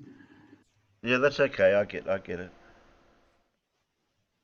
Oh, Blue! Cheating. You're in the wrong comments. He cheated. He knows how to cheat. In the wrong chat. Yeah, but Wrong chat. Even Dora's going quicker. Yeah. He's trying to think try to cheat. If I can't win in here, I'll try to win out there. Yeah, I know, that's what I'm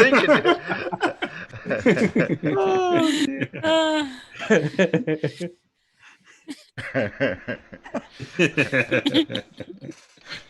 Well, you can bribe the question host person if you want to. Isn't he the one who famously quoted the old Hindu thing, "I am become death destroyer"? Just PayPal. Yes, that's right. Just PayPal me $10 if you just want the answer before I ask the question. Oh shit! I like Finch's answer. Damon Average. Yeah, right. Hello, Possum. So I'm going to have to say Blue is right, but at the wrong time. So Farmer was right in here, there, and Blue's right out there, but then Dora. Okay. Oh, Dora's right out there. Yeah, okay. And I'll give Blue extra credit for being inventive and trying to cheat. Okay. What are we up to? Question 11. No, 10, sorry. No, 10? 11. Oh, right, 10, sorry. 11. No, 10. I 10, don't know. 10, 10. 12. Who? Sorry, was my... No, yeah, I forget how to say that. All right. Who invented the barometer? Who invented the barometer? Yeah, that guy. I couldn't remember his name. Okay. I presume that's supposed to be a double L in there. Yeah, it should have been L's. Yeah. Yeah. I'm typing in the dark. No, that's okay, Blue. Well, it is the key next to L, so that's that's sensible. Yeah. Chris But Berry. Did Chris Berry? I couldn't remember his bloody name. Chris Berry invent the I barometer? had no idea, so No. I don't think I've ever heard this before. No. No.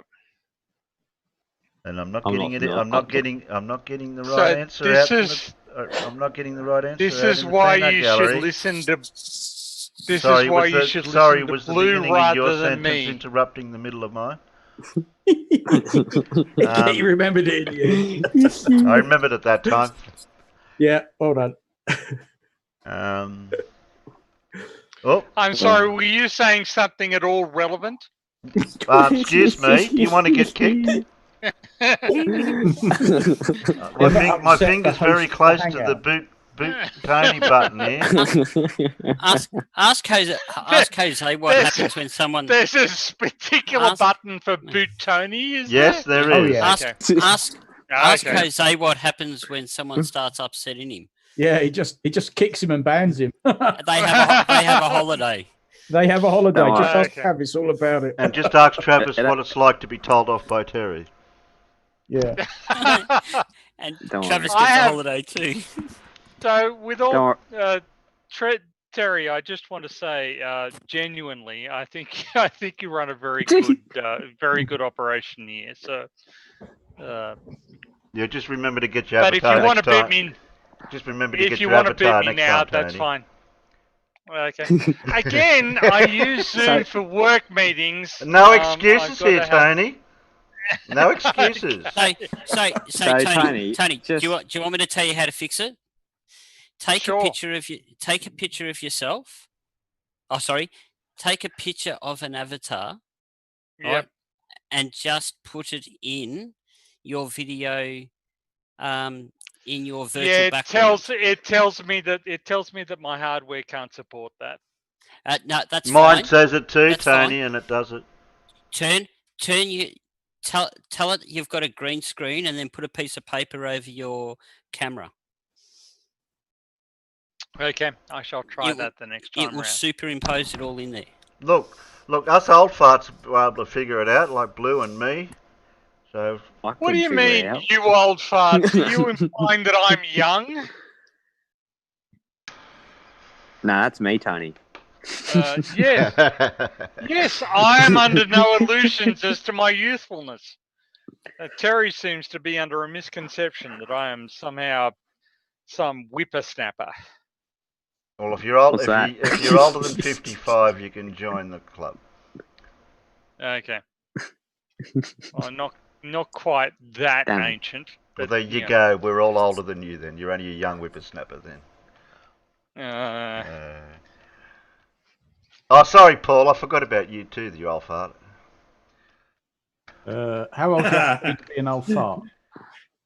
I don't know. I haven't. Well, anyone older than me. Oh, thank God for that. Yay, I'm officially not an old fart. Okay, then. Yeah, I know. I know there's a few people that are actually younger than me. Can we get back to the questions, Tony? Can we get back to the questions since Tony derailed? Yeah. Okay. Let's go for it. Yeah. Okay. Did I actually give the answer to the question yet? No. No, See, look. no, you didn't. No. Yeah, oh shit.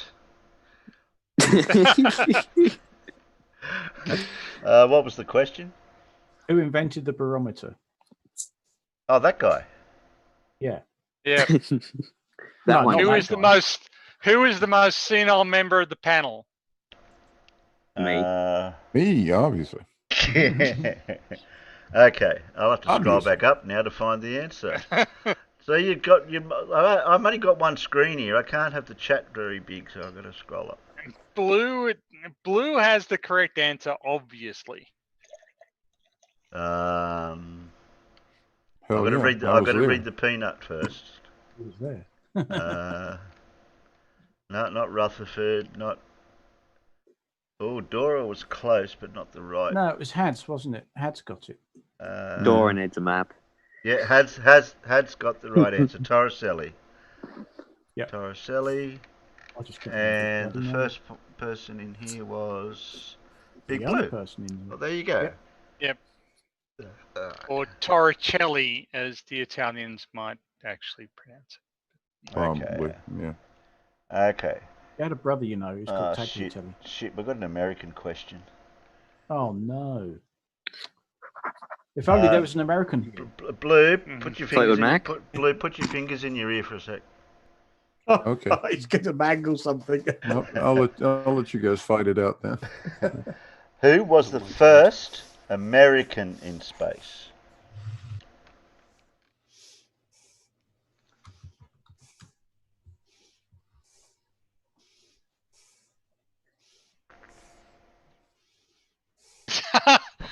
Actually, for some reason now I can see you, Blue. And I'm not sure why. Why is that happening? Bosnia. Blue's been here the whole time. Yeah. Yes. But normally I can't see his camera feed, so. He hasn't got his camera on. No, that's not me. That's Paul, is it? Yeah. Okay, Paul. sorry. Okay, sorry. I didn't put my camera on. I had a perfect answer to say for that, but I don't think I will. I'll get shot. Okay. Am I wrong? Why? Again? Or this time? Finch, I think... All the time. I think we can quite safely say, yes, you're wrong. I don't recall any astronaut being called Bosnia. Bosnia? What the? Okay, who's getting it right out there? No. Hads is probably the closest with the last name. It's the closest. So yes. Thanks for the correction, Has. Louis Armstrong. What the? Oh, John Shepard was out of Stargate. Sorry. Crazy brain. So Had's got it with Shepard, but he corrected with Alan Shepard.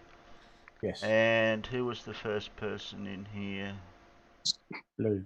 How did Blue hear me? I thought he had his fingers No, in he his was the ears. first. How is he supposed to type it with his fingers in his ears? Okay. Fiji, Matt Damon was the first on Mars, mate. No, he wasn't. I only typed the last name, so. Yeah.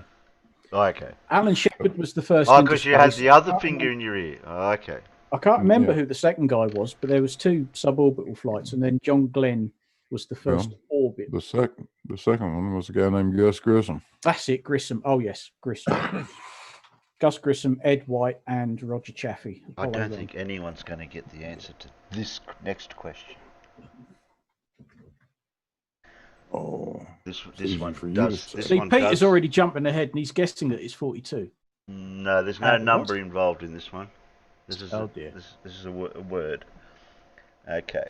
Dun-dun-dun-dun-dun. Right. Question 12. Oh shit. Where'd it go? 2 brothers invented the hot air balloon. What was their surname? There you go. Oh shit. Okay. Yeah. An easy I one. didn't think you'd know that That one. is. No, that's No. an easy one. That is.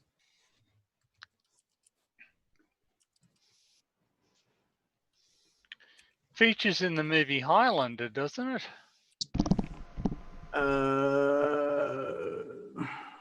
What, the first one? Okay. Yes, the first Oh. one. He Yes, drinks you're a bottle right, of it does. wine. Yes. They're That's the wrong, right. they're Yeah. the wrong brothers. That's a long time since I've watched Nah, that film. Carl. Looks like you got one, Carl. Montgolfier. And Montgolfier. Montgolfier. And the farmer got it in here. And I typed it before Paul's you got finished answering the gondolier. question, asking the question. Well, I can think how you get that right, like gondolier. Yeah. Okay. Buoyancy and density. No, wrong subject. Wrong subject, Riley. That was your next question. That was hang the on. 2 brothers' names. Buoyancy and relative density. Yeah. The answer to that one is Sleeping Warrior. Yeah, that's what I said. This is an egg. Yeah. An egg. Okay. Alright, question 13. Who was the inventor of the steam engine?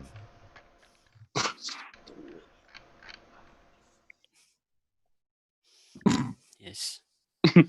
Bob, are you just trying to get them wrong on purpose, or you don't know? He just doesn't know. Who? Palmer. I'm only going by what I've got here, so if you've got some other I'm no information, expert. I'm no expert on diddly chuffs. Okay. I don't know. I haven't had that much steam recently. Oh, we've got an answer out there, Dora. First name, Dora, if you want to add more to that or not, if you want. Oh, of course it was, yeah. And Tony in here. Palmer, who's this guy? Brummel. You've never heard Brunel. of Brunel? Brunel. Isambard Kingdom Brunel. It's just the first name that sprung to my mind, but I know bugger all about trains. They're so boring. I thought Stevenson was the inventor of an steam engine. He designed the rocket, but they were using steam engines before they Yeah, realised that they could put wheels on them and make them go. Yeah, there's a difference between a steam engine and a locomotive. Yes. Oh, okay. Dora says we're not on a first name basis. Okay. Yeah, and there's a difference between a traction engine as well. Yeah. Yep. And then you've got a stationary motor as well, which and then it all just gets very confusing. Yeah. Oh, it does. This next question is right up our alley.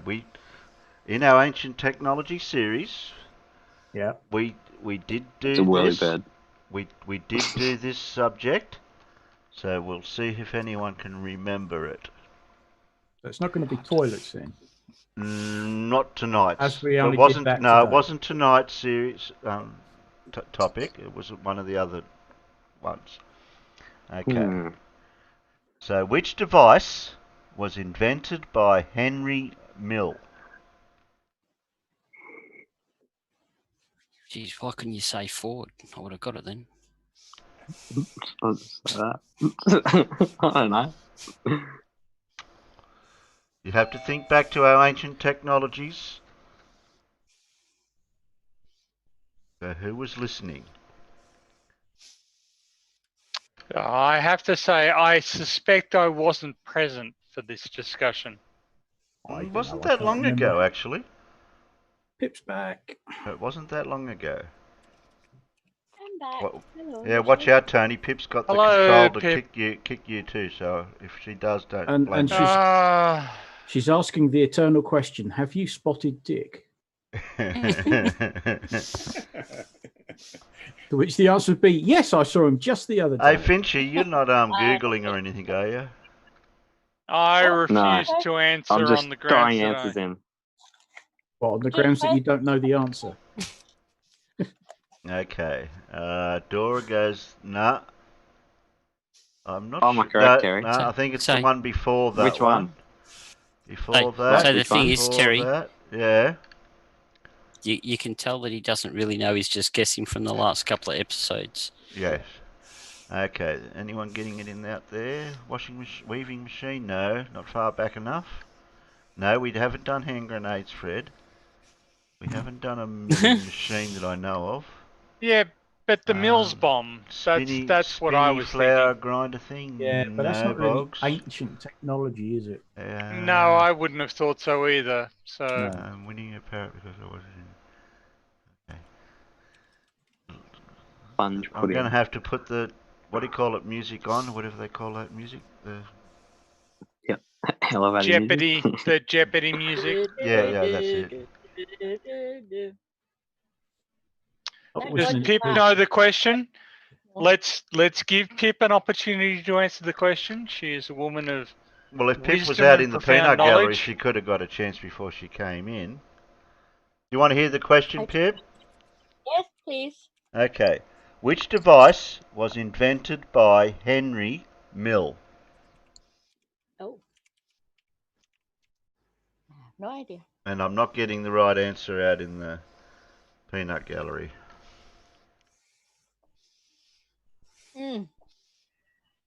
Yeah. Somebody in here, in the internal chat, has given the right answer, but I'm not saying who. Which one is it? I'm not going to say who. I just said. I'm typing mine in then. Well, I'm going to keep guessing then. Looks like we have an answer. I don't know if they cheated or not because a few people have answered already. And LB Things Stuff and More has given us the right answer. Oh, Latonya. Eventually, Hello, Latonya. after everyone else. You weren't supposed to Google the answer. So there you go. Yes, Pip. And Finch, I don't know how many guesses you did, but you just tried it. Like I said, you can tell Finch you couldn't tell. Right. You can tell Finch you didn't know. Yeah, he's probably thinking right back to the episodes we've done in the past few weeks, trying to think what was it. His first guess was correct. His first guess was correct, and that's all that matters. Well, no, because his first guess was the windmill. No, the windmill. No, the windmill was my first guess. Okay, sorry. Yeah. You're right. You're right. I was misled. Okay. LB Stuff Things said it was the only show that I saw. At least she's honest. Yes. Okay, we're up to question 15. We'll try to get through these as quick as we can. Yeah, because it's 29 of them. Yeah, I know. We're up to 4.5 hours here. You know, I'm not going to have time for anything else after this. Oh well, we ain't done bad. Yeah, I know. I didn't say shut up enough times. No. Just tell me to say shut up a bit more often next time. Say shut up, Terry. Shut up, Terry. How am I going to read the questions if I shut up? Yep, this is definitely speeding the show up. Yes, Get bloody Give the on dog a it. bone. Get Okay. on with it. Well, I can't read the questions if you just keep talking. Okay. Question 15. What is the lightest existing metal? And if it's not spelt correctly by the Americans, I'm not gonna. Okay.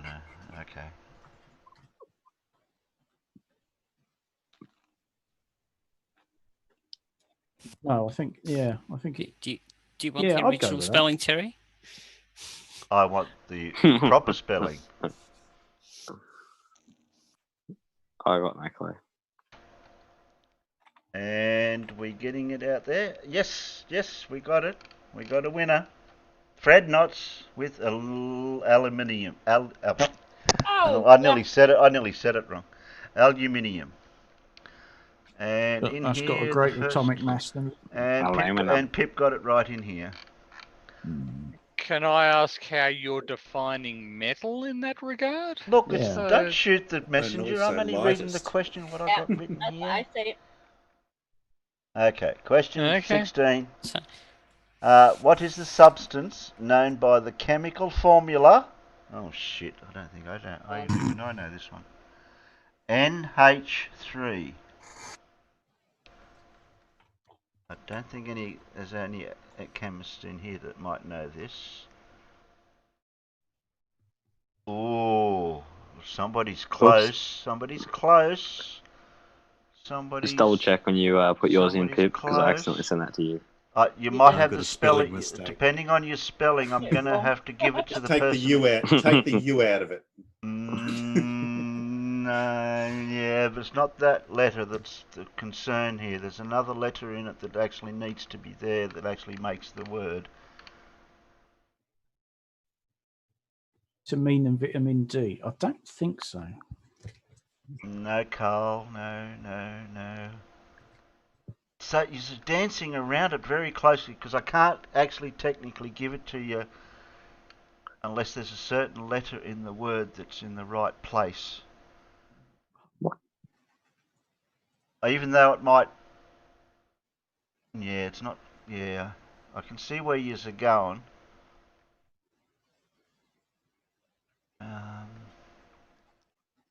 Yeah, okay, I'm not going to get too pedantic about it. I'm going to have to scroll back up. Where was it? Okay, you're dancing around it, so I can't drag it on too much longer. Carl said A-M-M-O-N-I-A. All right, now the first person that said it that way. Oh, Paul got A-M-M-O-N-I-U-A. Yeah, I accidentally put a U in it. Yeah, that wasn't the problem. It's got a C on the end of it. It's actually ammoniac. What? So yeah, I find that very difficult to believe. In fact, yeah, I agree with that. Oh, okay. While I'm doing the question, somebody can Google that word. NH3 is friggin' ammonia. Okay. It's ammonia. Okay. It's ammonia. Do you think it might be a typo in the answer? Because they've got a C on the end of it? I guarantee you. Okay. Yeah. Yep. All right. Well, that's why I thought I wouldn't get too pedantic. I thought, oh, okay, Carl got it. Blue got it. Oh, no, Tony got it, wasn't it? Tony or Paul? Oh, Paul, actually. Yeah. Yeah. Okay. Paul got it. Okay. With the spelling mistake. Yeah. Yeah. Well, that's what I got here, but that's You what knew what I got meant. You were dancing around it, and I thought that one letter was throwing me off in the answer. Okay, number 17. What are the 3 primary colours? This one should be pretty easy.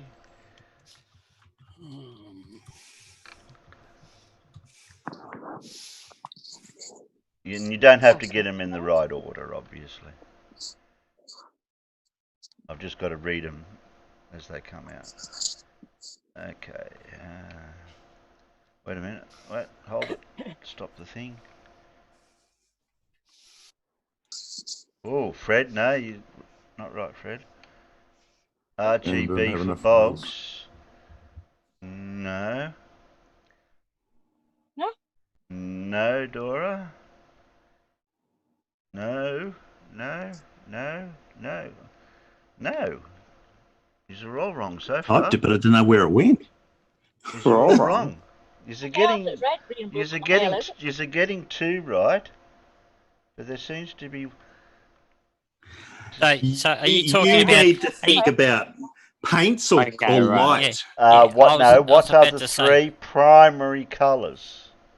Yeah, red, green, It blue. depends what you're talking about. I don't light know. or I'm only paint, reading it word for word what the question is. because it's different. Yeah. You must have a fancy. You must have a fancy printer. If you got that yet? Have you got that colour? Well, I'd say for paint, if that's the way you want to go. In general, it should be. If it's paint, it would be. Put in. There are 2 answers to this question. Well, to make it easier, yeah, I didn't think of it until after I seen the answers coming through. I'm thinking, yeah, no, that's not Because right. for light, it is definitely red, green, and blue. Right, yeah, well, the question should be bloody bit more precise. Yeah.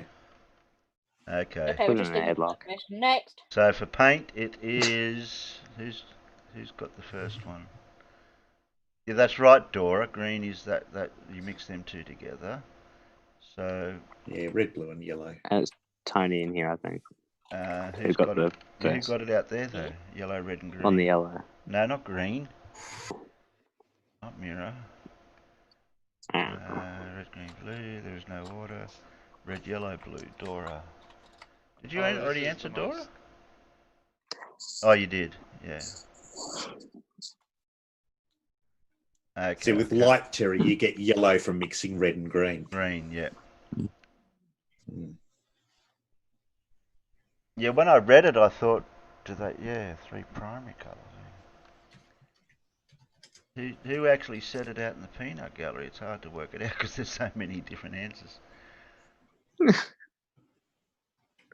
No one actually said blue, yellow, red out there. Everyone was going for the light colours. And strictly speaking, Terry, the primary colours aren't really red, blue, and yellow. They are cyan, magenta, yellow. Yeah. Hey, Paul. Yeah. I just didn't want to hit enter. Yeah. Just didn't want to hit enter. Carl said he answered 12 times. Yeah, but you put red, green, cyan. You didn't have yellow. Yeah, because that's right.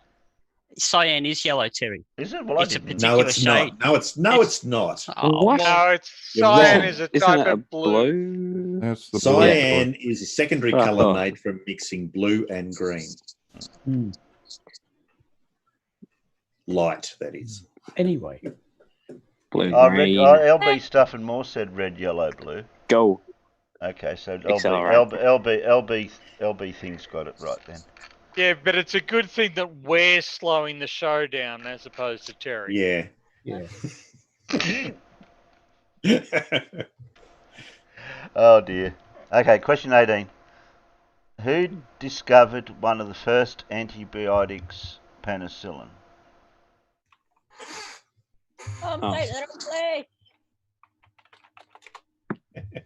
This is just. What in the side chat? Oops. I think this is going to come through an Australian bias because I don't actually think that Fleming discovered it. I think he just discovered how to mass produce it.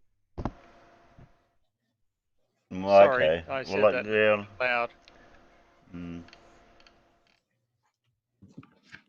We'll just see what they say in the peanuts.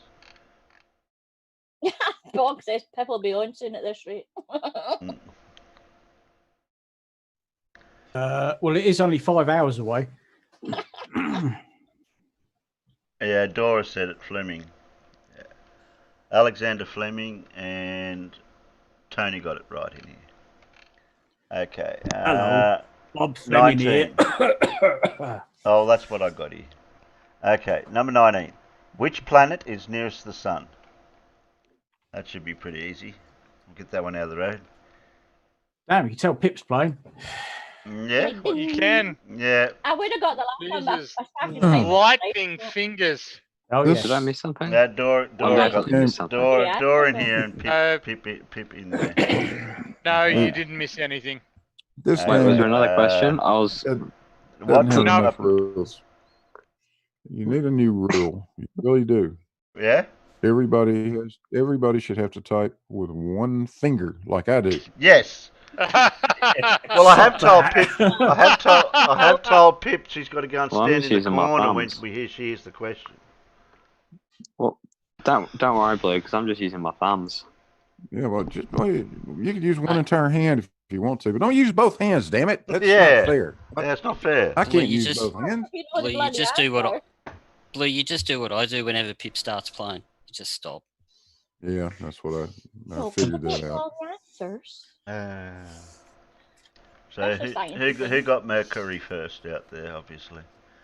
That would be Dora. in here. Yeah. Yeah, Dora and Pip in here. Vulcan, Pip, isn't it? They Pip, just you haven't got found Pip, it yet.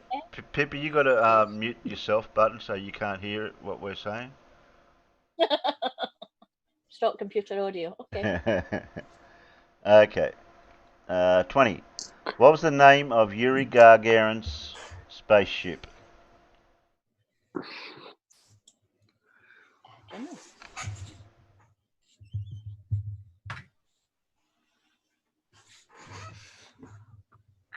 What he said.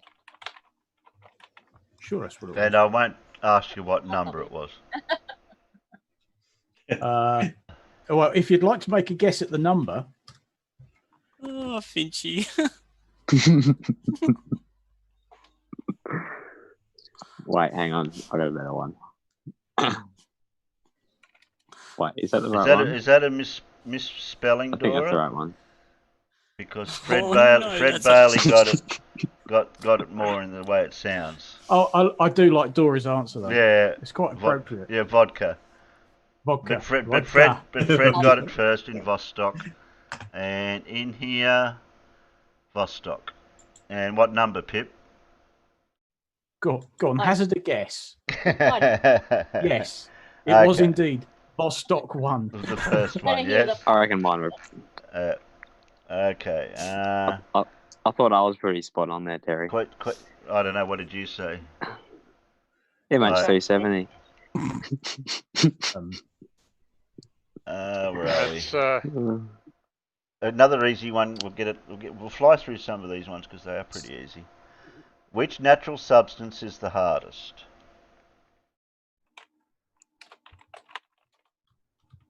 Oh shit! Hey, Blue.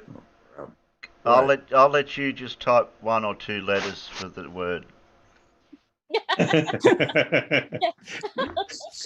Oh, in that case, all he had to type was C. C. Yeah. Okay then. I've got long finger. Well, that's what it's made of, carbon. Okay. Diamond. What? Well, Carl said diamond. So there. Carl actually typed diamond. And and farmer in here. I would give it Dora, but And I'll give Blue a point because he did spell it right. So that's That counts. Yeah, for Blue it does. Yeah. 22. What is the lightest chemical element?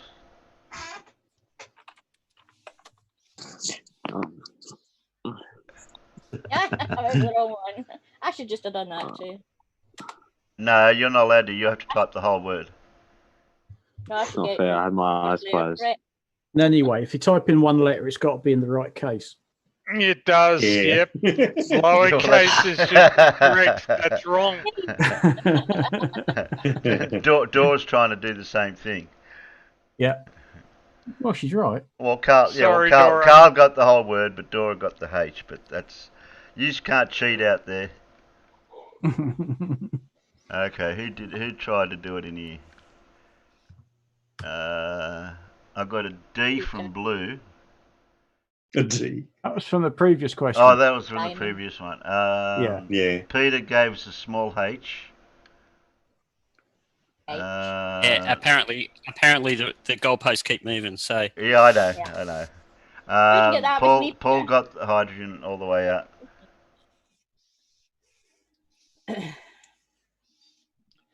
Yeah, you should get double points if you type the whole word. Yeah, that's true. That's right. Oh, that's fine. Take double points. Don't need them. Okay. I'll put them all with the rest of my points so I can buy a Cupid doll. Unreal. Okay. This is an interesting one. What is the brightest star in the northern hemisphere? Brightest star. What? I don't think we. Who moved my keys? Oh, sorry, Pip. I can't give you that. Sorry, you spelled it it's all wrong. right, Pip. D's next to S. It's all good. Sorry, Pip. Yeah. Long fingernails, that's mate. Sorry. No excuses. It's cold here. Why? D for I'm dog not, star. I'm not getting it out in the Wolf peanut star. gallery yet. No, John, I don't know it by any other name. It's not Beetlejuice. It's not Elton John. Beetlejuice. You can't be serious, Terry. I am being serious. Oh, and don't call me Shirley. Why so serious? Nobody's taking the hint. Yeah, Miro's got serious. You put serious. Serious. But has it got another name? But I've got, Yeah. Okay. No, you can't be serious. I am serious. Don't call me Shirley. Yeah, that's it. And if we're being technical, it's Sirius A. Yeah. What? Okay. Not seriously. Who? Sirius. So Pip. Aha. So Pip Christ spelled, almighty, colon, don't do that to me. Pip spelled it with a D, so sorry, Tony got it right then. Who was the first person out there that actually wrote Sirius? Miro. Miro, was it? Okay. Yeah. Aristarchus. Okay. Stop it. Righto, 24. And then you got a few to go. Hey. Which planet was discovered by what's this guy's name? Frederick Herschel in 1781. Which one did Herschel find? It's. I don't know. I always get these two the wrong bloody way round. And I can't believe the person in the internal chat got this right.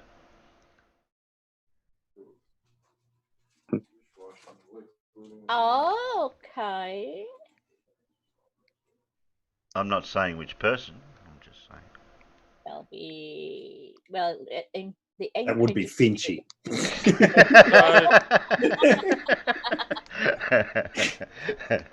That would be not Neptune. That would be not Neptune. I just And can't- Boggs got it. Uranus. Yeah, Yeah. Finchy got Mine? it. Finchy got it right in here first. Yeah, you got one right. He only Because wrote it as a Talking about joke. my anus. Because the There you closer go. in You're not ones, the talking about mine. Galilean planets were discovered obviously by Galileo. Yes. They were easy to see with the naked eye, but yeah, the next one out. Yeah. Yeah, You it's needed, quite small you needed sometimes, one of isn't it? those long tubey things with the glass things on it. No, you just Yeah. went technical. To get to Don't- your anus, Terry. Sorry. Don't dazzle us with your jargon, mate. Okay. 25. In astronomy, what are Pallas, Vesta, and Davida? What was the first word? Pallas, Vesta, and Davida. Nah, Vesta. Okay. I got no clue. Swan Vesta. No, don't they make rice? No, Dora. Vesta. Yeah, technically. Vesta rice? Boggs, I don't know. Swan Vesta. No, Carl. Oh, it's Swan no, Vesta matches. Yeah. No. No. No. Still getting no's out there. My aunts. Okay. I didn't know your aunts were that named. No. They're the names of my testicles. But there's three of them. Yep. Okay. One of them is bigger than the other two. No, Fred. Hemorrhoids? No, Fred. We'll just no, leave Carl. in blissful ignorance, I think.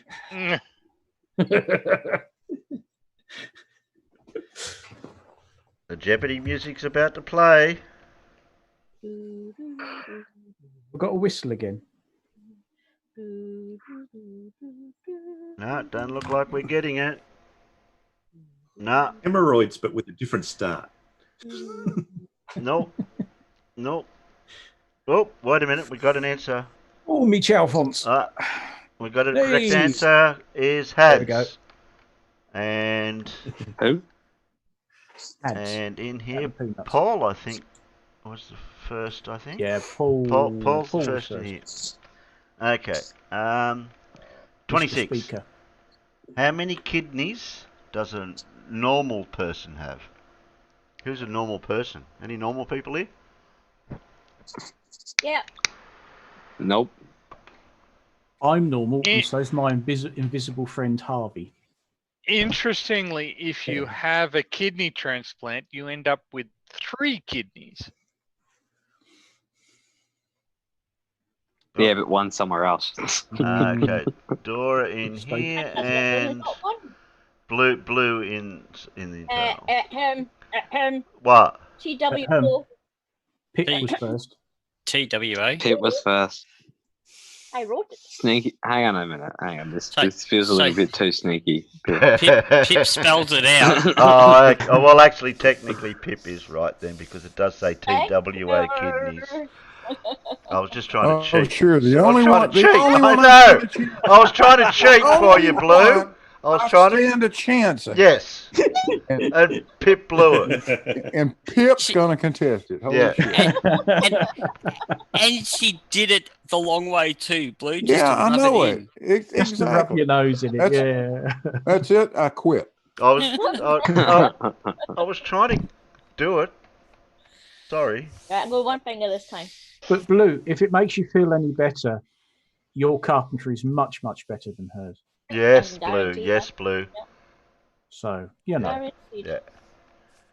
I'm mad. I'm not talking. And to you. your accent, your accent is almost as exotic. Oh God, love it.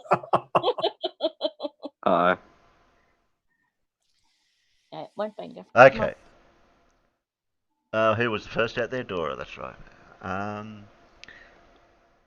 Last 3 questions. Here we go. What is the chemical symbol for the platinum element? Oh, this is going to be a tricky one for some people. I don't know. Oops. Sorry, Blue. Just check that you're sending to everyone when you're there, I Blue. only used one finger. No, that's Atomic Blonde. No one's right yet. They're getting close, but not close enough.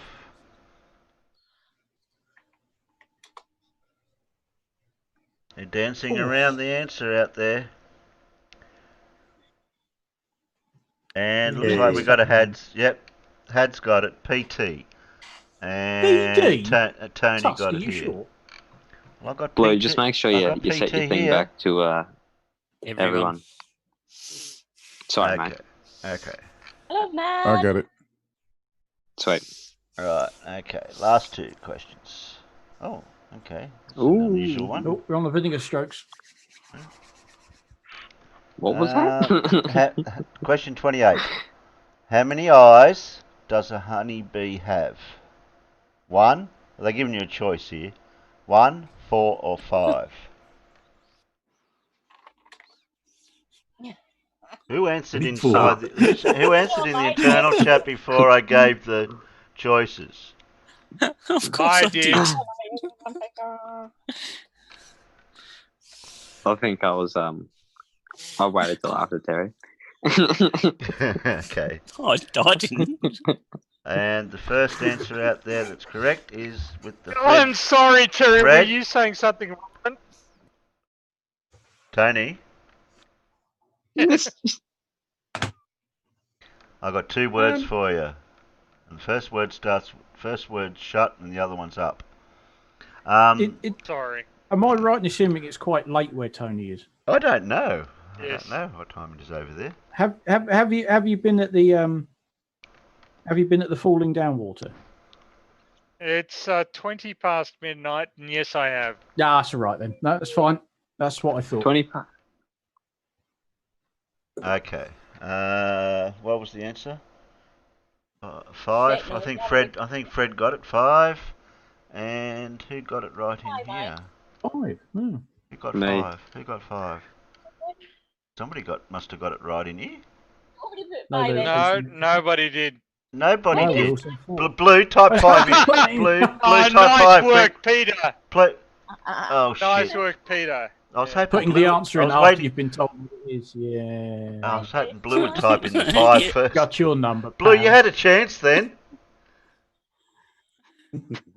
Missed out on it again. Well, you did answer my question. How the hell could you find out that? Find them out. Oh, hang on, Terry. Technically, I've already answered once because I answered 2 before you even finished the question. Oh, so if Blue answered that putting means- 5 that means Blue now, won. he could win that answer. Oh, he has. Have a look. Yes. Yes, The small but he wrote a flying whole animal sentence. has 5 very small eyes. Oh, okay. Well, yeah, Blue got it right in here then. There you There. That's why There. he's not getting them. It's very There you go. different.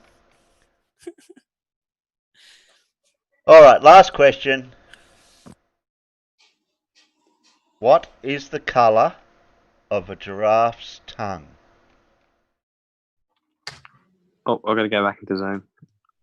And I'll take 2 answers because they give you 2 answers here.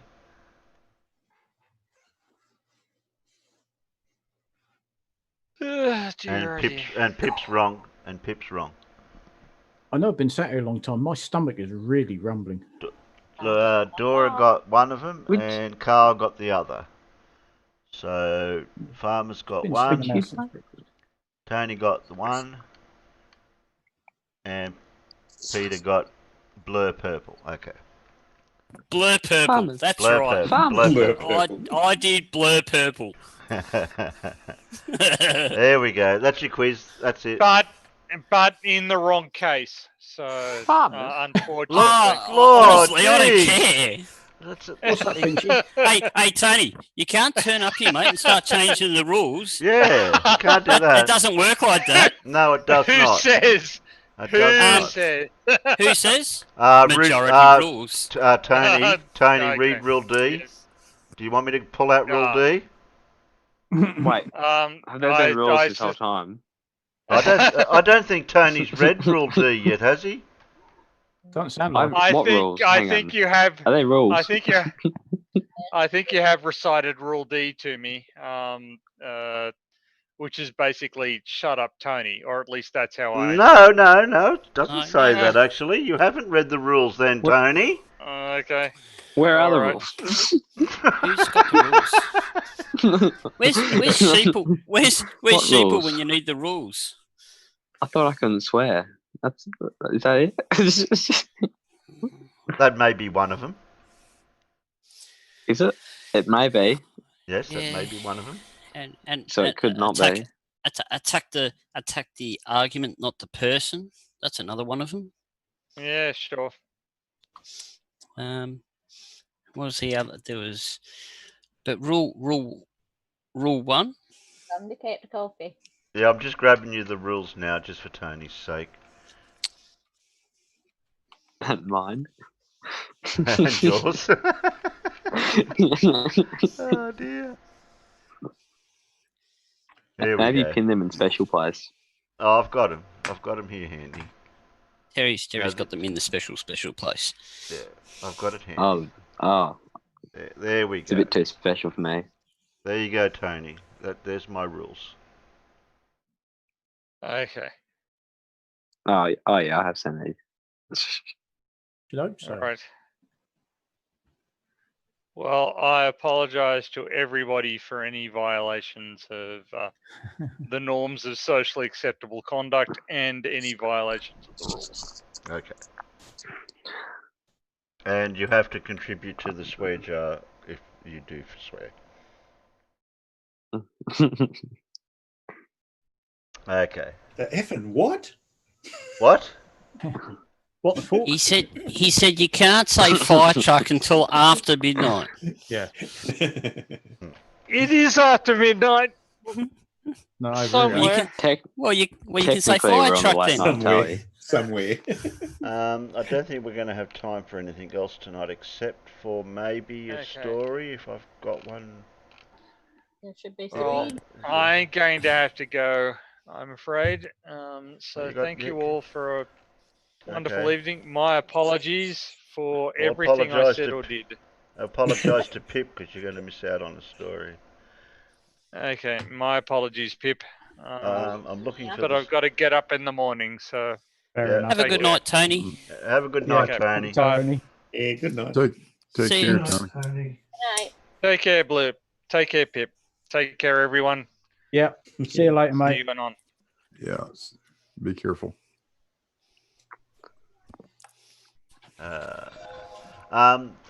Is this one right, Pip? Are you happy now? Is that the last actual No, story? that's a live stream. Oh, that's that's a a live live stream. I'm looking. I've got to scroll up Yeah, further, well, it's do I? like sliding. I'm looking for one. The inflatable, that one.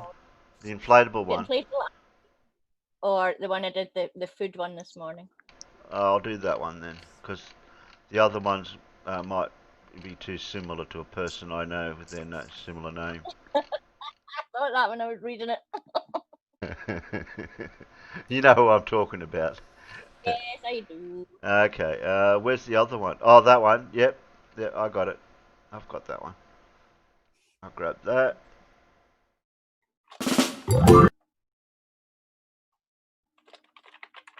There we go.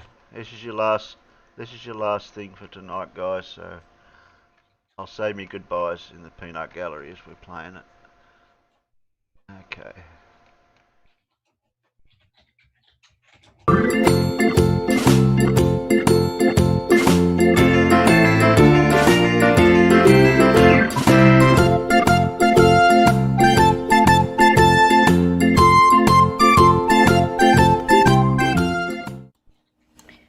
Weird foods from around the world.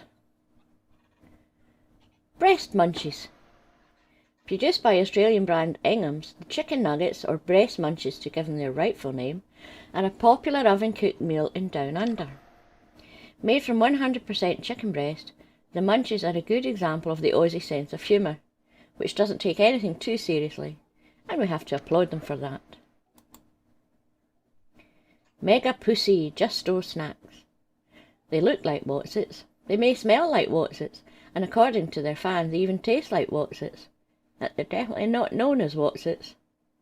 Instead, this cheesy snack from Finland has been given a rather rude name, which will no doubt bring tears of laughter to all corn-based snack connoisseurs.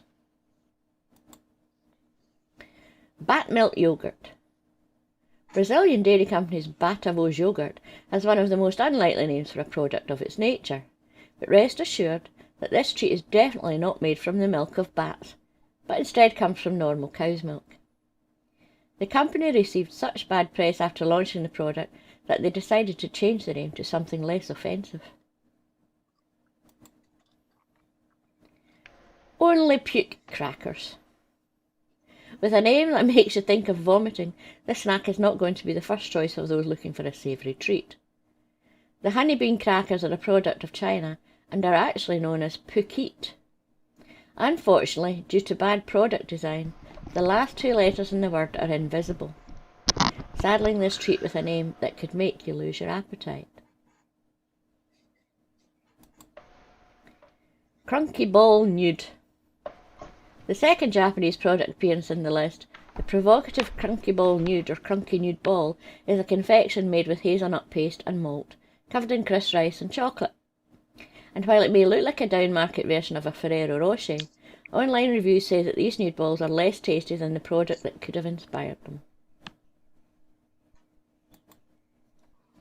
Fresh semen dip.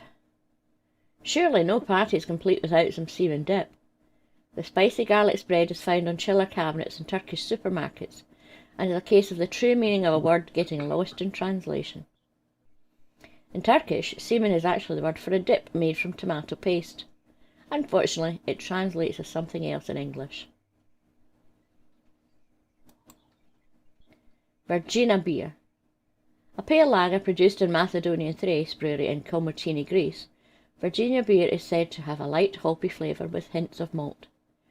According to beer reviewer Michael Farardo, the only negative about this beer is it also has a mild metallic flavour. That one was quite boring. Urinal hot drink. While in some places this is commonly used as a receptacle in males' restrooms, for some people urinal is a hot drink.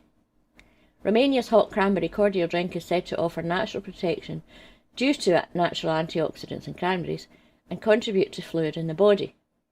We cannot, however, confirm if it's a diuretic. Cream column biscuit roll. Biscuits not shaped like small tubes and filled with cream should not be labelled with such a laughable name. The Japanese product, which is manufactured by the country's biggest confectionery company, Glico, is a favourite with students and children. Colon, which of course sounds and looks like the name for the large intestine, was a deliberate choice of moniker for this particular product. One can't help but wonder what the manufacturers were thinking when they came up with this gem. And with that, I'll leave you with these.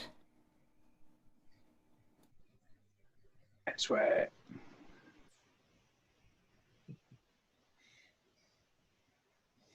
Soup for sluts. Farmer sauce.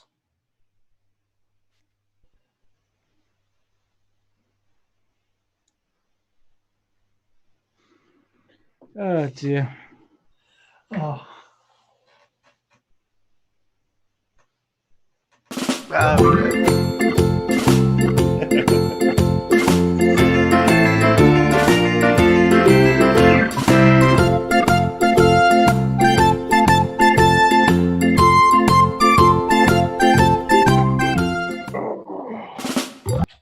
There we go. There we go. That's your lot for tonight. Thanks, Alan. Thanks. I'm not going to pronounce that name. I'd just rather call you Gravity. It's easier. Thanks, Pip. Thanks, Peter. Thanks, Farmer. Thanks, Blue. Thanks, Finchy. Who'd we have out there? Tusk, Carl, LB, Dora. Ooh, Colin. Thank God it's flat. Bacon Earth. Got to keep scrolling up. Mad B was out there. He dropped in. Can't remember anyone else at the top of my head. Mad B? Have I missed a name? Oh, John Rapp. There's John. That's it. Alright then. Night Peanuts. Night everyone else. Night Peanuts. Night Peanuts. Peanuts. Not Right, peanuts. chill goes and a pine cashews. nuts. What was that, Paul? I missed it. I'll I wait. said good night. I said good night. Chill goes a pine nuts. Here goes a pine nuts. My God, you are getting low on the list, aren't you? Yeah, man. Yeah. I really have to search hard now. Yeah. You should go nut hunting, man. Well, you never know where you'll never know where you'll find nuts.